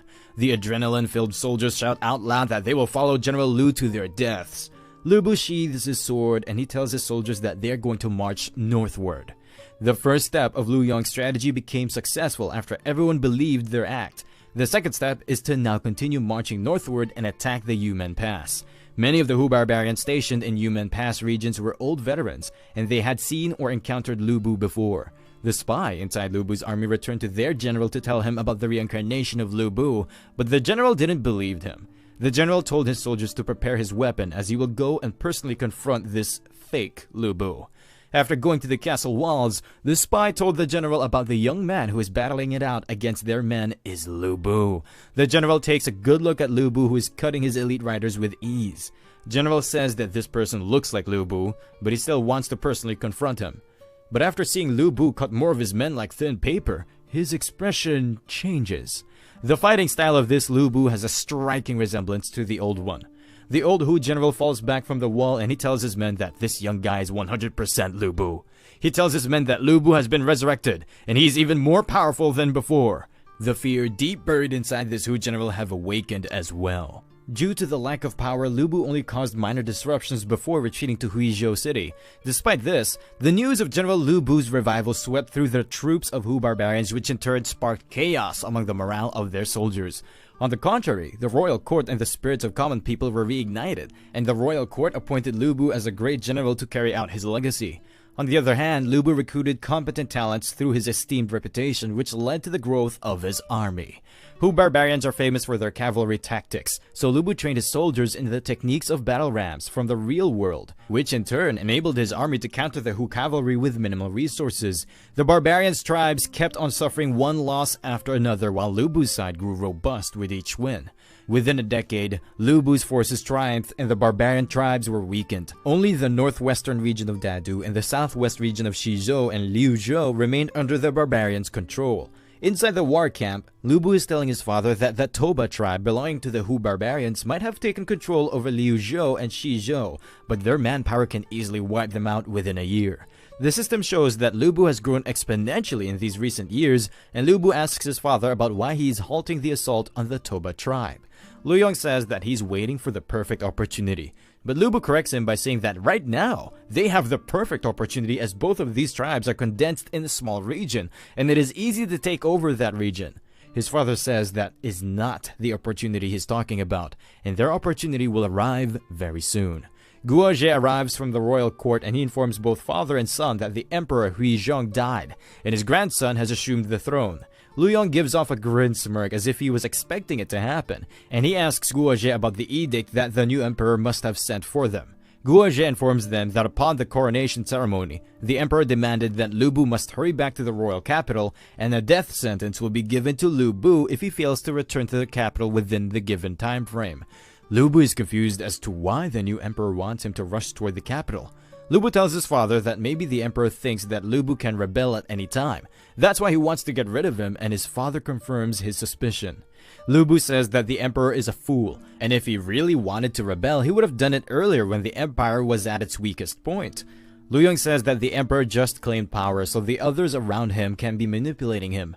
Or maybe they have spent too much resources on this war, and now that the Hu barbarian forces have quelled down, they must want to get rid of Lu Bu. His father tells him that these bastards will surely make up an excuse and put some fake charges on him when he returns to the royal capital. Guo Zhe says that in that case, they cannot send Lu Bu to the royal city, and he urges Lu Yong to send him back to the capital, so he can announce the news of a proper rebellion to the emperor. Lu Yong says that they cannot officially revolt against the emperor, or the image of old General Lu Bu who died for the emperor will shatter. And once they lose the trust of the common people, it will become harder for them to defend against the invasions of barbarian tribes. Lu Yong informs them that the young emperor desperately summoned his return to exploit the timing when the troops couldn't be mobilized in time. On paper, their manpower is concentrated in the southwest region, and it's impossible for them to make a swift return, and moving them to the royal capital will require a lot of days, which will be in defiance of the imperial decree. And that is the reason why his father was not letting Lu Bu to attack the regions of Shizhou and Liuzhou, as there are almost no troops in there. In reality, he already knew that something like this was bound to happen, so he hid their forces near the royal capital, and he even deployed another troop consisting of elite warriors to disguise as Hu barbarians, and they are ready to act on his command. This time, a tragedy like the city lord being murdered by the barbarians is going to happen once again. In the past, Lu Yong tried to stop his son from going on this path. He already knew that the Gian dynasty is famous for backstabbing people, and he wanted Lu Bu to live a peaceful life. But right now, the Gian dynasty messed with the wrong family, and they will have to pay a huge price for this sin.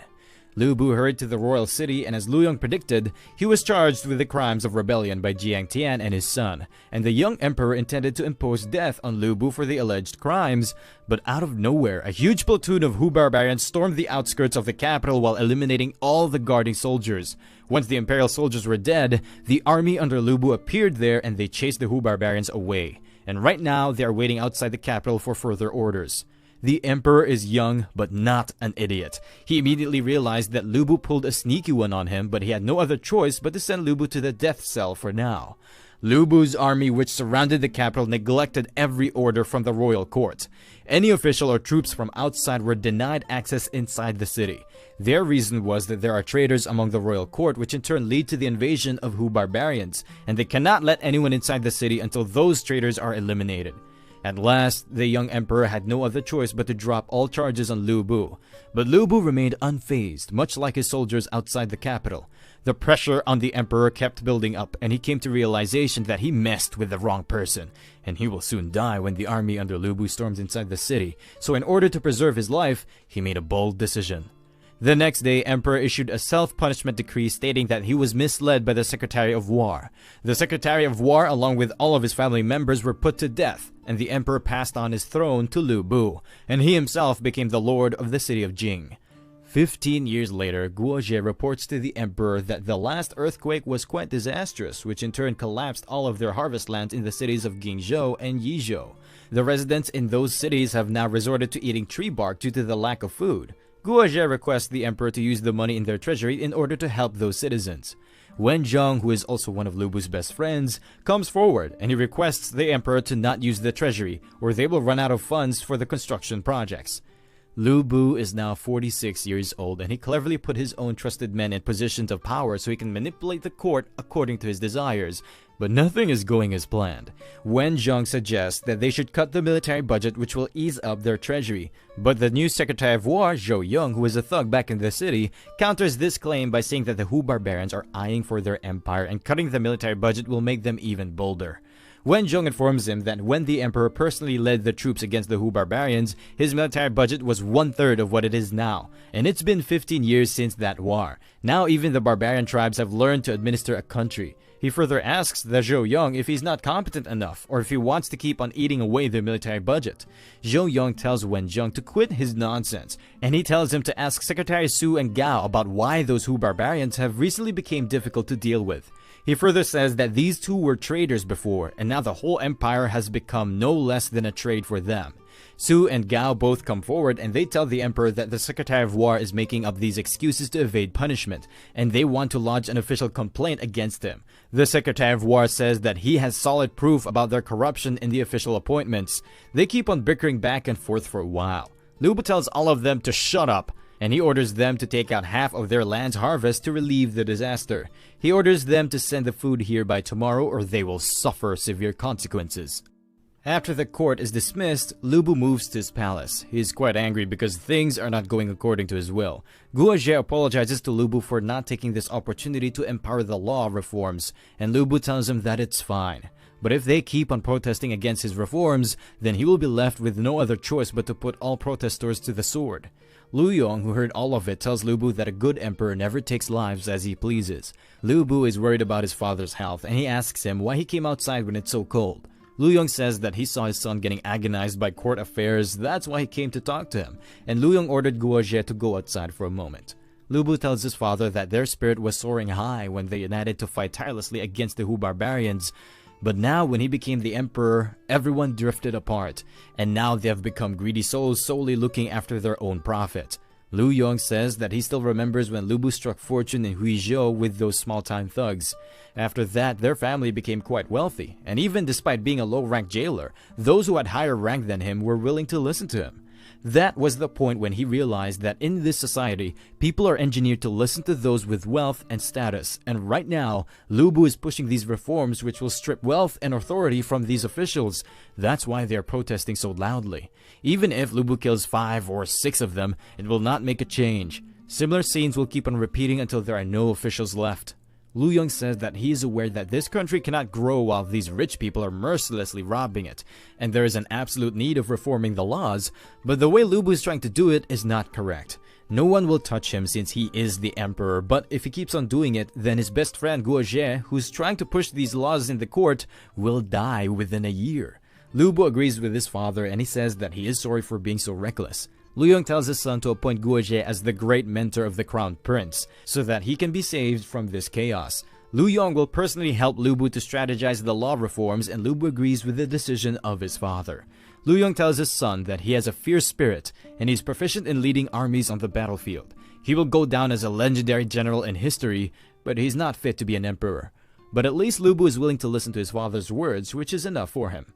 Lu Bu holds both hands of Lu Yong to tell him that having him as his father was the best thing that happened to him in this life.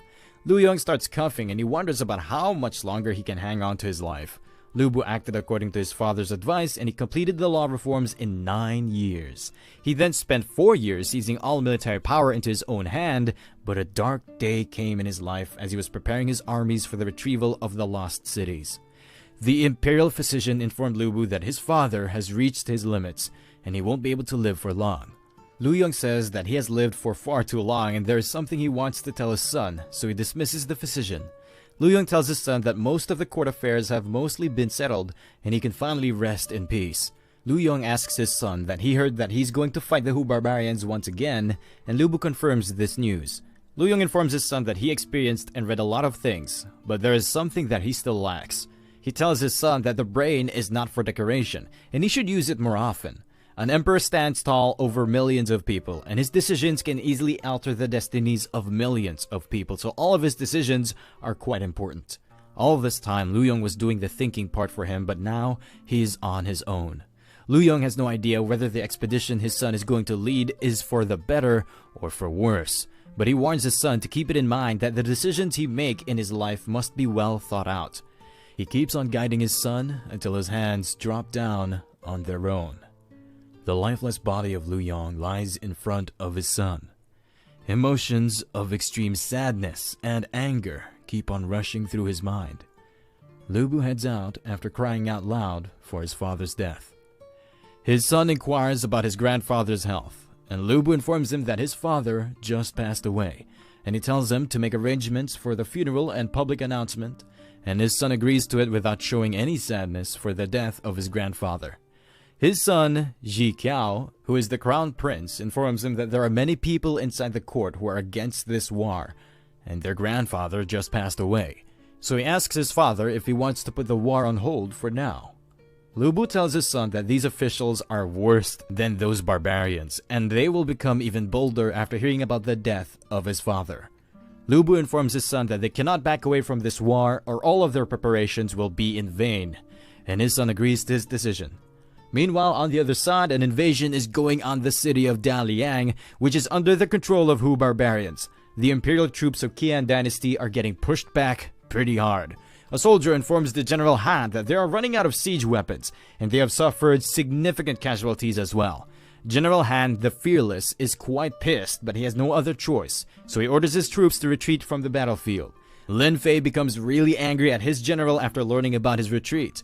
This was the 3rd time their assault failed on Daliang, but the general informs him that Daliang has infinite amount of defensive supplies. That's why it's totally impossible to wear them down. Lin Fei yells at him by saying that back then they defeated those Hu barbarians with little numbers, but now they outnumber those barbarians by thousands, but they still cannot take down a small city. General Han the Fearless says that he wants to say something, and Lin Fei tells him to spit it out. General Han tells him that maybe these Hu barbarians have grown stronger than before. Lin Fei remembers that in the past, Lu Bu told him that the spirit was soaring high when they united to fight tirelessly against the Hu barbarians. But now that he have ascended the throne, the remaining forces of Hu barbarians are lingering freely, and he asks Lin Fei about his opinion. Lin Fei informs Lu Bu that when he first met him, he promised to chase out those Hu barbarians from the land of Qian dynasty, but so far, he didn't get a chance to fulfill that promise. Lu Bu says that now he controls the finances and he can fully support the expedition of Lin Fei, so he asks him if he can complete this mission and reignite the might of Lin family. After hearing it, Lin Fei falls down on his knees, and he makes a promise to Lu Bu that even if he has to walk on fire, he will not let those Hu barbarians to step into their land. Lu Bu pulls him up by saying that he completely believes in him, and in the whole court, only Guo Jie and Lin Fei are the people he can trust with his life. After remembering that promise, the eyes of Lin Fei start brimming with rage as he needs to complete the promise he made with his lord. Lin Fei orders the general to gather the soldiers, and this time, he will personally lead the army. The very same day, another assault begins on the Daliang city by launching rocks lit on fire toward the city gates. General Lin Fei orders his men to keep on charging. He warns all of them that they need to capture the city even if they have to sacrifice every single legion. The Qian army suffered countless casualties during the last raid, and now their camp is filled with wounded soldiers. There are many questions lingering in the mind of Lin Fei, like how this tiny city of Daliang is capable of generating unending defensive supplies, because the city is not even big enough to store a large quantity of supplies, and they don't even have enough soldiers to defend the city for a long time. General Han the Fearless informs Lin Fei that the Hu barbarians are exerting an overwhelming resilience, and they must have oppressed the residents into assisting them. But Lin Fei disagrees with him as they have been oppressing them from outside for a long time, and they should not be able to hold their ground even with the help of the residents. Lin Fei says that he is sure that those bastards from the royal court must be allying with the Hu barbarians. He can't do anything to them for now, so he will request for more supplies from the emperor, and once he takes down this city, he will dig up all shreds of evidence and eliminate those traitors. Wen Chuan, who is the son of Wen Zheng and the newly appointed Secretary of War, reports to Lu Bu that the city of Daliang remains impregnable despite the prolonged sieges. Now, General Lin Fei is extending his demands for more funds, and Wen Chuan says that he is sure that Lin Fei must be embezzling the military funds. He further suggests that Lin Fei should be punished for this offense. Lu Bu says that this is bullcrap, as he knows Lin Fei well enough because they fought together in the past, and he wouldn't do such a thing. The son of Zhou Yong says that his father fought alongside the emperor as well, but he was recently stripped off from his position as the Secretary of War, and the rumors about him embezzling the military funds are unfair as well. Wen Chuan says that he don't agree with the words of Zhuo Yong, but General Lin Fei's actions should be carefully judged, and his careless demands have already triggered a lot of complaints. He further says that if General Lin Fei betrays him with all of his troops, then the dreadful aftermath would be beyond imagination. Lu Bu knows well that all of these bastards are clearly trying to protect their own wealth, but their words make sense, and Guo Jie is absent due to illness, which is making it hard for him to decide his next action. All of a sudden, he remembers the last words of his father, to think through everything, and he starts thinking again and again about what to do next. Just now, Lu Bu thought through many outcomes and obtained a lot of answers, but there is no one here who can tell him which answer is the correct one. He holds the greatest power in the country, but he is still in a lonely and cold place. After a few days, General Lin Fei receives a letter from Lu Bu which states that the whole court was dissatisfied with his performance on the battlefield, but is still opted to provide the provisions he requested. The note further says that this will be the last time he helps him, but he still hopes that he will not disappoint him, and he should safeguard the Lin family's honor. General Han the Fearless reports to Lin Fei that he finished counting the allocated provisions. Lin Fei tells him to assemble all soldiers. The resolve of their highness has been shaken, and this is their last chance to redeem themselves. Meanwhile, inside the city of Dalian, a citizen asks a Hu commander that they heard the Qian army is preparing to launch another attack. The commander says that they are correct, and this time, the Qian army is equipped with 5 times the siege weapons they had before, and with their current capability, it's likely that they will be conquered before the aid from the royal court arrives. The commander says that they have no other choice but to give their all, and he tells them to rest assured as he will not escape the city and betray them. The citizens are in complete favor of the Hu army, and they say they will even break their own houses in order to provide support to them. The citizens work tirelessly and break down their homes in order to bolster the defenses of the city. A citizen asks Zhang to rest for a while, as he has been working tirelessly since morning. But Zhang says that they don't have much time because the Qian army can strike them at any time. An old man comes toward them and he starts shouting at them to stop this nonsense as they are helping these barbarians against their own country. He tells them to have some shame and stop helping these invaders. Zhang says that this country was ruled by the Qian army even before they were born, and he's now the citizen of the great Hu Empire ever since he was born. Plus, the Qian Empire is the one who is attacking their city after destroying their decades-old peace treaty. The old man says that the you young shits don't know anything back in the days. When the Hu barbarians conquered their city, they committed numerous crimes and a lot of people were killed under the hooves of their cavalry. The grandpa of Zhang is sitting nearby, so the old man asks him why he didn't told about these atrocities to his grandson. The grandpa says that what the old man said is correct, but he further says that the Qian army is rotten to the core, and when the Hu barbarians invaded their city lord fled with all of the troops, leaving them defenseless. But right now, when the Qian army is trying to invade their city, it's the Hu soldiers who are trying to fight them to their deaths and protect the citizens. The old man says that things have changed in the Qian army, as the new emperor is the reincarnation of the god of war, Lu Bu. The grandpa says that he is correct, but General Lu never came here to save them. It was the Emperor Guangxiao of the Hu Empire who came here to personally see if the citizens are treated badly or not, and unlike his brutal predecessors, he is a kind man. Their whole province was in peace until the Qian army decided to launch this attack, and they would have lived peaceful lives if the Qian army even slightly cared about the well-being of the citizens. A commander reports to the Hu general that all tools, including the newly built ones, are ready to be equipped. Plus, some citizens have expressed the desire to participate in the defense of the city. The Hu general says that they are the ones who are tasked with protecting the citizens, and they must not embarrass Emperor Guangxiao by dragging civilians into a war. The general orders the commander to let the civilians deliver the weapons. The rest of the fight will be done by the soldiers. He further says that as long as he is breathing, no one will take down this city. After a few hours, the Qian army launches another raid on the city walls. A specialized Qian troop is waiting for their chance. In the past, General Lin told General Han the Fearless that the gate of Dalian City is a formidable barrier. General Lin Fei handpicked a few elite soldiers to form this battalion, and General Han is going to lead this special operation. The main force will focus on a few key areas in the siege, and once there's a breakthrough, the specialized battalion will quickly enter the city and open the gates after sneaking through all defenses, and they are the key element to their victory. General Lin Fei says that this is an incredibly difficult task, but only General Han the Fearless can make it possible. General Han tells General Lin Fei that he will accomplish this task for the sake of the great Qian Empire, and he will surely liberate these innocent civilians from the tyranny of those Hu barbarians. In the present, one side of the wall gets breached after getting hit by a boulder.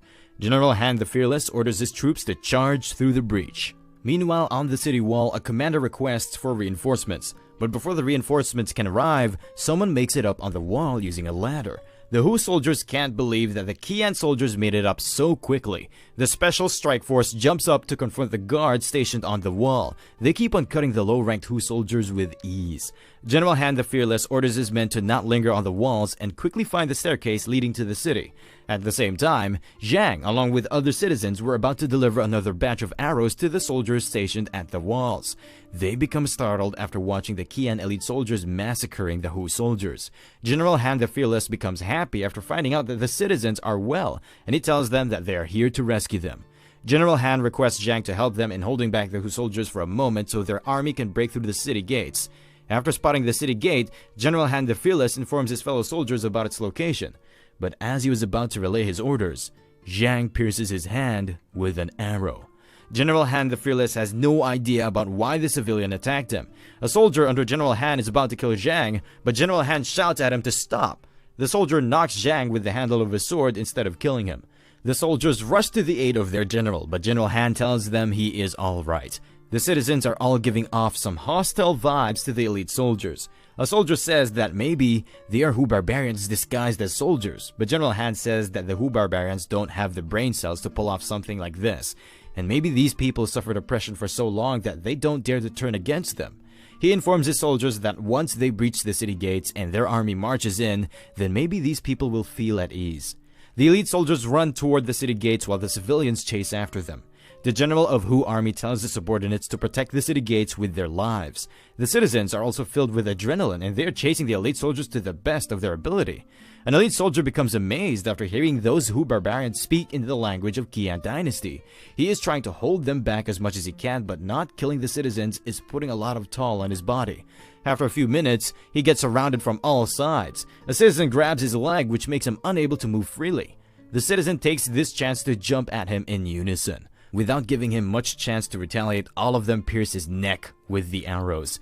This soldier had killed countless Hu barbarians in his life, but in the end, he hesitated to kill his fellow civilians, which costed him his life. At the same time, Zhang woke up and he picked up a sword from a dead soldier. There is a lot of action going on around him, but he ignores them and keeps on moving toward the city gate.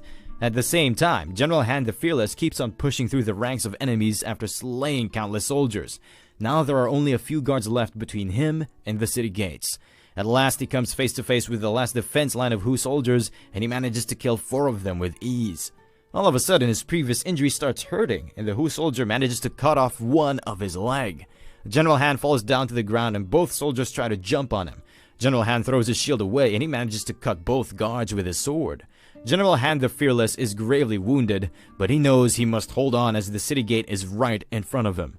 General Han the Fearless uses all of his force to limp toward the city gate switch, and at last, he manages to get a hold of it. But before he can pull the switch, Zhang stabs the sword through his throat. In his last moments, General Han the Fearless tries to ask Zhang about why he killed him, and if he had managed to pull the switch, all of the citizens would have become free from the savage barbarians. General Han the Fearless is about to die, but the question about why Zhang killed him still remains unanswered. Due to the failure of General Han the Fearless, the Qian army was left with no other choice but to retreat. The battlefield is filled with the dead bodies of Qian soldiers. Hu general congratulates his men for successfully defending the city. Unknown to him, the real reason why they won is Zhang, who is sitting in a room next to the dead body of General Han the Fearless. Lu Bu becomes furious after hearing the news of this great loss, and he orders his men to call Lin Fei to return to the capital within 3 days. He is going to personally question Lin Fei for his crimes. 2 days later, Lin Fei arrives at the capital and Lu Bu starts questioning him. Lu Bu asks him why he couldn't capture a small town even after repeated attacks, and Lin Fei says that this time he had arranged a well-planned ambush strategy, but most of his trusted men failed to open the city gates, which resulted in their defeat. He further says that he is sure that there are spies inside the court who are leaking information to the Hu barbarians. But Lu Bu is not buying any of this crap, and he tells him that he's the most suspicious one because he kept on losing a lot of resources and soldiers without getting any results. Lu Bu, enraged, says that maybe Lin Fei is not even a member of Lin family, as the honorable Lin family never lost a single battle. He further says that maybe Lin Fei is using the Lin family as a shield to carry out his treacherous and unrighteous deeds. This makes Lin Fei really angry and he tries to pull out his sword. Lu Bu asks him if he's going to draw his sword and kill him. But Lin Fei is not a traitorous scum, so he throws his sword away. Lin Fei tells Lu Bu that it's up to him to torture or kill him. Lu Bu tells him to hand over his command token and leave. He never wants to see him ever again. Lin Fei thanks Lu Bu for his generosity as his life was spared. With those words, both of these long-term friends part their ways. The next day, Guo Jie asks Lu Bu if he's really going to personally lead the expedition. Lu Bu informs him that he has no capable general left to lead the soldiers, so maybe he will lead the soldiers by himself. And Guo Jie asks him about why he dismissed Lin Fei and if he doubts him.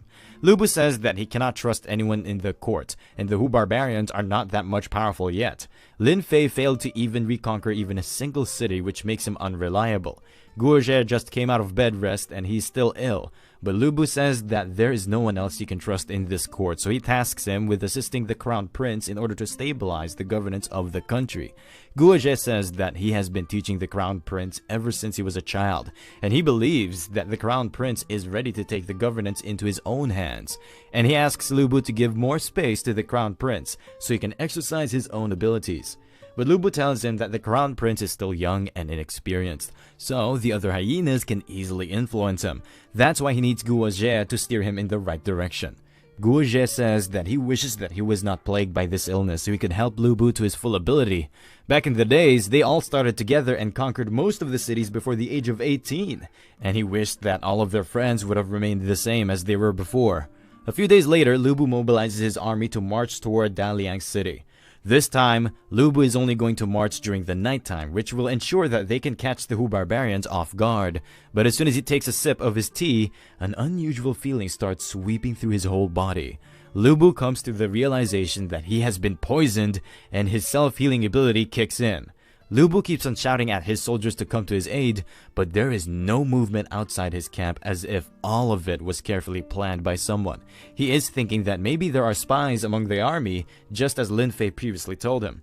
A notice appears which tells him that the poison is too potent, so the self-healing ability cannot fully neutralize it. Half of the poison has been cured, so Lu Bu fakes his death in order to find out the identity of his killer. After Lu Bu's cries for help stop, 2 soldiers come inside to confirm if Lu Bu is dead. After the confirmation of his death, the mastermind moves in the camp. The mastermind turns out to be the crown prince. Lu Bu is shocked as he never expected his own son to go this far. Ji Qiao gets down on his knees in front of the dead body of his father and he begs him for his forgiveness. He further says that the death of his father was necessary for him to truly become a supreme ruler. Ji Qiao orders both guards to take back the dead body of his father to the imperial palace and resume their positions. Ji Qiao comes out of the camp and the whole army congratulates him for ascending the throne. Ji Qiao orders all generals and soldiers to get up, and he promotes each soldier present there by 1 rank. And he further says that after his ascension to the throne, he don't wish for any unnecessary bloodshed due to wars. He appoints Di Ming as the great general of Qian dynasty, and starting tomorrow, he will withdraw all troops from the battlefield. All of a sudden, the guards inside the camp start crying for help. Lu Bu comes out of the camp and signs of anger are visible on his face. He asks his son about why he tried to kill his own father, and as crown prince, he was eventually going to become the emperor. The generals under the command of Ji Qiao rush toward Lu Bu to finish him off, but they are no match for Lu Bu, who cuts through them like thin paper. He points his sword next to his son's head and he asks him about why is he so impatient. Ji Qiao says that he is not impatient. Lu Bu is already 60 years old, but he's not showing any signs of aging. Even the most potent poison in the world cannot take away his vitality, and he's afraid that even if he died of old age, Lu Bu will still be alive and well. He cannot wait for 30 or 50 more years for Lu Bu to die down on his own. That's why he did it.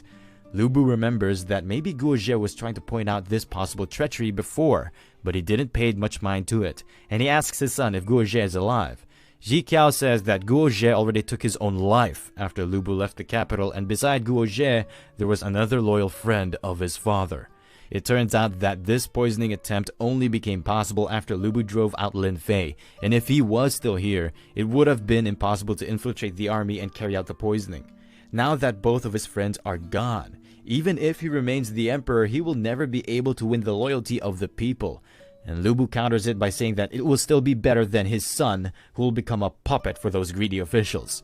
Ji Qiao says that Lu Bu is so old, but he is still so naive. Lu Bu only thinks that greedy officials are the only ones who oppose war, but whenever a war happens, the normal citizens are the ones who suffer the most. And after becoming emperor, he will put a stop to all wars and let his empire recuperate in peace.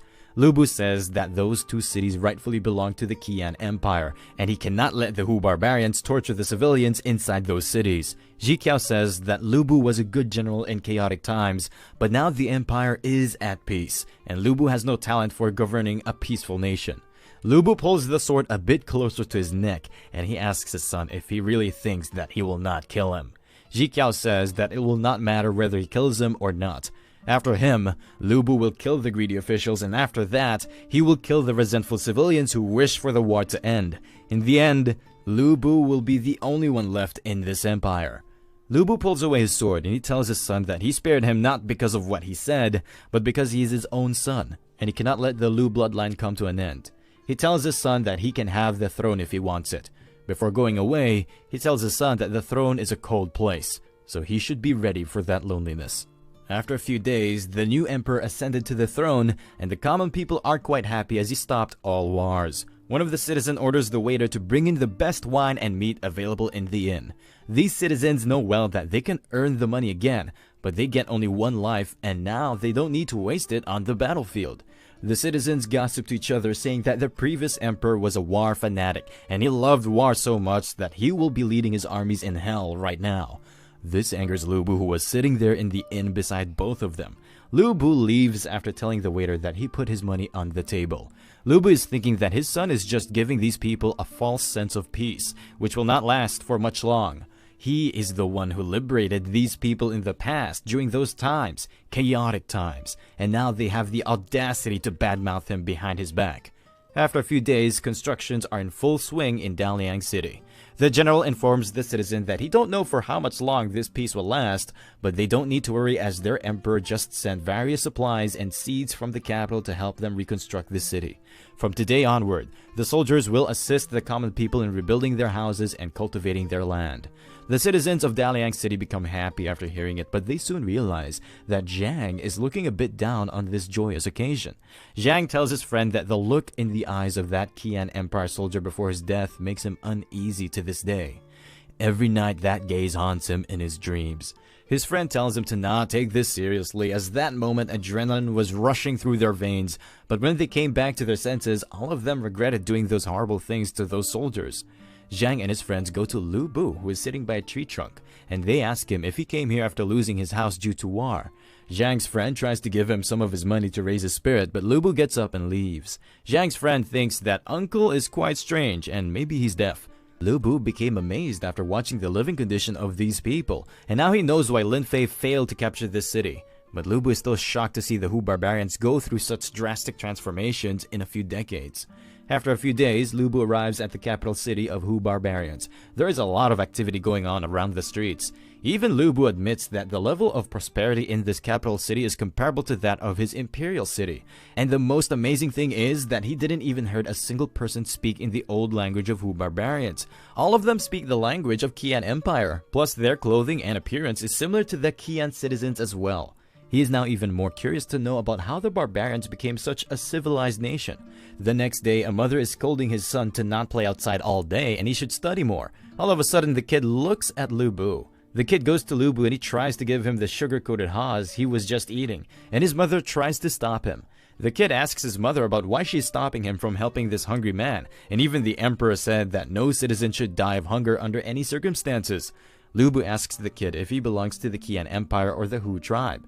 The kid has no idea about those two places, and he informs Lu Bu that he is from Daguang dynasty, and everyone in this city is from that nation as well. The kid's mother had enough, and she takes his son along with him, but not until he puts the sugar-coated haws in front of the poor uncle. The kid is feeling quite happy after helping a hungry uncle, and Lu Bu is wondering about how did the new emperor completely transform this nation in a span of only few decades. Lu Bu keeps on sitting at the same place for a few days, and throughout his stay, a lot of people try to help him. After 6 days, the people around him become worried about his well-being as he has been sitting at the same place for 6 days and he has not even touched his food. Someone reports about to Lu Bu to the magistrate, and he comes in person to handle the situation. The magistrate somehow knew about the true identity of Lu Bu, and he orders his men to evacuate the citizens out of that place. The magistrate reports about Lu Bu to the emperor, but other ministers shun him by saying that the old emperor of Qian dynasty died a long time ago. The magistrate vouches on the identity of Lu Bu, and he says that he is on the brink of starvation. Emperor Kuang Xiao tells his subordinates that he wants to have a face-to-face conversation with Lu Bu. That way, it will not only resolve his doubts, but also showcase the exemplary etiquette of their Daguang dynasty. One of the minister protests against this decision as Lu Bu was a mere general during the chaotic times, and he's now just a vagrant. Emperor Kuang Xiao asks his minister about why he is protesting against his decision, and if he thinks that their emperor is just a pampered little boy. All ministers get down on their knees and they say they were wrong, and the emperor tells them to get ready to head out of palace. While the emperor is marching in the streets, his civilians are wondering about why the emperor is going to meet the vagrant. The emperor is curious to know about the personality of Lu Bu, as he heard a lot about him from his father and uncles. When he was young, he always wanted to meet the person who made his fearless father and uncles intimidated. Today, he finally got the chance to meet Lu Bu, and he has a lot of things he wants to ask him. The magistrate informs Lu Bu that the emperor has arrived, and he should pay his respects. But the emperor shuns the magistrate by telling him to not be disrespectful to Lu Bu. Both of them get excited after watching the ruler of their opposing nation in person. Emperor Guangxiao orders his men to step back, as he wants to have a private conversation with Lu Bu. Guangxiao sits next to him while telling him that he had a lot of questions running through his mind on the way, but now that he have met him, he don't know how to begin this conversation. He asks Lu Bu if he has anything he wants to ask him. Lu Bu asks him about why he came to meet him in person and if he's not afraid of death. Guangxiao tells him that being an emperor is not easy, and it's not often that he can find someone to have a heartful conversation with. The throne is a cold and lonely place, so meeting someone else who has experienced this loneliness is a good thing. Guangxiao further tells him a secret that he has been implementing the administrative model of the Great Qian Empire, and he's doing all of this for the sake of integrating different ethnic groups. He further says that he did it all so he could one day meet Lu Bu on equal grounds. Emperor Guangxiao says that it feels so relieving to finally let out something that has been weighing on his heart for 30 years. Lu Bu says that he is describing it casually, but in reality, all of these things require a lot of careful consideration and planning to accomplish. Guangxiao says that he is correct, and he confesses that he took a shortcut by following in the steps of Lu Bu. At first, he was just curious about Lu Bu, so he was observing his every step from afar, and then based on what Lu Bu did, Guangxiao added a little extra to it, and now he thinks he achieved better results than even Lu Bu. This reminds Lu Bu of his father's words who told him to use his brain more often, and now he realized that the Emperor Guangxiao did a better job at it than him. Lu Bu starts laughing out loud after a long time. He keeps on laughing until he becomes totally exhausted. Lu Bu dies right in front of Emperor Guangxiao due to starvation, but he has already done his part. Emperor Guangxiao is really thankful to Lu Bu for meeting him before passing away. Through his actions, Lu Bu not only changed the destiny of his empire, but that of his rival nation, and he left quite a deep lasting impact on Emperor Guangxiao as well. The system tells Lu Bu that he has completed the exploration of family of scholars, and now the system will calculate and evaluate his performance. The system says that Lu Bu showed a lot of bravery, which led him conquering numerous cities, and he finally replaced the emperor of the Great Qian Empire. Although his process was not perfect, and in the end he died as a vagrant instead of an emperor, that's why his last social status was reduced to 60. However, he managed to capture the hearts of many people as he rescued his citizens from the dire straits of the Hu barbarians. His great achievements will undoubtedly be praised and recorded in the history of that world. That's why his final reputation is valued at 66. After his death, his son, which is considered a part of his wealth, formed a friendship with Emperor Guangxiao, and after 100 years, both empires were merged as one, which fulfilled his long-cherished aspiration of unification. That's why his final wealth score is increased up to 64. Lu Bu was quite a strong human, but due to being poisoned, his physical fitness deteriorated, and he died as a weak man, so his strength value is at 43. The system further informs him that he was good at leading soldiers and warfare, but he lacked in other expertise. Fortunately, he had a genius father who carried him throughout the journey, but after his death, Lu Bu became somewhat lost and uncertain. However, it also made him realize the loneliness of sitting at the peak of a nation. His current thinking is too immature to lead a nation, but he has lost some of his arrogance due to these events. That's why his final intellect value is rated at 51. In this life, Lu Bu lived for 60 years, and the system starts calculating his final assessment. The final outcome is that Lu Bu died due to starvation on the street, and he got a legendary rank for his overall evaluation. Lu Bu is thinking that he must have done well, that's why he got the legendary evaluation. Lu Bu got 13,583 points, and he permanently unlocked the self-healing ability. He got 5 options, and he can select 2 talents out of them, which will be permanently unlocked for him in the real world. The first option is Beautiful Voice, which will give him a singing talent. The second choice is Super Memory. The third option lets him enhance his internal organs to the intermediate level. The fourth option is a Perfumer. And fifth option includes Advanced Level Carpenter Skill. In the past, Lu Bu had to choose one option from 3 choices, but now there are 5 choices and he can select 2 of them. After careful consideration, Lu Bu chooses internal organs enhancement and super memory. After confirming it, the system starts enhancing both the memory and organs of Lu Bu. Now, 3 organs of Lu Bu are at intermediate rank, which triggers a hidden condition, and now his blood circulation state has become permanent. After the completion of the assessments, the system sends Lu Bu back to the real world. This is it for part 5 of Lu Bu's life story. Right now we are caught up with the Raws, but we will keep on updating this series as soon as some new chapters are available. Make sure to subscribe to Recap Manhwa and don't shy away from commenting your thoughts about this story. With that being said, see you later in the next video. The next morning, Lu Bu wakes up in his Lu residence. The food variety in the last simulation world was quite abundant, and now he can't get used to his regular meals. The next time he goes to the simulation world, he will try to exchange some crop seeds for simulation points. Lu Bu's wife asks him if the food this morning is not to his liking, and Lu Bu says that the food is good, but he's not in a good mood since he didn't sleep well last night. At the same time, Dian Wei enters the residence to inform Lu Bu that his horse and his armor are ready. He can enter the palace at any time, and Lu Bu gets up to prepare for his departure. Lu Bu is hesitating to wear the armor, and Dian Wei asks him if this newly made armor is not to his liking. Lu Bu tells him to put away this armor for now and bring a pen and paper for him. Lu Bu has been an emperor for so long, and now touching this armor is bringing him a sense of unfamiliarity. Lu Bu uses his super memory skill to draw the blueprints of the clothes he used to wear in the simulation world, and he orders Dian Wei to send these blueprints to the tailor and have him make some clothes according to these designs. After some time at the Everlasting Palace, a discussion about the resettlement of the people and the military funds is going on. Wen Yu suggests that they just moved the capital city, so imposing additional taxes at this time may not be appropriate, and implementing the land tax reforms would be the best measure for now. Minister Wen Xian counters this suggestion by saying that some powerful landlords have just pledged allegiance to the Grand Master, and they will not take this land reforms as a good sign. Wen Yu counters him by saying that this is just nonsense, and Wen Xian is making these claims because he has a lot of land, but he don't want to pay taxes for it. Wen Xian tries to put Wen Yu in his place by saying that there are a lot of generals under Grand Master's command which have a lot of farmlands, and yet they don't pay a single penny in taxes, and they should start with those generals first.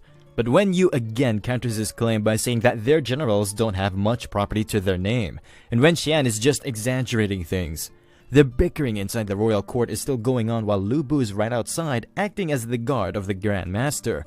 Lu Bu is thinking that he is too familiar with these never-ending debates over the land reforms, and he remembers being infuriated by this when he was the emperor. But right now, Grand Master is the one who is becoming infuriated. Inside the courtroom, Grandmaster became agitated, just like Lu Bu said, and he tells the court officials that his military has always strictly upheld discipline, and they are just trying to distort the truth. Minister Zheng Tai says that the influence of the Grandmaster is immense, and they know well that they cannot speak against him without evidence, and Emperor Han Xian inquires about this evidence from Gong Ye. Zheng Tai informs the emperor that the evidence is in the hands of steward Shi Sun-rui, and he will be arriving soon. Lu Bu just heard it, and he is thinking that the ministers got the Grand Master by the nose, and it will be over for him once the evidence arrives. All of a sudden, Lu Bu spots someone rushing toward the royal court. Lu Bu uses his fast speed to get close to him. This person turns out to be steward Shi Sun-rui, and Lu Bu tells him to stop. Shi Sun-rui asks Lu Bu to let him pass, as he has some urgent matter to attend in the court, and Lu Bu tells him that it's his duty to guarantee the safety of the court officials, so he will have to check the items steward Shi Sun is carrying. Shi Sun gives the letter to Lu Bu for inspection, as he is thinking that Lu Bu is a musclehead, and he won't even understand the contents of this letter. It turns out the Grand Master already requested his generals to refrain from evading taxes, but they are all corrupt and doing tax evasion. But if this letter gets in the hands of the emperor, then the Grand Master will be done for. Steward Shi Sun-rui asks for the letter, while Lu Bu is thinking that the Grand Master is right now in a big trouble, and Lu Bu knows from his previous experience that he needs to help him out of this mess. Lu Bu is right now under the command of the Grand Master, and he needs to alleviate some of his burdens, so he activates the blood pump skill. He then crushes the letter into powder while telling the steward Shi Sun-rui that there was nothing dangerous in the letter and he can go inside now. Lu Bu hands over the powder to the steward while telling him that he can now take his letter back. Steward Shi Senrui becomes angry and he shouts at Lu Bu for doing this pathetic act, and his cries can be even heard inside the court, and Lu Bu tells him to not worry as he will properly compensate him for the damages. Emperor Han Qian inquires about the person who is making such a fuss outside. A servant informs the emperor that Steward Shi Senrui is currently arguing with the Marquis of Pingtao, and Emperor orders the servant to summon them inside. After some time, both Lu Bu and Steward Shi Senrui greet the emperor. Emperor Han Qian tells Lu Bu that right now he is the general who guards the eastern part of the empire. His position is higher than the 9 ministers present in the court, and he has outstanding achievements. But why was he standing outside the main hall all this time? Wen Yu is thinking that the emperor is too cunning, and maybe he's trying to pit Lu Bu against the Grand Master. Instead of telling the truth that the Grand Master appointed him as his bodyguard, he tells the emperor that he's just a simple warrior, and he don't understand the court affairs, so it's more comforting for him to stay outside the hall. This completely shocks the Grand Master, as he was expecting that maybe Lu Bu will spill the beans. Zheng Tai asks Steward Sun to present the evidence to the emperor, and Steward Sun starts explaining that he secretly discovered that the Grand Master and his subordinates not only possess thousands of fertile lands in Linzhou, but they have also acquired extensive farmlands in different regions, and the scale of these farmlands is astonishing. Grand Master is thinking that those power-hungry generals did not listen to his advice of stopping the land acquisition, and they also left some evidence. Steward Sun says that he had all the evidence in a scroll, but the Marquis of Pingtao just crushed the letter right outside the royal court. Lu Bu apologizes to Steward Sun and he says that he was just doing a routine checkup and he accidentally damaged the scroll.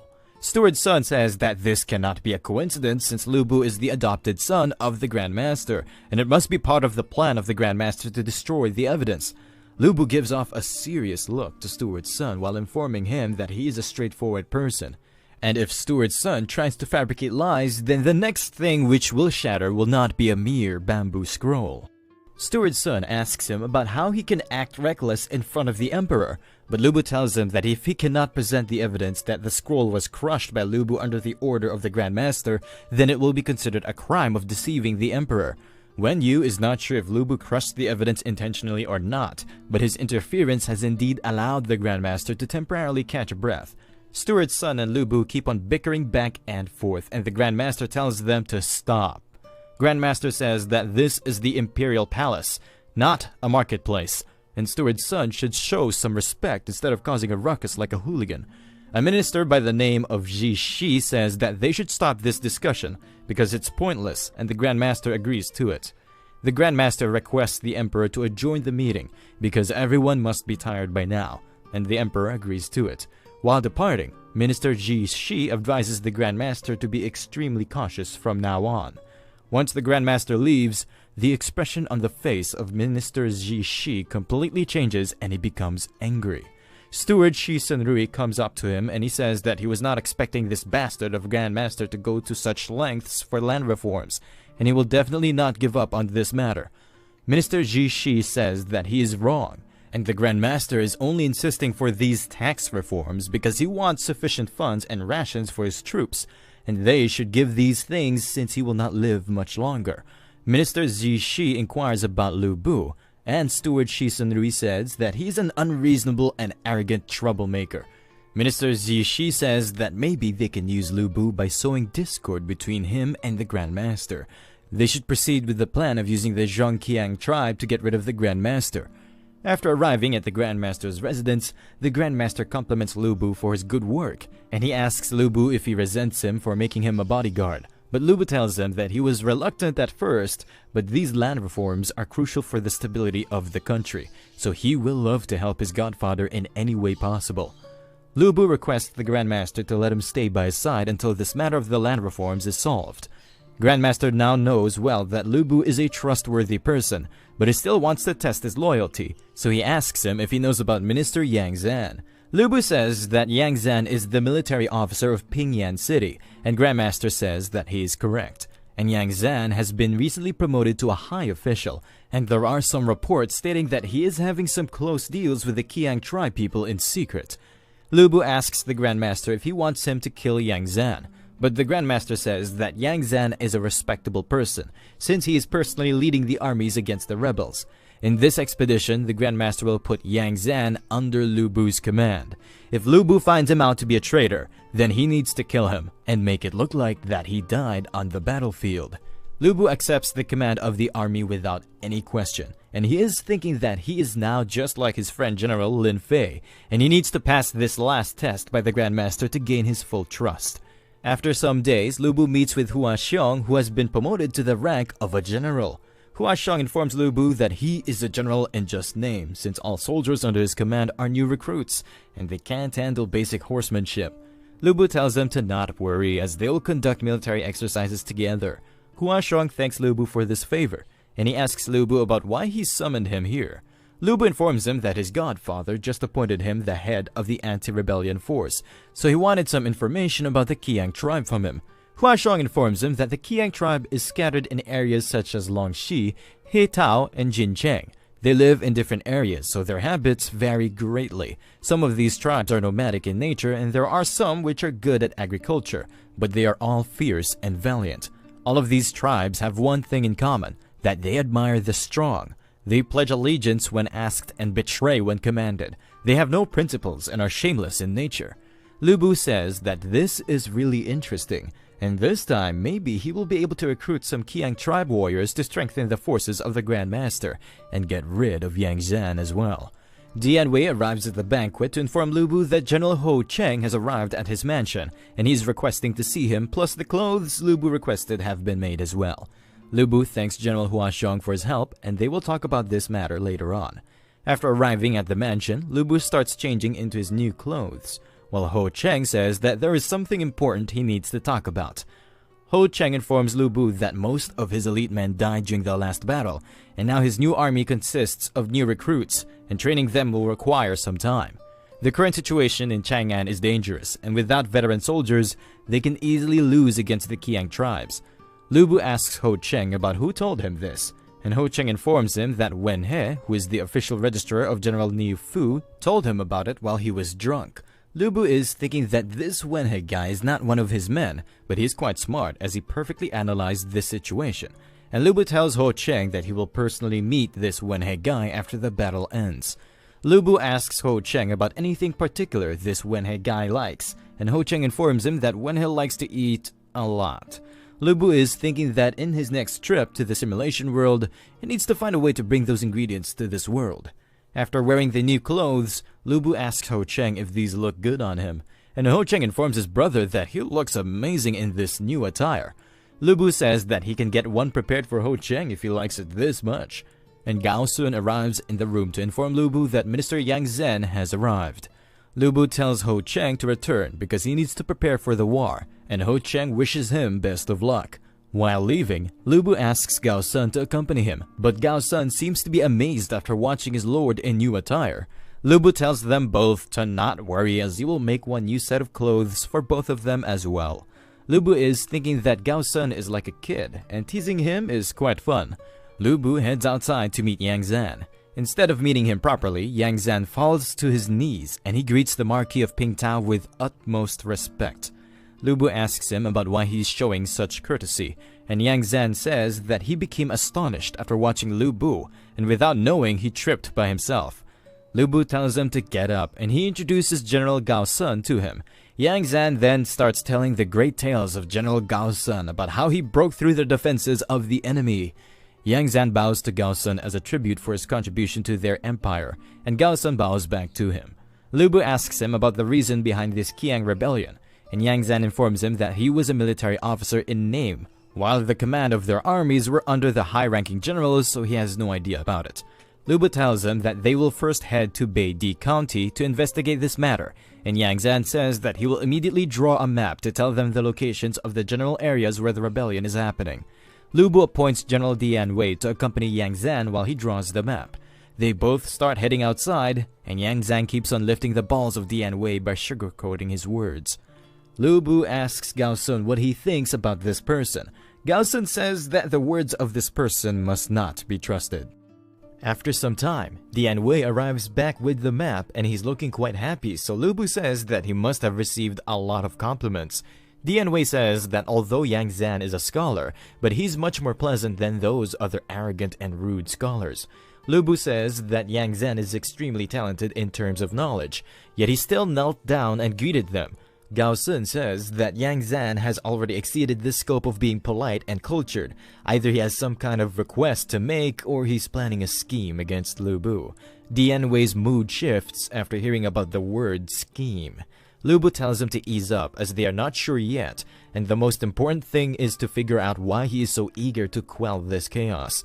Lu Bu says that he will go first ahead and assess the situation with the Zhongqian tribes, while Gao Sun will take his commander's seal and lead the troops to keep Yang Zhen from knowing about this.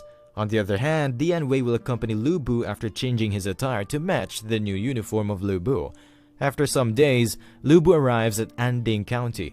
The terrain here consists of many mountains and few cultivated lands. However, due to the land being less fertile, the harvest here is extremely limited.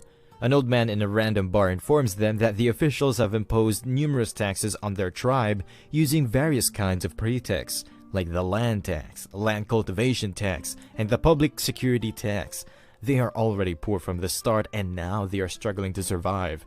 Dian Wei says that he heard that they are going to war, but it doesn't seem like they are prepared at all. The old man gets hyper after hearing about the war, and he questions the origin of Dian Wei. Dian Wei gets up to beat up the information and face of this delusional old man, but Lu Bu tells him to calm down and talk it out in a peaceful manner. Lu Bu informs the old man that they came from a distant land called the Great Qian Empire, and they are here to visit some relatives, so they are concerned that they would encounter trouble while passing through this county. Lu Bu hands over some money and he asks for a safe route. The old man accepts their apology and he tells them about a safe route which can lead them inside the county without any trouble on the way. Both of them start heading out, and Dian Wei asks Lu Bu if they are going to Jin Cheng, and Lu Bu says that they are going to Fanshu Pass. The old man told them to avoid the Fanshu Pass, which means that there is something dangerous like a stronghold in there. Dian Wei compliments Lu Bu for his quick thinking. Lu Bu tells him that he should read some books, and Dian Wei says that he prefers to be beheaded instead of reading something. After some time, they arrive at the Fanshu Pass, but it is heavily guarded, and Dian Wei asks Lu Bu about how they are going to infiltrate it. Lu Bu says that infiltration is out of the question, and they will go straight from the front gate. Dian Wei gets ready as he thinks that maybe they are going to fight their way through the main gate. Lu Bu tells him to just follow him around, and they are only going to use force in a desperate situation. After some time, the guard stationed at the gate sees someone approaching them. They shout at Lu Bu to stop, and Lu Bu informs them that he's Marquis Lu Bu, and he's here to quell the rebellion. The guard orders the archers at the outpost to get ready. The archers shoot their arrows at Lu Bu without wasting any time. The arrows are about to hit Lu Bu, but he easily catches them using one of his hands. He then throws the arrows back, and the arrows pierce through the bows of the archers. Everyone gets afraid after watching this precise showcase of skills, and Lu Bu informs them that he always prefers diplomacy over violence. And what just happened now is a warning to all of them. Even Dian Wei is amazed as only a few months since the last battle have passed, and Lu Bu's skills have exponentially grown in this time. The guards say that they cannot take him on by themselves, and maybe they should let Kemu Ji fight him. The guards inform Lu Bu that he will have to fight their first-rank warrior, and Lu Bu tells them to hurry it up. A few minutes passed and Lu Bu is almost bored to death. Finally, Kemu Ji, the first-ranked warrior of the Zhongqiang tribe, arrives, and he introduces himself to Lu Bu. Kemu Ji tells Lu Bu to take out his weapon, and he is eager to find out if Lu Bu lives up to his reputation. Lu Bu says that dealing with someone like him doesn't even require weapons. Just one of his hands is enough. Kemu Ji rushes toward Lu Bu at max speed. Lu Bu activates the blood pump circulation skill while Kemu Ji tries to slash him with his halberd. Lu Bu easily blocks the halberd with his bare hand without moving an inch. He then grabs the halberd and smashes the chest of Kemu Ji. Kemu Ji flies off into the distance. He falls down quite far from his initial position, and Lu Bu throws his halberd next to him. Lu Bu tells Kemu Ji to get up and continue fighting if he's not dead yet. Kemu Ji gets up and he is trembling. Instead of continuing the fight, he admits defeat and asks them both to follow him inside. While Kemu Ji is leading the way, Lu Bu realizes that the defenses in this stronghold are quite good. There are sentries stationed after every 100 meters. It looks like a huge portion of their main force is stationed in this stronghold.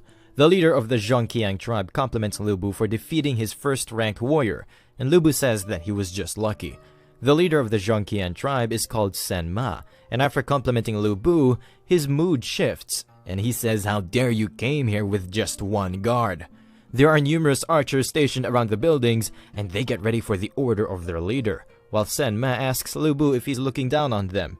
Dian Wei gets angry and he tells Sen Ma that this mere guard can take on all of his best men at once, and Lu Bu tells Dian Wei to calm down, as he knows well that Sen Ma will not take action against them. Sen Ma says, "Where did you get the confidence that I will not dare to take any action against you?" And Lu Bu says that Sen Ma didn't kill any officials after taking over the Pengyang city, and the reason why he didn't kill any officials is because this Qiang rebellion is actually a scheme they concocted in collusion with certain individuals within the court who are deceiving the imperial court for their own gains.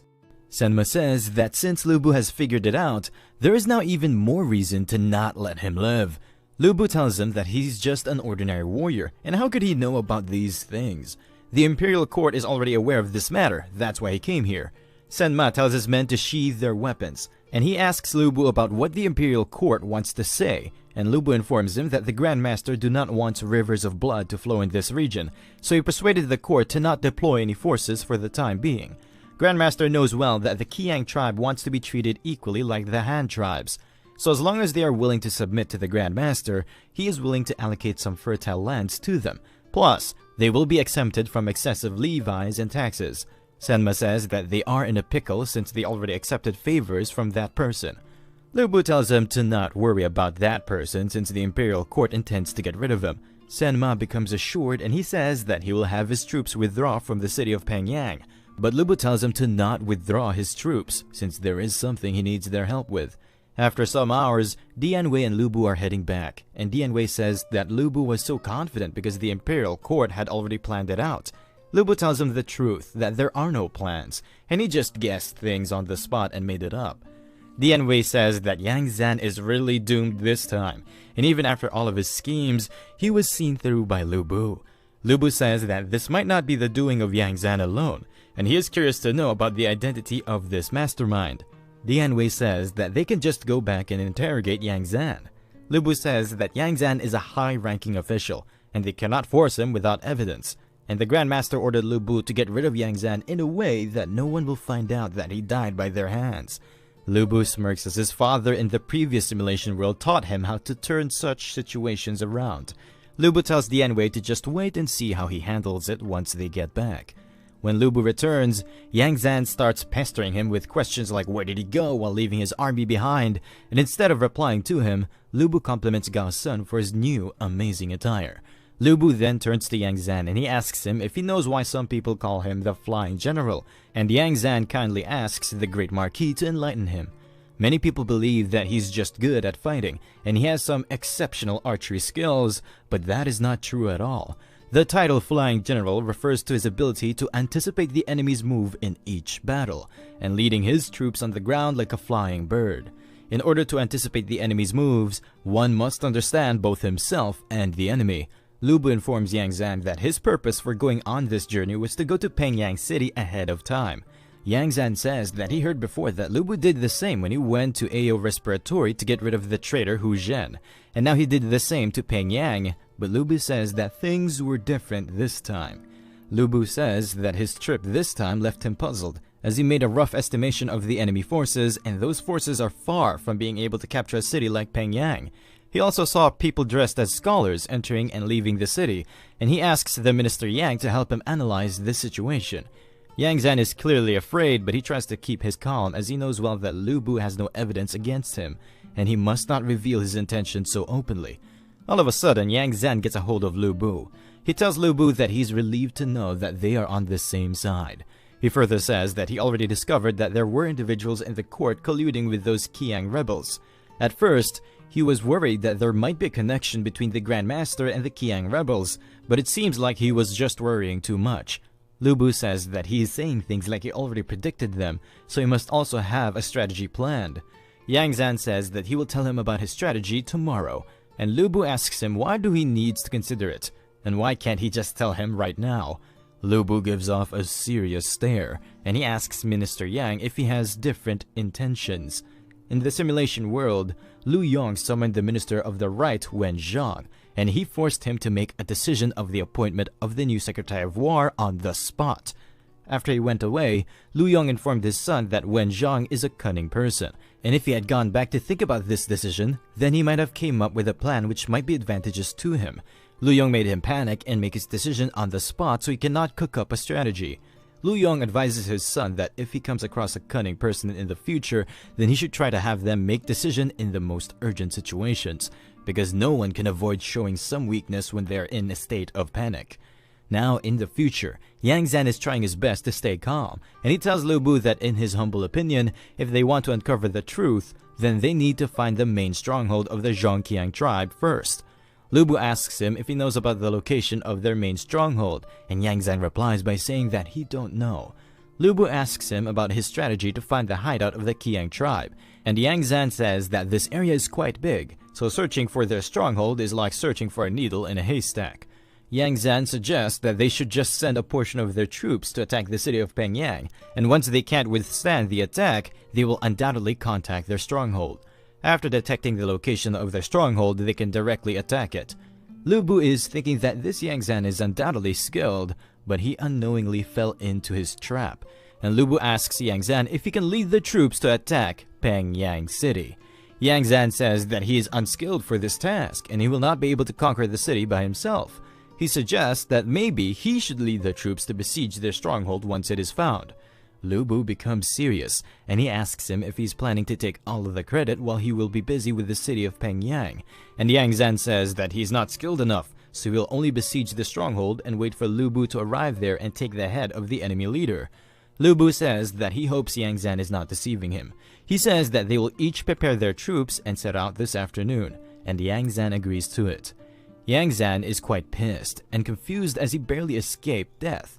Gao Sun says that he is sure that Yang Zan is colluding with the Zhongqiang tribe, and how he can task him with finding their stronghold. Lu Bu informs Gao Sun that he already discovered the location of their stronghold, which is situated at Fansu Pass. Gao Sun asks Lu Bu about why he didn't expose him, and Dian Wei says that the Qiang tribe have already switched their allegiance to the Grand Master, and they are just waiting for Yang Zan to step into their trap. But Dian Wei is confused because if Yang Zan dies, then there will be no way for them to expose the person behind him. Lu Bu says that the only reason why he gave time to Yang Zan to go back and prepare is because Yang Zan thinks that Lu Bu will easily conquer the city and get a confession from other officials, and now he must be planning to get rid of Lu Bu. Back at his camp, Yang Zan is quite angry and he smacks the map of the region. Yang Zan says that the Grand Master is a cunning person and he appointed Lu Bu above him to investigate. But a general under him says that fortunately, Lu Bu is just a martial artist and it will be hard for him to uncover the truth. Yang Zan says that Lu Bu is a fool, but the Grand Master and his men are not, and once they hear the report of Lu Bu, they will know that Yang Zan was behind it all. Yang Zan says that this time, they must not let Lu Bu return alive, but the general says that Lu Bu is quite skilled in battle and it won't be easy to directly deal with him. On the other side, Lu Bu and his generals are planning the same thing, and Lu Bu informs his men that they cannot directly kill Yang Zan with their own hands, and the same thing goes for Yang Zan, so there is only one option left for him. They both say at the same time that they will let the Zhongqiang tribe get rid of this fool. The next day, Lu Bu informs Gao Sun that the Qiang tribe people in the city of Pengyang will cooperate with them to make a feigned attack, but they need to not make it look too obvious, and if Yang Zan senses that something is wrong, then their efforts will be for nothing. Gao Sun says that he will do as the wish of Lu Bu, and he asks Lu Bu if he is sure Yang Zan will come to meet him. Lu Bu says that Yang Zan needs to desperately kill him, or he will not find another chance to split up the troops. All of a sudden, Yang Zan comes running toward Lu Bu to request something. He tells Lu Bu that Gao Sun is an amazing general, and he can easily take care of the Pengyang city, so he requests Lu Bu to take command and lead his troops to search for the stronghold of the Qiang tribe. He hands over the commander's seal to Lu Bu, saying that under Marquis Lu Bu's command, he is sure that they will win, and after this battle, Lu Bu will be hugely credited for his achievements. Lu Bu takes the seal off from the hands of Yang Zan, indicating that he is just another power-hungry general like others. After some time, Lu Bu gets prepared for departure, and he asks Minister Yang Zan to set out as well. Meanwhile, Yang Zan is thinking that there are rumors which suggest that Lu Bu is just a glory-seeking war fanatic, and it seems like all of those rumors were true. After a few hours, Dian Wei is beating up a soldier of Qiang tribe inside the city of Pengyan. The attack of Dian Wei was quite powerful, and the soldier was sent flying in the air while his armor was chopped in half. Dian Wei asks the other soldiers to spar with him, but they are quite afraid, and Gao Sun tells him to stop it. Dian Wei says that their lord told them to make this feint assault look like real. That's why he was roughing up the soldiers of the Zhongqiang tribe. Gao Sun informs them that they have already gotten hold of the city, and they also sent a message to Yang Zan's troops, so there is no need to continue this farce. Meanwhile, Lu Bu is camping inside the region of Qishan with the army of Yang Zan. A soldier from Yang Zan's army informs Lu Bu that the city of Pengyan has already been conquered, and they found out that the stronghold of the Qiang tribe is located at the Fanshu Pass. Lu Bu orders the commander to get the soldiers ready, as they will immediately head out for the Fanshu Pass. After a few hours, the whole army of Yang Zan is mobilized, and they start heading toward the Fanshu Pass. Lu Bu compliments Yang Zan for his brilliant strategy, and he says that once he returns to the capital, he will put a good word for Minister Yang Zan in front of the Grand Master, and Yang Zan seems quite thankful for the compliments.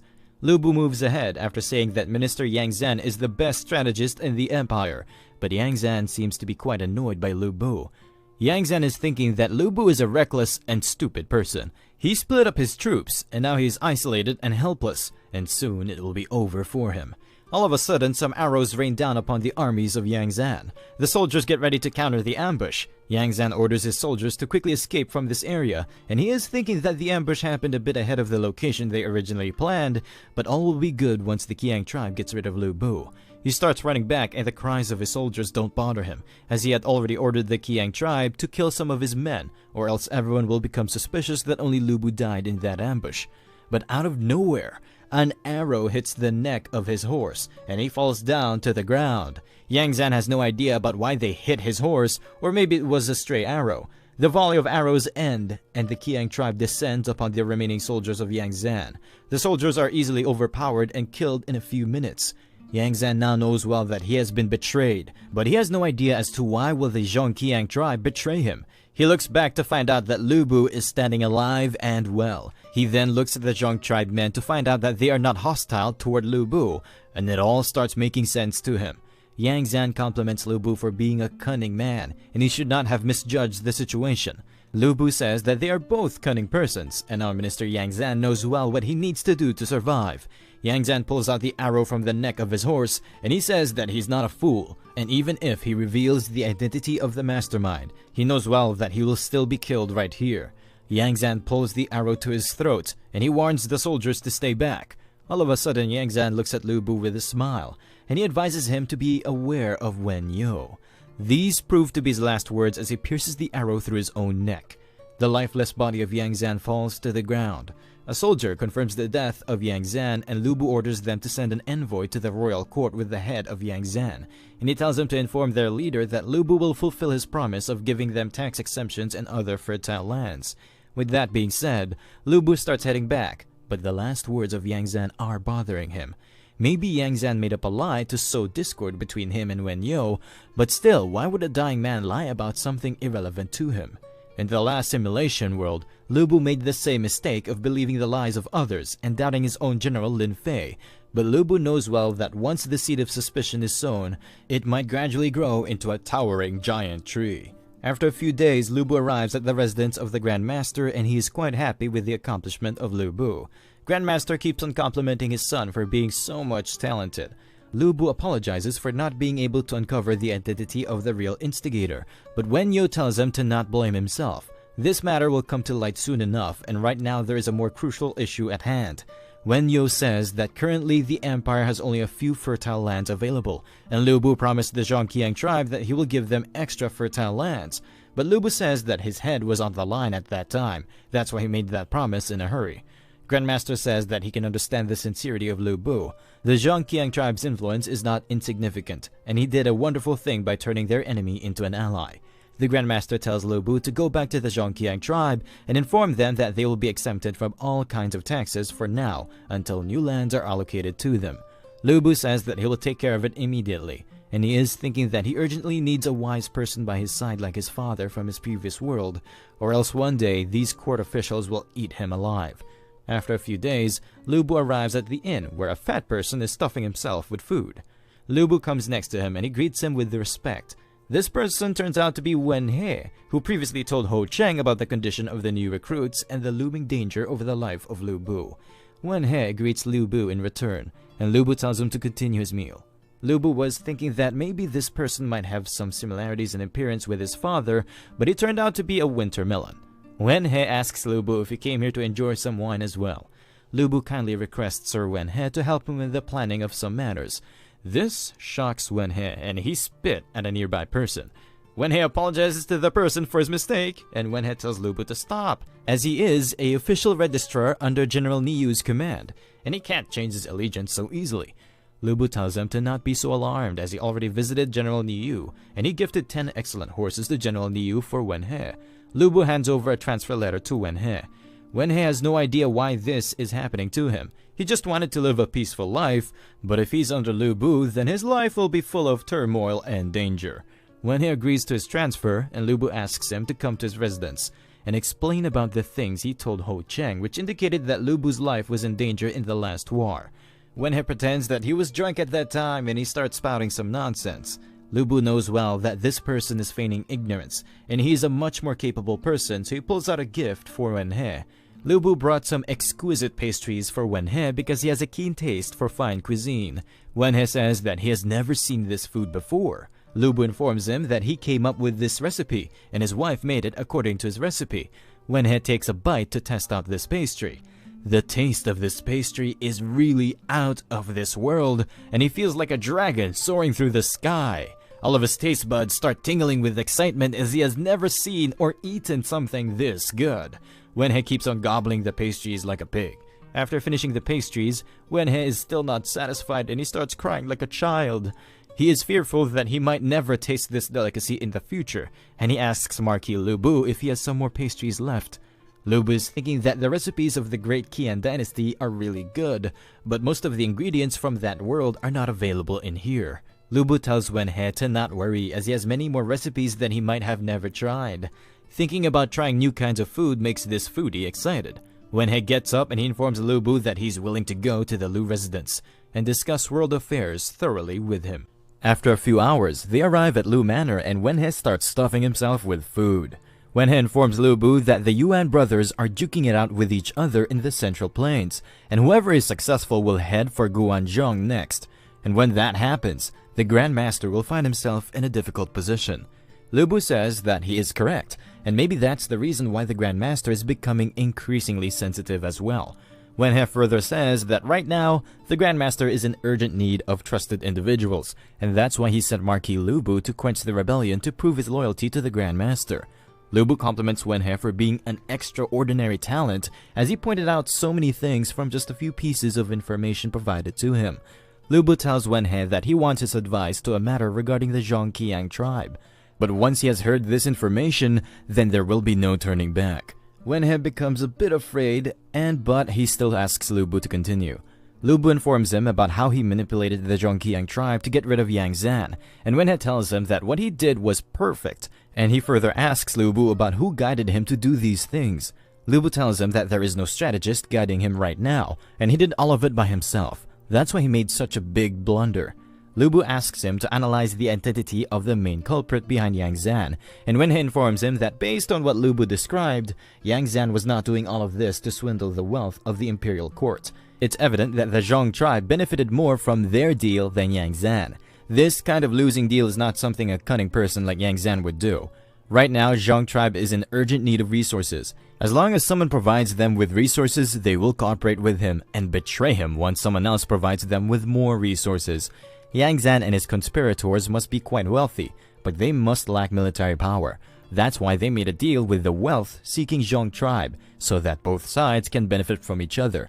The last battle was a loss for the Grand Master, as he's the one who paid for the army of Lu Bu, and now his finances are already stretched thin due to the deal Lu Bu made with the Zhongqiang tribe. Right now, the Zhong tribe is collaborating with the Grand Master, because they are provided with funds, but when the real time comes, They will betray the Grand Master, who has less resources, by making another deal with the collaborators of Yang Zan, as they have limitless wealth. Wenhe further explains that there are many people in the imperial court who are after the life of the Grand Master, and they will not let this golden opportunity slide. Wenhe says that the one behind Yang Zan must be a spy among the ranks of the Grand Master. That's why Yang Zan took his own life without hesitation, as if this was a plan B in case their main plan flops. Lu Bu, in shock, asks him if this person can be Wen Yo.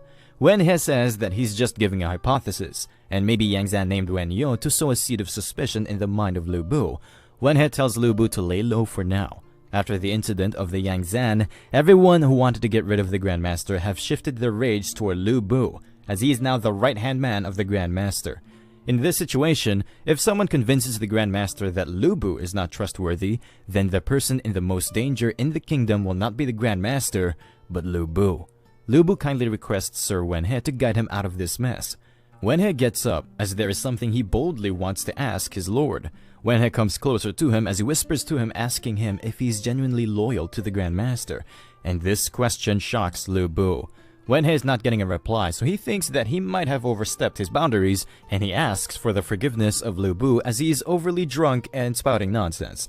Lu Bu tells him to not be nervous in front of him. He is willing to seek his assistance and share these matters with him. Lu Bu admits that he was just a power-hungry war lunatic in the past. That's why he killed his previous godfather under the order of the Grand Master. But going through many experiences changed his way of life, and now he wants to bid farewell to his former self. Wenhe asks him about what will he do if he tells him that there is a way which Lu Bu can use to get away from all of this turmoil. Lu Bu replies by saying that he will not go away, and the safety of the Grand Master is the most urgent matter to him after his own life. Wenhe says that he will assist his lord from now on, and tomorrow he will go with Lu Bu to visit the Zhongqiang tribe. The very same night, the ministers are discussing about the failure of Yang Zan. One of the ministers suggests that maybe this Lu Bu is putting on a facade of being a barbarian, and in reality, he is a cunning person. But other ministers shun him by saying that Lu Bu is like a monkey, and Wen Yo must be the one who must have came up with a plan to expose Yang Zan. A minister by the name of Ziyan says that these Zhongqiang tribe people are untrustworthy. They wag their tails for whoever offers them more benefits. Steward Shi Sunrui says at least they are straightforward and their loyalty can be bought. And Ziyan asks about why they need to pay them now. Zheng Tai says that the Grand Master must not be able to fulfill his promise to the Qiang tribe. That's why he's sending Lu Bu to negotiate with them. Yang Biao suggests that they should buy off the Qiang tribe before Lu Bu arrives there. In this way, they can get rid of Lu Bu, and it will deal a major blow to the Grand Master. But Minister Zi Shi says that the Zhong tribe is blinded by greed, so to ensure safety, they need a backup plan, and they can't afford to kill Lu Bu yet. Others ask Minister Zi Shi if he has some kind of plan in mind. Zi Shi tells them to form an alliance with the Zhongqiang tribe, but they need to order them to not kill Lu Bu, and just drive them away. If Lu Bu is killed, the Grand Master will become suspicious and more sensitive, and the trust they built with the Zhongqiang tribe will crack. After that, Zishi will try to win over Lu Bu to his side, and with the Zhongqiang added to their arsenal, the Grand Master is destined to doom. Some ministers agree with him, while some say that maybe they are falling into a trap set up by Wen Yo. As long as the Grand Master has no clear evidence, he cannot do anything to the minister's faction, but once they get their hand on a solid evidence, then they will be done for. A minister by the name of Zhu Hao says that his father is at odds with the Grand Master, and he is willing to go to the Qiang tribe to negotiate the new terms. Zheng Tai says that he's a good guy, but his father is a spy in the ranks of the Grand Master, and it will be their loss if his identity is exposed. Zhu Hao tells them to rest assured, and he will take his own life just like Yang Zan if he gets exposed. Minister Li Shi thanks Zhu Hao and his family for their services to their faction. After a few days, Lu Bu and Wenhe are moving toward the Fengshu Pass with their army, and Wenhe says that taking this army with them during the negotiations is absolutely necessary. Lu Bu asks him if he thinks that this negotiation is likely to collapse, and it will lead to an open conflict. Wenhe says that they are taking the army with them to be just cautious, and he has another suspicion. After some time, they arrive at the Fensu stronghold, and Senma says the Grand Master and Lu Bu are trying to deceive them by reneging on their word and not giving the new fertile lands to them. Lu Bu says that the Grand Master is really serious about this peace, and these tax exemptions will give them great profits in the short run until new fertile lands are arranged for them. But Senma is not happy with this arrangement, as this is a short-term solution, and the Grand Master can go back on his word later on. Lu Bu says that it seems like you have no trust in the imperial court. Senma says that they trust anyone who gives them the most profit, and Lu Bu should not talk about trust while he himself marched in here with his army. Wenhe says that leading troops in this camp has nothing to do with trust, and he hopes that Senma can understand their position.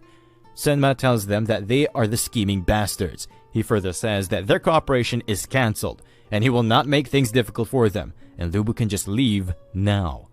Wenhe says that it looks like another rich noble family has joined hands with them, and he asks about the identity of their new patrons, but Senma requests them to leave as he has nothing more to say. Wenhe says that maybe they should head back right now. All of a sudden, he looks back and he tells Senma to pass his regards to the father and son duo of Zhu Jun and Zhu Hao. Senma becomes shocked as he has no idea about how Wenhe deduced the identity of the noble who visited them a few days ago from the minister faction. On their way back, Lu Bu asks Wenhe about how he knew that it was the Zhu family who came here to bribe the Zhang tribe. Wenhe asks Lu Bu that if he noticed that expensive fabric the leader Senma was wearing right now. Lu Bu says that when the last time he met Senma, he was wearing ordinary clothes, but this time he was wearing quite expensive and premium-looking clothes. Wenhe says that he noticed that the craftsmanship on the fabric Senma was wearing was exquisite, which is completely different from what they normally wear, and the only nobles nearby who are involved in the expensive fabric business are the Zhu family. Lu Bu is thinking that he made the best choice by recruiting this fat genius. Lu Bu asks Wenhe if they are just going to report things to the Grand Master after leaving things as they are. Wenhe says that maybe they should try an unconventional approach to this matter. Since the Zhu family has amassed their wealth through textile and clothing, the simplest and most direct approach will be to squeeze them out of their own industry. Wenhe then tells Lu Bu to forget it, since doing business is an extremely challenging task, but Lu Bu says that there is something that they can use to their advantage. Lu Bu asks him about his current clothing, but Wenhe says that he has no idea about clothes, and his specialty lies in the food industry. Lu Bu guarantees him that it will take him no more than less a year to become the biggest textile and fabric merchant in the entire capital. In his mind, he is thinking that he can use the unique dresses and machinery from the Su family of the simulation world. After returning to his home, Lu Bu starts preparing the blueprints of the textile machinery. Dian Wei says that these blueprints look quite complex. Lu Bu hands over the blueprints of machinery and bamboo slips, which contain the instructions on how to operate the textile machines and the process for mass production to Wenhe. Lu Bu tells Wenhe that he should recruit workers and set up shops. Soon they will be able to expand their business at a faster rate than the Zhu family. In a few months, they will take over the entire clothing industry because no other fabric-related merchant has such machinery, and they can now mass-produce fabric in cheap rates. Wenhe says that he don't know much, but the design of this machinery looks ingenious, and with it, competing with the Zhu family will be child's play. But he knows well that even the top-notch craftsmen wouldn't be able to come up with something incredible like this. He asks Lu Bu about who taught him about this machine. Lu Bu tells him to not be so surprised by something so small. In the future, he will give them even bigger surprises. Lu Bu tells Wenhe to start working on this project right away, and he orders Dian Wei to guard Wenhe. Dian Wei is not happy, and he asks why he needs to guard this fat guy. Wenhe says that he's not fat, he's just a bit round, unlike some people who only have muscles for their brains. Dian Wei says that he's not dumb, and he understands that sentence. He knows well that Wenhe is mocking him for having no brain. Wenhe says that maybe he just misunderstood. What he wanted to say was that everyone has their unique talents, and Dian Wei's talent lies in his strength. Wenhe keeps on pumping Dian Wei with praises, and Dian Wei says sorry to him for misunderstanding his intentions. Both of them start leaving, and Lu Bu is thinking that these two are really marvelous subordinates. One of them has unparalleled strength, while the other one has high intelligence. Half a year later, some random people in the street are praising each other for looking good after wearing the clothes from Lu family garments. The shops of the Lu family are doing really well in the fabric industry. Wenhe visits the shops to double-check the account ledgers. After some time, Wenhe arrives at the Lu Manor, and he informs Lu Bu that this month they made a profit of over 1 million tiles. In a few days or month, they will be able to completely take over the fabric industry, and there are reports indicating that the profit of the Zhu family is diminishing at an alarming rate. Lu Bu tells him to sit down and check out the new tables and chairs he personally designed. Wenhe says that he has never seen this finisher design, and Lu Bu is good at coming up with unique ideas. While eating food, Wenhe suggests that Lu Bu should open some restaurants and he will be easily able to take over the food industry with all of these delicious delicacies. Lu Bu says that he will think about it, and right now they should focus on the current matter at hand. Wenhe says that everything is quite simple from now on. With Zhu family out of the picture, the Zhang tribe will have no other choice but to cooperate with them. They can also use the money earned from these shops to boost up their military strength. Lu Bu says that the Zhang tribe will be a good addition to his military strength, but he is concerned that maybe the Grandmaster might hold a grudge against him because of this. Wenhe says that maybe they should hand over the command of the Zhang tribe to the Grandmaster as a sign of good gesture. But he further says that in the eyes of the Grandmaster, if someone on his side were to have more military power than him, then he would not be able to sleep peacefully. Lu Bu says that he is correct, and he will proceed as Wenhe suggests. Meanwhile, on the other side, the Grandmaster and Wen Yo are discussing about how Lu Bu is becoming more unpredictable, and right now he managed to push out the Zhu family into bankruptcy. Grandmaster says that now the command of the Qiang tribe is in the hands of Lu Bu, and if he will betray them in the future, Wen Yo tells him to not worry about Lu Bu for now because he's a trustworthy guy, and they should focus on the land reforms for now. Grandmaster says that those nobles are quite stubborn, and they will not let him push the tax reforms. Wen Yo tells the Grandmaster to not worry as the last intervention of Lu Bu has shaken up the entire minister faction, and the Zhu family is just the beginning. He believes that in the future, more noble families will be impacted by Lu Bu. Grandmaster says that he really misses the old Lu Bu who was crazy for battles. He heard that the fabric produced in Lu Bu's shops is quite good, and he already ordered some clothes for himself. Meanwhile, on the other side, Zhu Hao tells Ji Shi that his family is almost finished, and he will find a chance to go down with Lu Bu. Minister Ji Shi tells him to not be so impulsive. Lu Bu is someone who can kill really accomplished generals with his bare hands, and Zhu Hao is no match for him. Minister Ji Shi is thinking about approaching Lu Bu and sowing discord between him and the Grandmaster. Zhu Hao says that their next plan has already failed, and now the Grandmaster places a lot of trust in Lu Bu. Ji Shi says that Lu Bu once killed his godfather on the order of the Grandmaster, and he can kill his new Grandmaster as well. It's just that he's not persuaded by money, and he is thinking of using beauty to persuade him. After some time, Minister Ji Shi goes to his home to greet his adoptive granddaughter. This girl is called Diao Chan, and she greets her grandfather with respect.